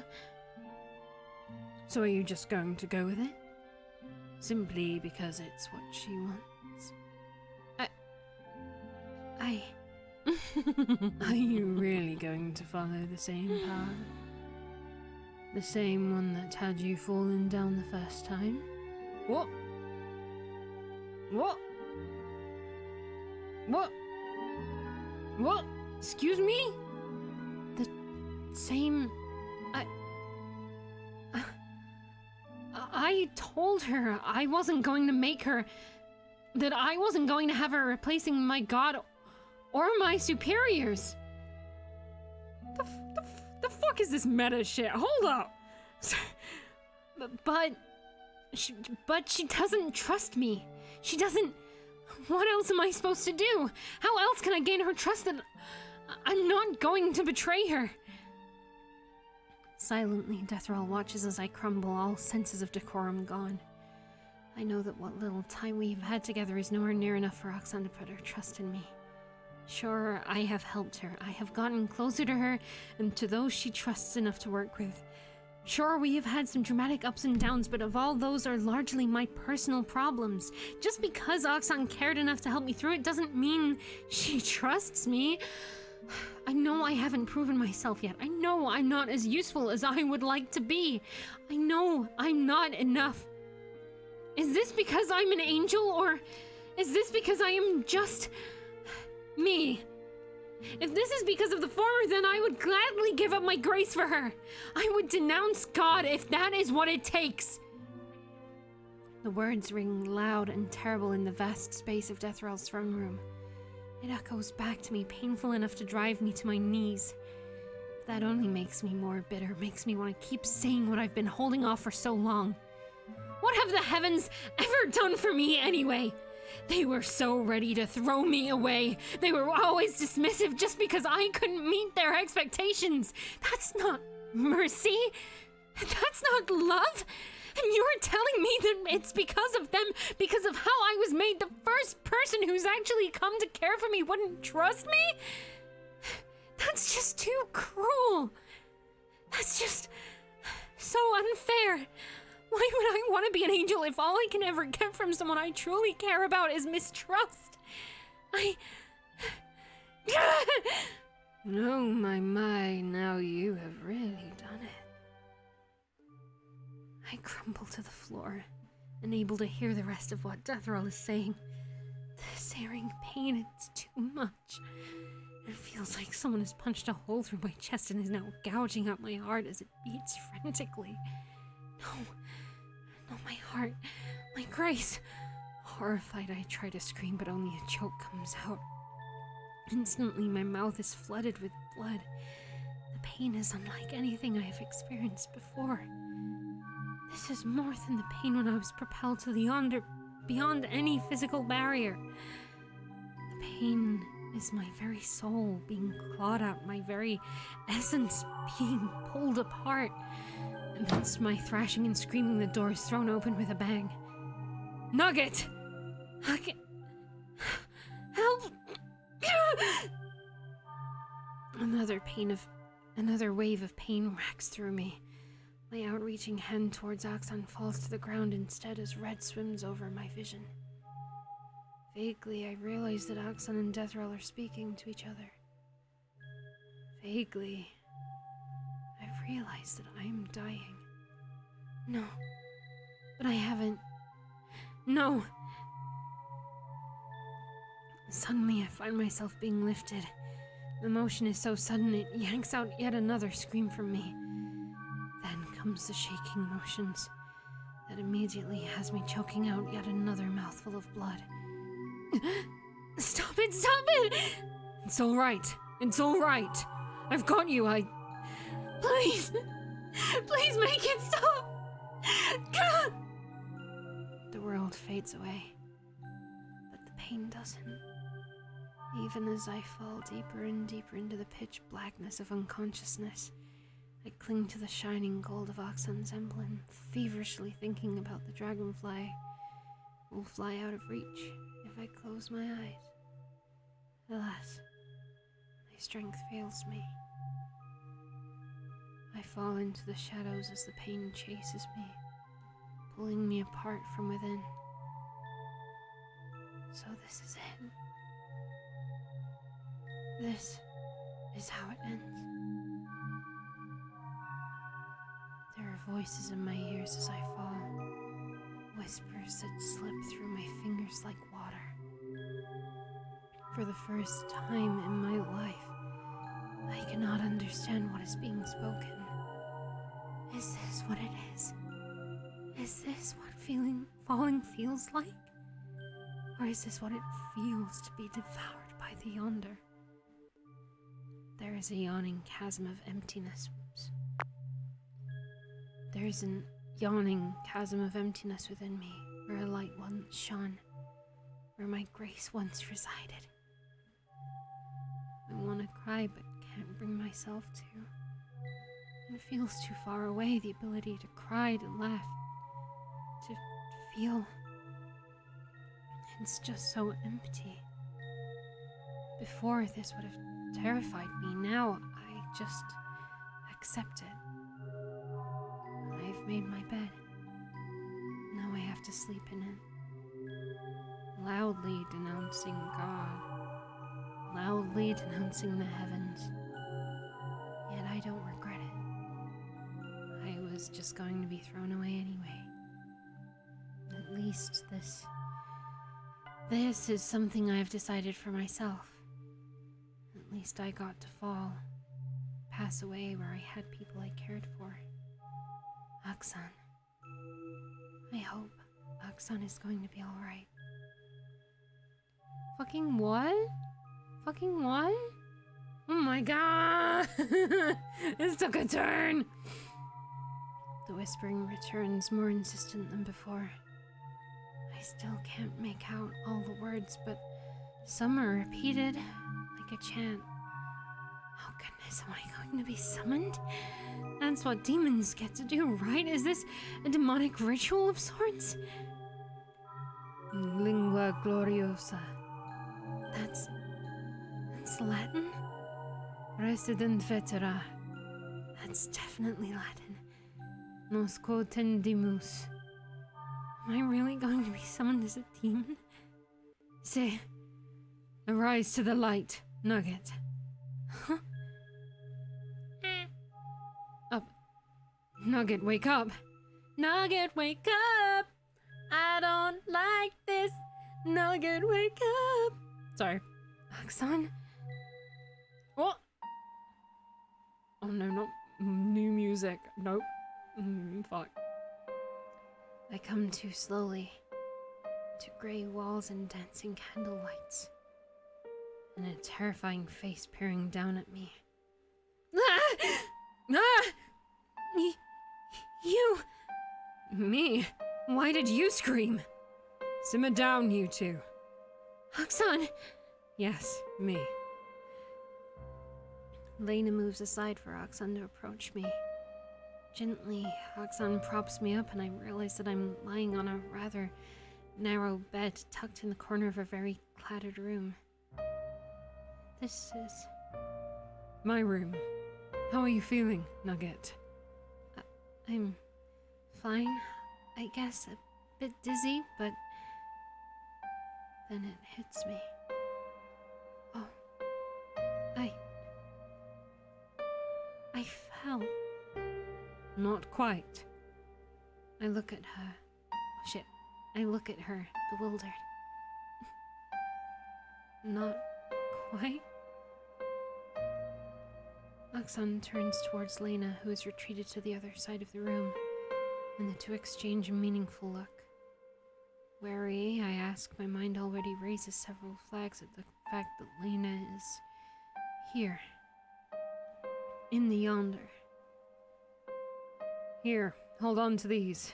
They might make you feel a little normal. Blinking, I try not to flinch as her bloodied, floating, and detached hand gives me my equipment. A sense of dread slowly creeps into my heart, and it has nothing to do with Lena's appearance. Clutching at the device is still broken, I realize I look from Lena to Oxon, desperate for an explanation. Thanks? What's going on? I thought I fell, but I didn't. What's going on? Nuggets, I need you to calm down. Breathe in and breathe out slowly. A shiver runs down my spine as I struggle to follow her instruction, taking several deep inhales. Can you stay calm for me? There is something I need to show you. Oh goodness. Oh, this is me. Me, but without wings, without halo. Me. Human. Oh. Oxon and Lena exchange another look. How are you feeling? I don't know. Honestly, I expected worse, but this is still a bit of a shock. What happened? Though she seems a bit hesitant, Oxon eventually gives in as I look at her with pleading eyes. With a sigh, she begins. You did fall. You were falling when I got to you. Shandu explained what happened. Told me what you did, what you said. Oh. What do you mean, oh? Do you understand how stupidly reckless that was? If you fall and die in the Yonder, there is no coming back, as you will not have any power of your own to... Lena's hand falls on Axon's shoulder, stopping her mid-rant. Clearing her throat, Axon speaks again, this time with carefully controlled emotions, though her brows are still deeply furrowed. Because of how cut off you are from your world, the process of your falling is very unnatural too. Your wings and grace were violently rejecting you, while your halo simply shattered. As a result, you were losing a copious amount of blood. But because of the state you were in, you were neither angel nor human, so there was no amount of healing anyone could do for you. I had no choice but to bring you to Lena. Surprised, I turn to Lena, who smiles faintly. You were at the brink of death then. It was difficult, but eventually I managed to get you out of the deep end. That chanting, that was you? That was me, yes. Oh. Thank you, Your Majesty. You are welcome. Looking at my reflection again, I let out a sigh that hollows out the entirety of my chest. I'm human now, huh? Wait. My head snaps to Axon as something she said finally dawns on me. You brought me to Lena. We're not in the Yonder? No, we are no longer in the Yonder. We are now in my home world, Elise. This is definitely not how I planned to go here. I guess not. You should rest. You have been through much and you still need to get used to this body. I half want to protest, but my heavy eyelids say otherwise. I guess the shock of everything kept me going for as long as I have. With a reluctant nod, I let Oxon lower me down onto the bed. Carefully, she puts the cover over me. Sleep. I'll be here when you wake up. That is enough for me to let my eyes fall shut, finally. I burrow into the bedding, smelling a faint but sweet scent of wisteria. Udon's explanations really did bear fruits, huh? is my last thought before sleep claims me. We didn't get to say goodbye. Friends never say goodbye. Never say goodbye.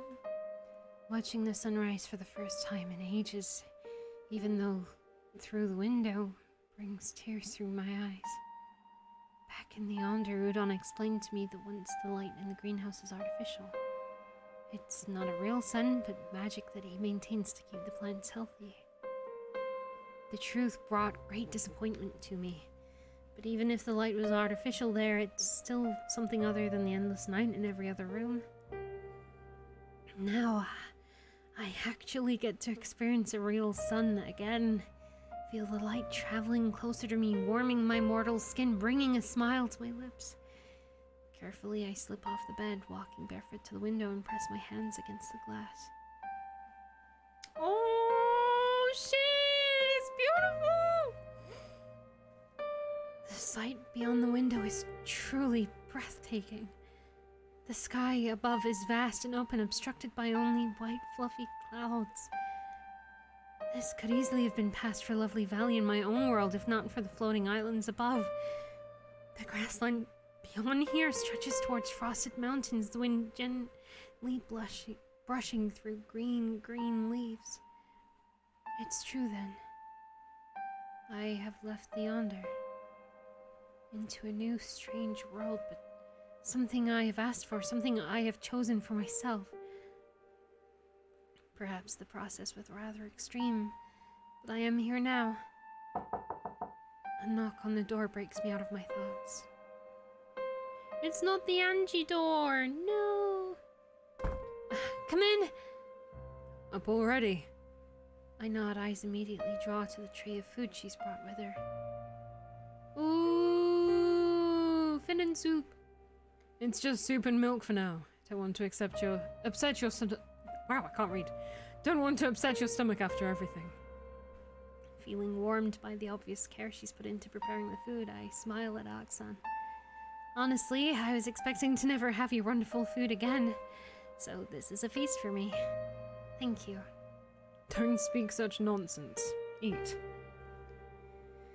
I obediently sit at the desk where Aksan has set the food down. As good as her food always is, I can't help but occasionally glance at the open door in awe that beyond it is just another normal room and not Dethral's darkly amused figure upon her throne. Oh, where is Lena, by the way? I haven't had the chance to thank her properly yet. She left last night, muttering about having to feed her pets. Oh. You'll run into her eventually, since you're going to be staying with me from now on. I am? That's great. Aksan huffs, but she looks pleased. Don't get too ahead of yourself. My lifestyle is not for the faint of heart. I don't think after meeting Dethral and going through what I have, I'll ever be faint of heart again. You have a point there. We fall into a comfortable silence then as I finish my food and Aksan picks up a book from the shelf. Despite the peaceful atmosphere, several questions begin surfacing in my head. Well, I'm not ever going to make the same mistake of not speaking out or asking what's on my mind again. Not when I'm not sure how long I have left in this mortal body. I was just about to say, did we both speak the same language all along? Aksan, I can still understand you. What does that mean? Noticed that already, She sighs, putting the book down. The title on the cover is a strange symbolistic language that I have never seen before. It reads Daria the Brave. This will be rather complicated to explain, but I will do my best. I nod, turning to face her completely. Aksan goes to sit on the bed, considering her words before speaking to me in earnest. In your last moment in the Yonder, your grace was leaving you. However, as a mere mortal, you would not have been able to make the trip here to Elise without perishing. I had to preserve your soul and your grace. You have? How? She holds out her golden arm to me. This is something granted to me by Shandu. after I first made my way to the Yonder. It is, of course, no mere prosthetic. As you might have already suspected, one part of the grant is my immortality. I have thought about it. Yes. Oh. The second part is granting shelter to my people's souls. Strange, isn't it? Who would have thought a prosthetic could be the house to over 1 million souls? 1 million. Briefly, I forget how to breathe. Oh no. Oxan.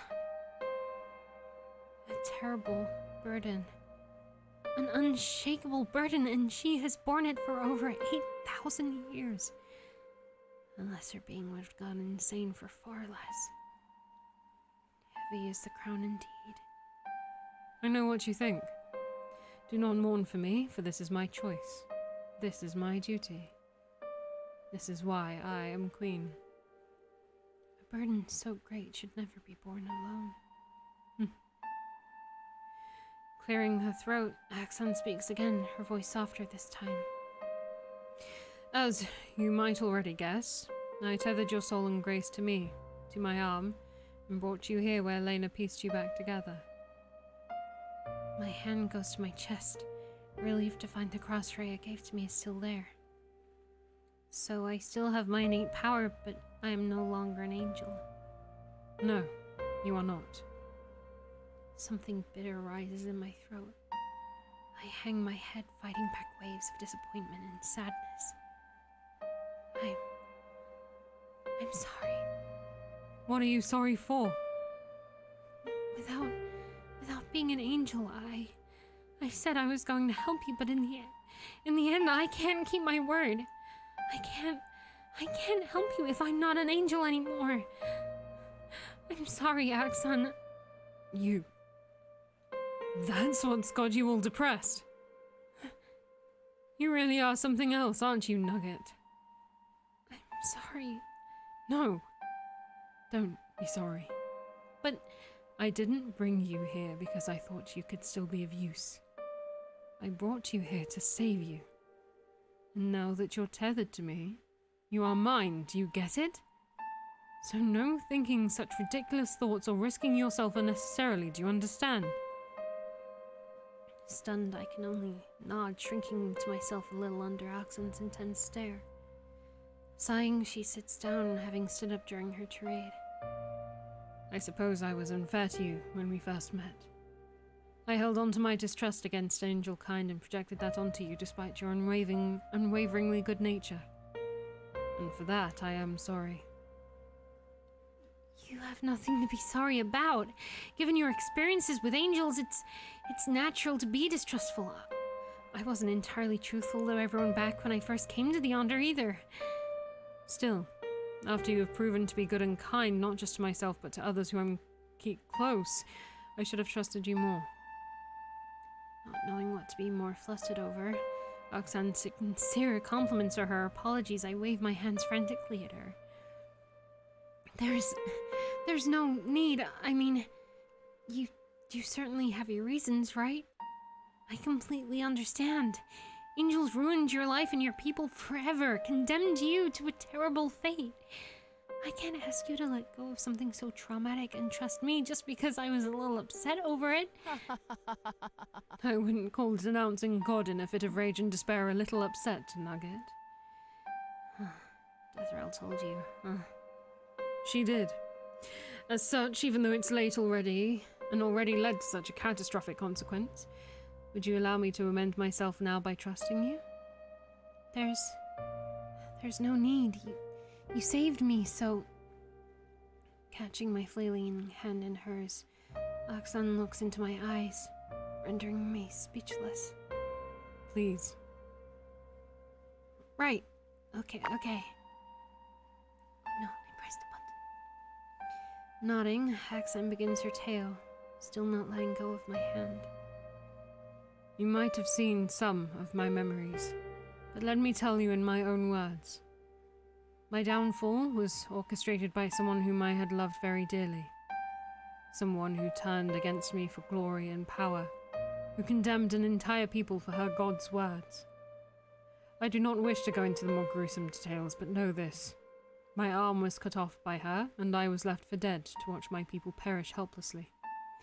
As you can see, I managed to escape one of the sentences given to me, but I could not save my people. Without our gods, both heaven and hell of Elise only wish to consume the souls of my people to strengthen their armies, not to help them move on. Never to help them move on. Trapped with their queen who bears their souls into the cold, cold yonder, to an unknown being, powerful, all-knowing and terrifying. Trapped all for the greed of a single individual, for the cruelty of those who are opposed to be saviors, who are supposed to love mankind equally. Both Oxan and her subjects have gone through 8,000 years like that, trapped and not knowing when the end to their torments will be, if there is ever going to be an end. Thread by thread, the tapestry that is Oxan's life is woven into place. A picture so grand yet so heartbreaking that it makes tears fall from my eyes. You were wondering, and I did not tell you, so I will tell you now. Ji Ying is part of an experiment and also was brought in as an expert. A fox demon like her collects mortal souls to grow stronger. However, unlike normal fox demons, she also has the ability to bring them back to life. You are hoping that she can help you with your people's predicament. Indeed. But figuring out how to revive them is only half the battle. I looked down, mulling over the options, all while incredibly aware of Oxan's hand still holding on to mine. But your world, this world is still in a warring state. You can't safely bring people back without proper preparations. At the same time, bringing mortals back to the Yonder and then transporting them is a risky endeavor. I can't imagine Deathrow being too fond of over 1 million people suddenly popping up out of nowhere. She would sooner put an end to Oxan and her people than deal with that kind of ruckus, I think. So Ji Ying is how you tested bringing someone into the Yonder physically when they are not supposed to be there. You want to trickle your people in and out of the Yonder. That would attract less attention, making it less risky for everyone involved, even in the resurrection and transportation processes. Indeed. That's a very good plan. A bit risky, but good. At this stage, everything is going to be risky. Yeah. There's no way around it, I guess. Oxan goes silent for a long moment, watching me. I try not to squirm, but my reddened cheeks must have definitely given out my feelings. You are not going to condemn me for it? Condemn you? Why? For endangering Ji Ying for my own purpose. Oh. It's that difficult question, huh? The life of one person versus the survival of an entire nation. I guess in this case, the answer is rather easy, isn't it? You really have changed. Is that a bad thing? I wouldn't say so. You are able to think for yourself now. Faced with her smile, I'm once again starkly aware of our still joined hands. I can't help but smile back, though shyly. I guess it is for the better, then. Thank you again for saving me. Faster than my eyes contract, she flicks my forehead. Ow! What was that for? You are doing no favor to yourself like this. For being so stupidly reckless. If I had just been a few seconds slower, you would have been forever lost to the void. Do you understand that? I got it. I really am grateful, you know? You could have easily just let me die there. You don't have any... you don't have to take any responsibility over my actions. It was my choice to do what I did, so... Ow! Stop doing that! For someone so smart, how can you be so dense? For such a smart book, how can you be such a little bitch, huh? Sorry. What? Must I spell it out for you? Suddenly, Oxan lets go of my hand and grabs my face with both of hers. making a very undignified squawk. I try to hold my best to hold still as my face feels like it can melt metal and my mortal heart thunders like it can break out of my chest. I have grown to care for you. Aww. Nugget. Do not do anything foolish. From here on out, do you understand? Before I could stammer out anything embarrassing, Oxan leans in and places a kiss under my right eye. You are mine now. Do not go and sacrifice yourself needlessly from here on out. Do you understand? Oh. I do. Damn.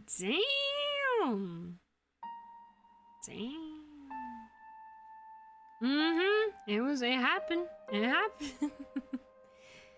Right, I guess I'll be needing this too. Being a mortal is difficult, huh? It has almost been a month since I first came to Elise. Approximately 3 months in my whole time. Despite everything that happened, life goes on. I've been healing and getting used to having a mortal body at my own pace under Oxan's care and Lena's occasional visits. Most of the time, though, I'm left to my own devices, as Oxan still has to go back to the Yonder on a constant basis. Unfortunately, neither Rhea nor Udon can come see me.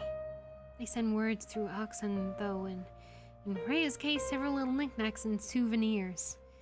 I'm still unsure whether most of those are safe or not. I spend most of my time in Oxan's cottage here in Elise, watching over the place and translating texts that she brings me from the Yonder. It surprised me that Deathroll would allow those to be brought out of her previous library, but I'm not about to look a gift horse in the mouth. This is true! Not allowed to take books out of the library. Oh, Deathroll's sweet. He's such a sweetie. I also pour myself over the books Oxan has here, what little left she managed to salvage of her people. The more I learn, the more I commit myself to helping Oxan and her people, to the best of my abilities and whatever time I am allowed. Speaking of abilities, the remainder of my grace manifests in strange ways. Aside from my innate ability with languages, I can still bless items and objects, like turning water holy and giving weapons a limited amount of holy radiance. The latter was found out by accident when Oxan was teaching me how to cook at one of our rare evenings together.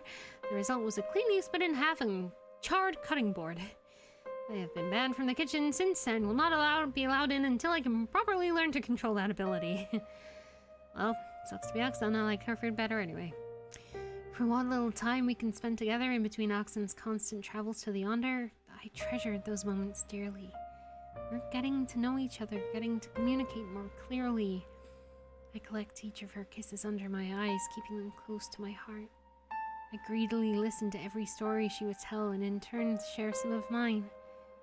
There is only one bed in the cottage. It is cramped, but I relish on the nights she would be home and spend our sleep curled up together. That warmth is something I've never had before, Oxan, and is something I never want to let go of. Alas, all good things must come to an end. No! No, what do you mean? No! No! What do you mean? Are you done packing? Startled out of my reveries, I turn around and smile at her. Tall and elegant, framed perfectly by the door in the deep crimson silk she wears, Oxan is just as beautiful as the day I first saw her. Almost done here. I need to get a few new sets of clothes, though. What, my clothes are not good enough? They don't fit and you know it. Fine, Hinja. We'll get some clothes fit for you in the first town we stop by. Hinja. Light of dawn. That's what Oxan calls me now, like how she calls Deathroll Shandu, the eye of the universe. Oh, I like that. From what I've read in Oxan's culture, a special title given by someone is only to a person they hold in extremely high regards or someone they deeply care about. Trying to hide my flustering, I check my bag one last time, even though I've already packed it to the brim and gone over its contents at least 5 times today. Right. I think I've got everything ready here. Good.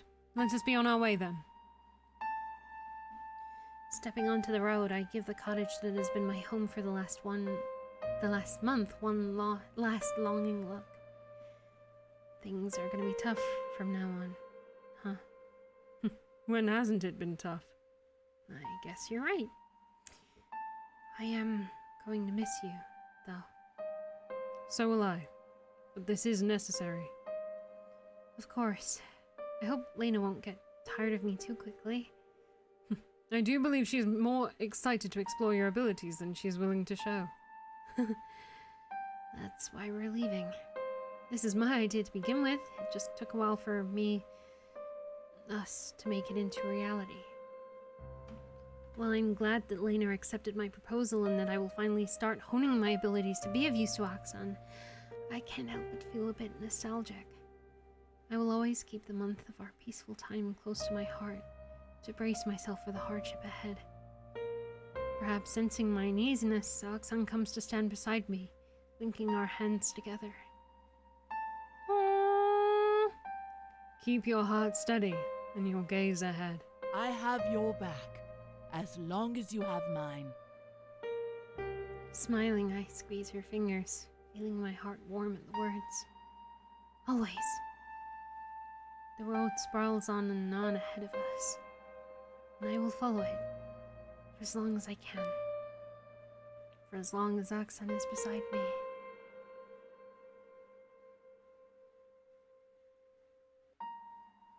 Oh, yay! We still gonna go and maybe try and fuck up heaven? Kinda sounds like it. I'm here for it though.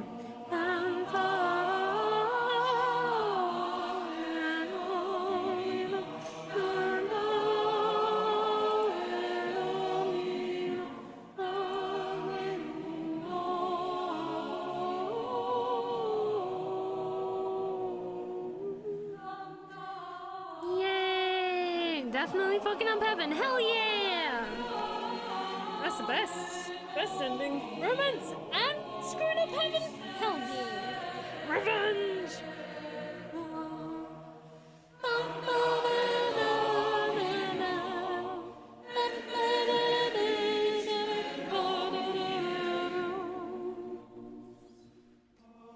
Oh man!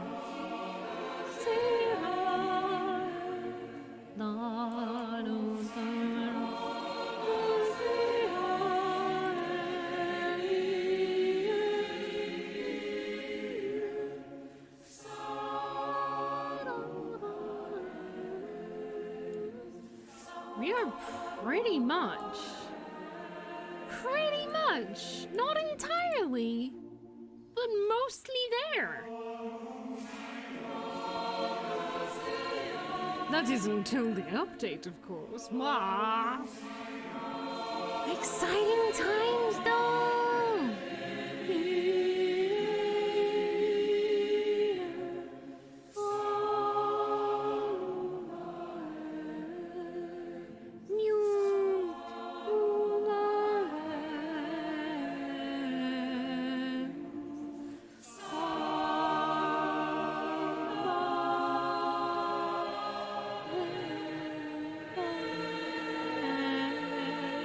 Such a good song. That's definitely the happiest romance ending. Yeah, I was like, there are multiple kisses, multiple snuggles. Gonna see her again. Didn't fade into the ether. Didn't let us fuck off to another world. You know? Holy shit. But we didn't get to say goodbye to Nudon and Doria. Or Deatheral even. Although we went out in style, you gotta say. But...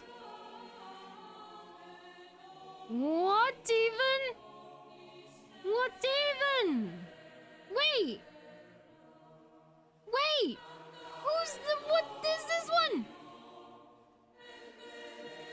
Wait!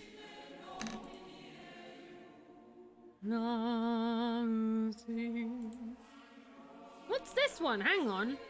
I want to get this.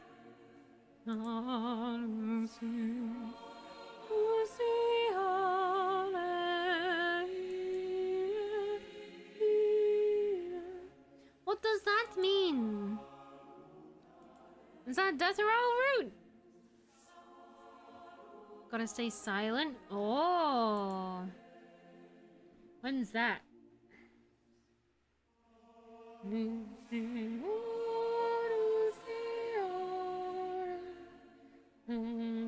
On day 5? Oh no!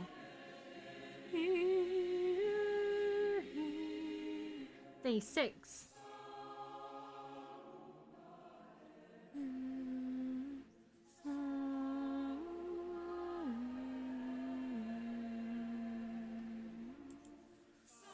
Ooh. Can we speedrun to that?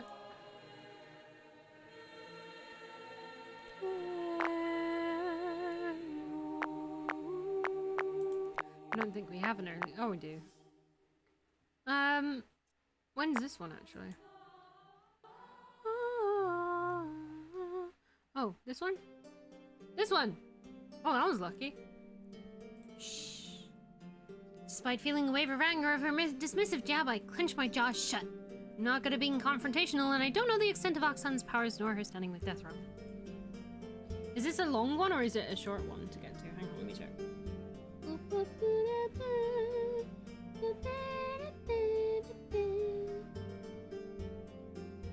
Day 5. Start conversation.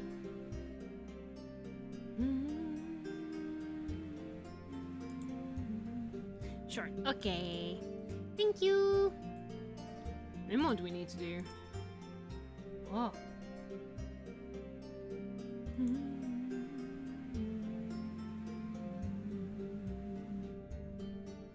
Do we start a conversation after? It would be wise to not offend both at once. Picking a seat at the table, I sit down, fiddling with my broken clipboard again. If only you can tell me what I'm dealing with.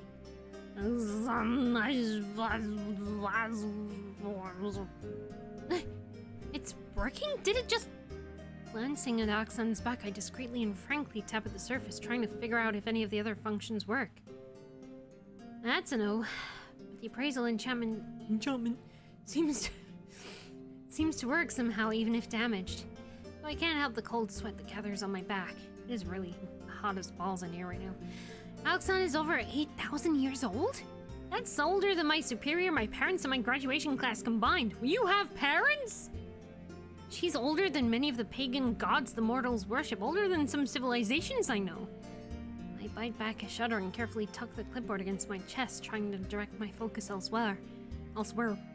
That does not prove to be difficult. Huh? An enticing aroma fills the air. It's so heady and attractive, it makes my head spin. Gnawing feeling in my stomach, the strange sensation that I've been feeling for days now intensifies as I take in the scent. What are you doing to me? And here, I thought she was done spewing nonsense. She's returned from the kitchenette, arms laden with a tray of several small dishes.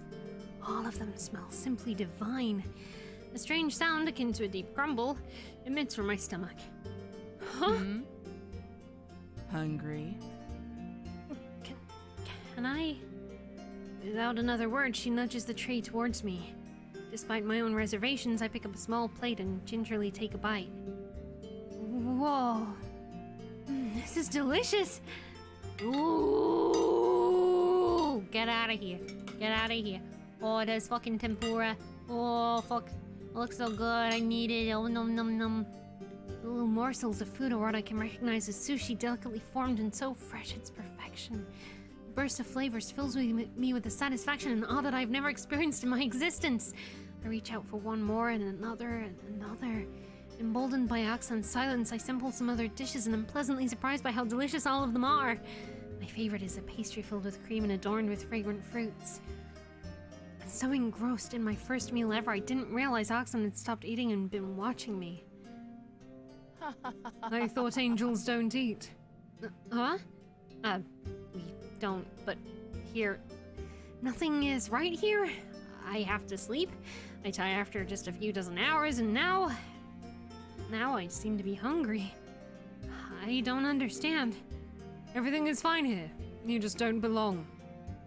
I shrink in my seat, appetite gone. No, I don't. With a sigh, Oxam puts down her utensils.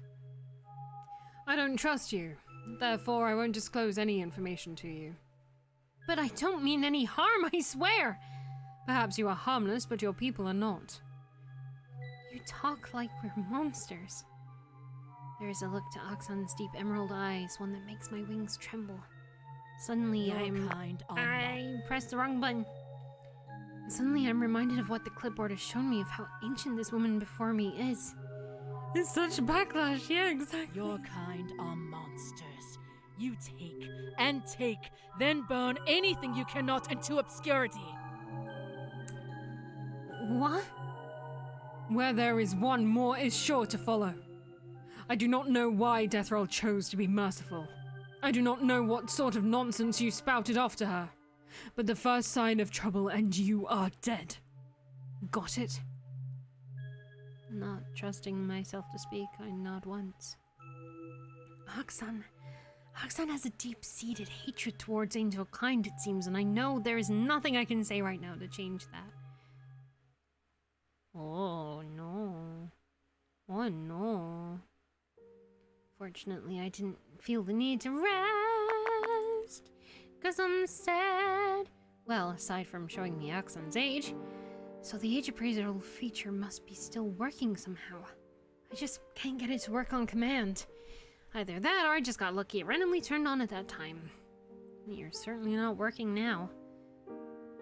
Well, there's no use stewing when we can eat stew. No, go get food. Go get food, bish. Check out this device is working. Blah, blah, blah, blah, blah. What day are we on? Oh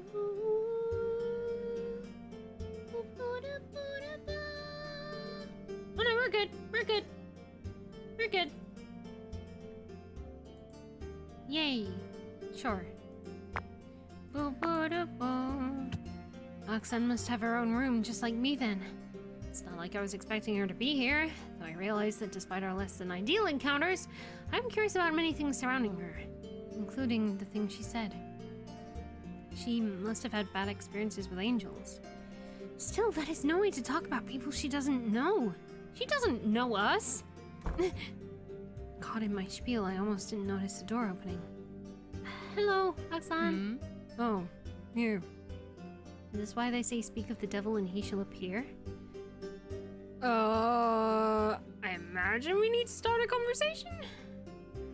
I imagine we need to? Sure.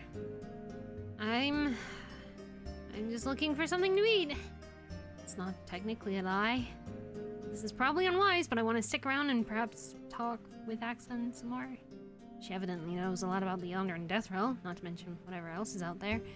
If I can just get her to be more civil. Lost in my thoughts, I didn't realize Axon had brushed past me. Ayo! Ooh, she making food. Let's go. Just as with everything I've seen her do, which admittedly isn't much, Axon moves with absolute grace in the kitchen. She gathers her ingredients in a flurry of movements, heels in metallic hand, clicking in an almost hypnotic rhythm. Mesmerized, I startle when ingredients hit the hot pan, sizzling in an enticing melody both to my ears and to my nose. That smells great. What are you making? A simple steak dinner. I've never had that before. Do you make something different every time? For a moment, I thought she wasn't going to answer me. I don't like repeating my meals. Oh. Would it be too shameless of me to hope she would share some of the meal? Yes. Sit. Sure. Not wanting to incur her ire, I quickly sit down. Secretly, I'm happy that Axon isn't sending me away. Oh, that's fucking raw. I'll still eat it though. That looks so good. Holy shit. The food is less elaborate than the first time, but it doesn't make anything less enticing. Lovely seared steak for either of us, and a bowl of salad to share. Eat up. Thank you. This is so good. Oxan neither responds nor acknowledges my praise. We eat in silence, though that's still a great improvement from our previous encounters. I have half a mind to work up a chatter, but decide against it. It's probably better to start on neutral ground and not trigger any aggression first. I have no illusion to be able to gain Oxan's trust. I simply have a few questions, and if I have to bide my time, then so be it. After finishing my meal, I say thanks and goodbyes, pardon me, then retreat to my room with a full stomach and somewhat more settled mind. Yay! And with that... Boom, whoops, wrong button. Boom, boom, ba-da-dum. Also wrong button. This one. Yay! We did it! We got all of the glory!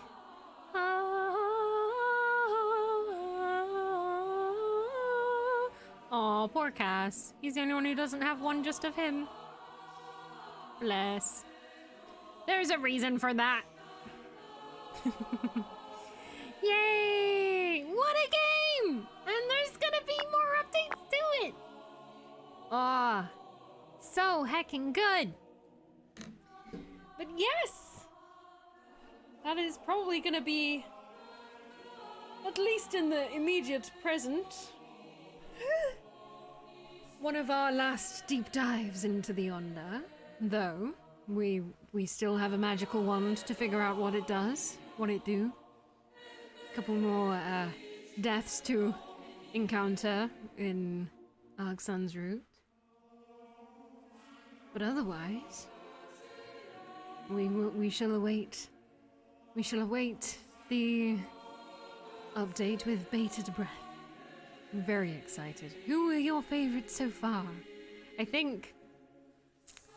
mean, there's been the least closure with Deatheral, I think. Although this ending with Cassius felt like, I was just like, man, if only he could come with us.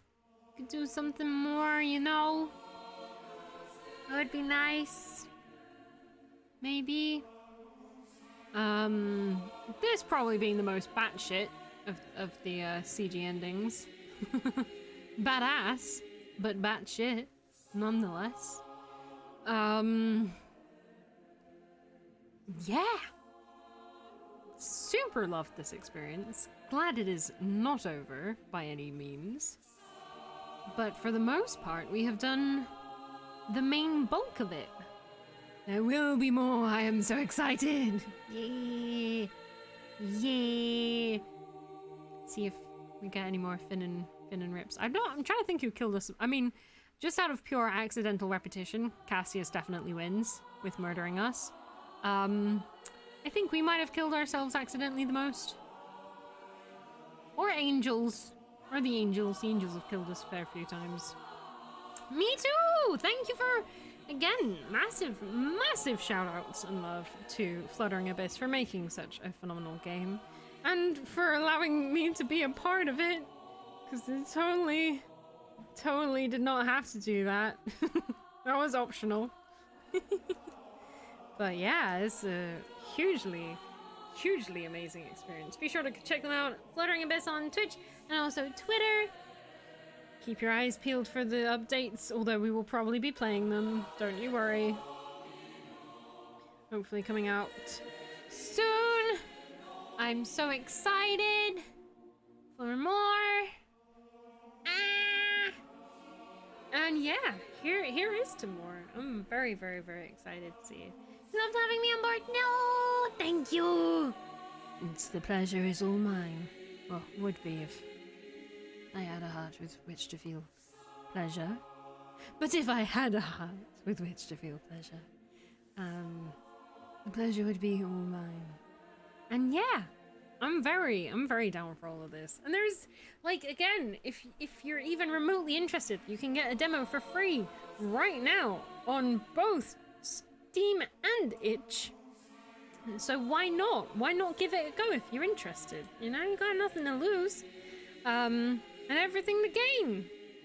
Because if you really like it, you can buy it and then get, like, a significant... Again, we're at, like... What? Like, 50... We've got to be getting close to 50 hours now on this. So 50 hours on record. On a, like, 50, that's 10 hours away from a Yakuza game. Amount of time put into this. So, that's my review right there. That is my review right there. But no, honestly, I've done a couple of TED Talks about it before, but, incredible storytelling. I'm trying not to talk too long about it, but honestly, some of the best storytelling I've seen absolutely in a visual novel. Definitely up there in terms of other games as well. Not by any means limited to visual novels. Really good themes, really good topics, really, really good at looking at trauma and addressing it and fighting it, not being too unrealistically hopeful, not being too pointlessly nihilistic and sad about it either. We love that balance of sad and happy, and it's what ultimately gives you hope. You can have bittersweet things, but there is always a feeling of hope, unless there's very blatantly not, and then angels explode, and it's cool, and it's like, well, oh shit, okay, cool. And yeah, and in a weird way, I think one of the downfalls of a lot of games where you do have multiple paths and options, and where you kind of want to explore all of these different paths and options, there feels like there is always a lot of repetition. And I think what's great about this game is it doesn't feel like any of the choices themselves when you're in the moment are too convoluted. They're also very self-explanatory, which I appreciate. Some games are like, would you like to do this? And then you click it and it does something you totally don't want to do.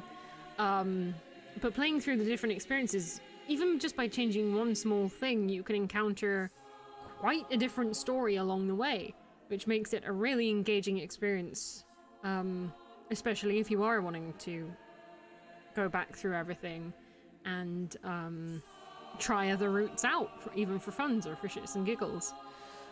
The game is all about melancholy, nothing so world-rockingly sad but not lovey-dovey happiness either. Yeah, absolutely, and it's very honest and genuine about that as well, because sometimes stuff is like, yeah, we're just real, and then it still just like feels quite shallow or forced, but not this. It is both deep and natural feeling and just so freaking well executed. And yeah, like, again, even being remotely attached to this is absolutely a just bonkers to me. Absolutely bonkers honor. If I can make any stuff that inspires me the way stuff like this inspires me, other people that the way this inspires me, I'll be chuffed. But yeah, and there's more to come. There's more to come. And it's such a cool world and cool characters, and none of it is simple, but none of it is convoluted beyond necessity, you know? And there isn't like a blatant answer for everything either, which I kind of like, because some games are like, ooh, well, you'll never know what this is, bye, and it's like, well, that wasn't very satisfying. And then other games are like, okay, so sit down and let me tell you the story. So once upon a time there was a lady called Deathero, and she had a lot of mistress, and she ate some pantheons, and she did this, and she did that. And it feeds you enough of the information to kind of put a picture in your mind together, but still keep everything mysterious. Like, we know Deathero loves scale. We know Deathero made the world for scale. We know Deathero has got this loop going on for scale. I couldn't confidently tell you much beyond that, but what else do you need to know? Like, it's the Yonder. It all is under her whim and under her thumb and control, ultimately. But it's really cool, and it's been a really, really cathartic experience, as well as fun. I love the mix of derp and seriousness and addressing stuff, and it does address some really cool stuff, and I'm very excited about it. And yeah, I'm gonna be talking about this game a lot, and for all good reasons. And it's just fucking beautiful. Like, Jesus, and It's so pretty. And even the imagery that the words conjure. It's, you know... Holy shit. Freaking amazing. Go and send your love to Fluttering Abyss for making such a banging game. Banging game! Holy shit. We had like 6 new environments today as well. Had like... Oh, you can click on them. Oh. There's like... Yeah, 2 new characters as well.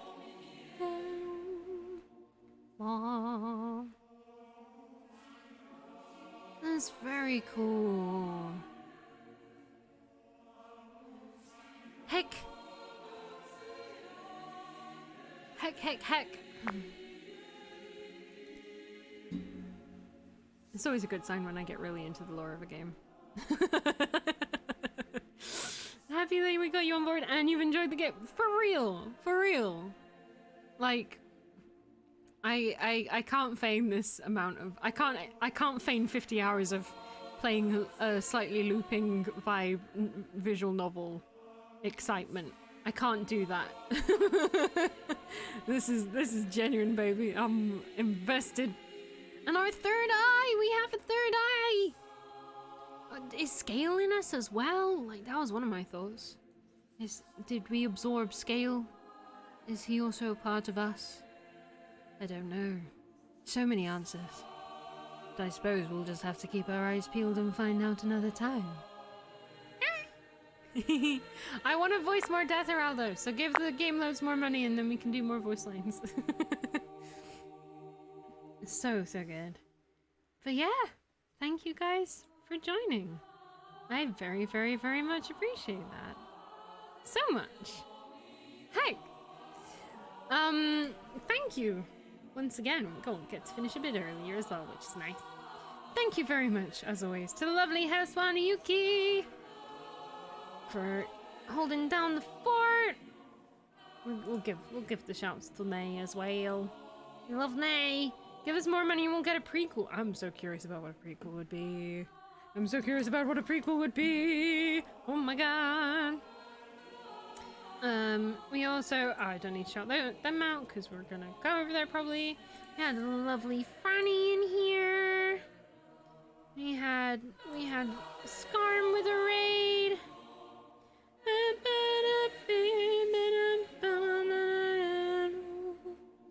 Remember, now available. It's even available on Apple, on Macs. So many games don't have that option, it would seem. So you can go and get it right now. Free trials.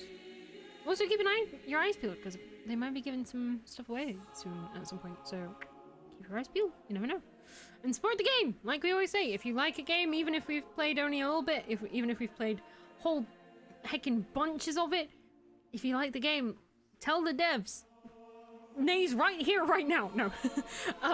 Throw money at her right now, where she stands. Let them know. Buy the game, support it, tell your friends. All of that good stuff, because ultimately that is what helps devs get along in the first place. All that good stuff, alright? Man, I'm gonna have to write like a fucking essay about this.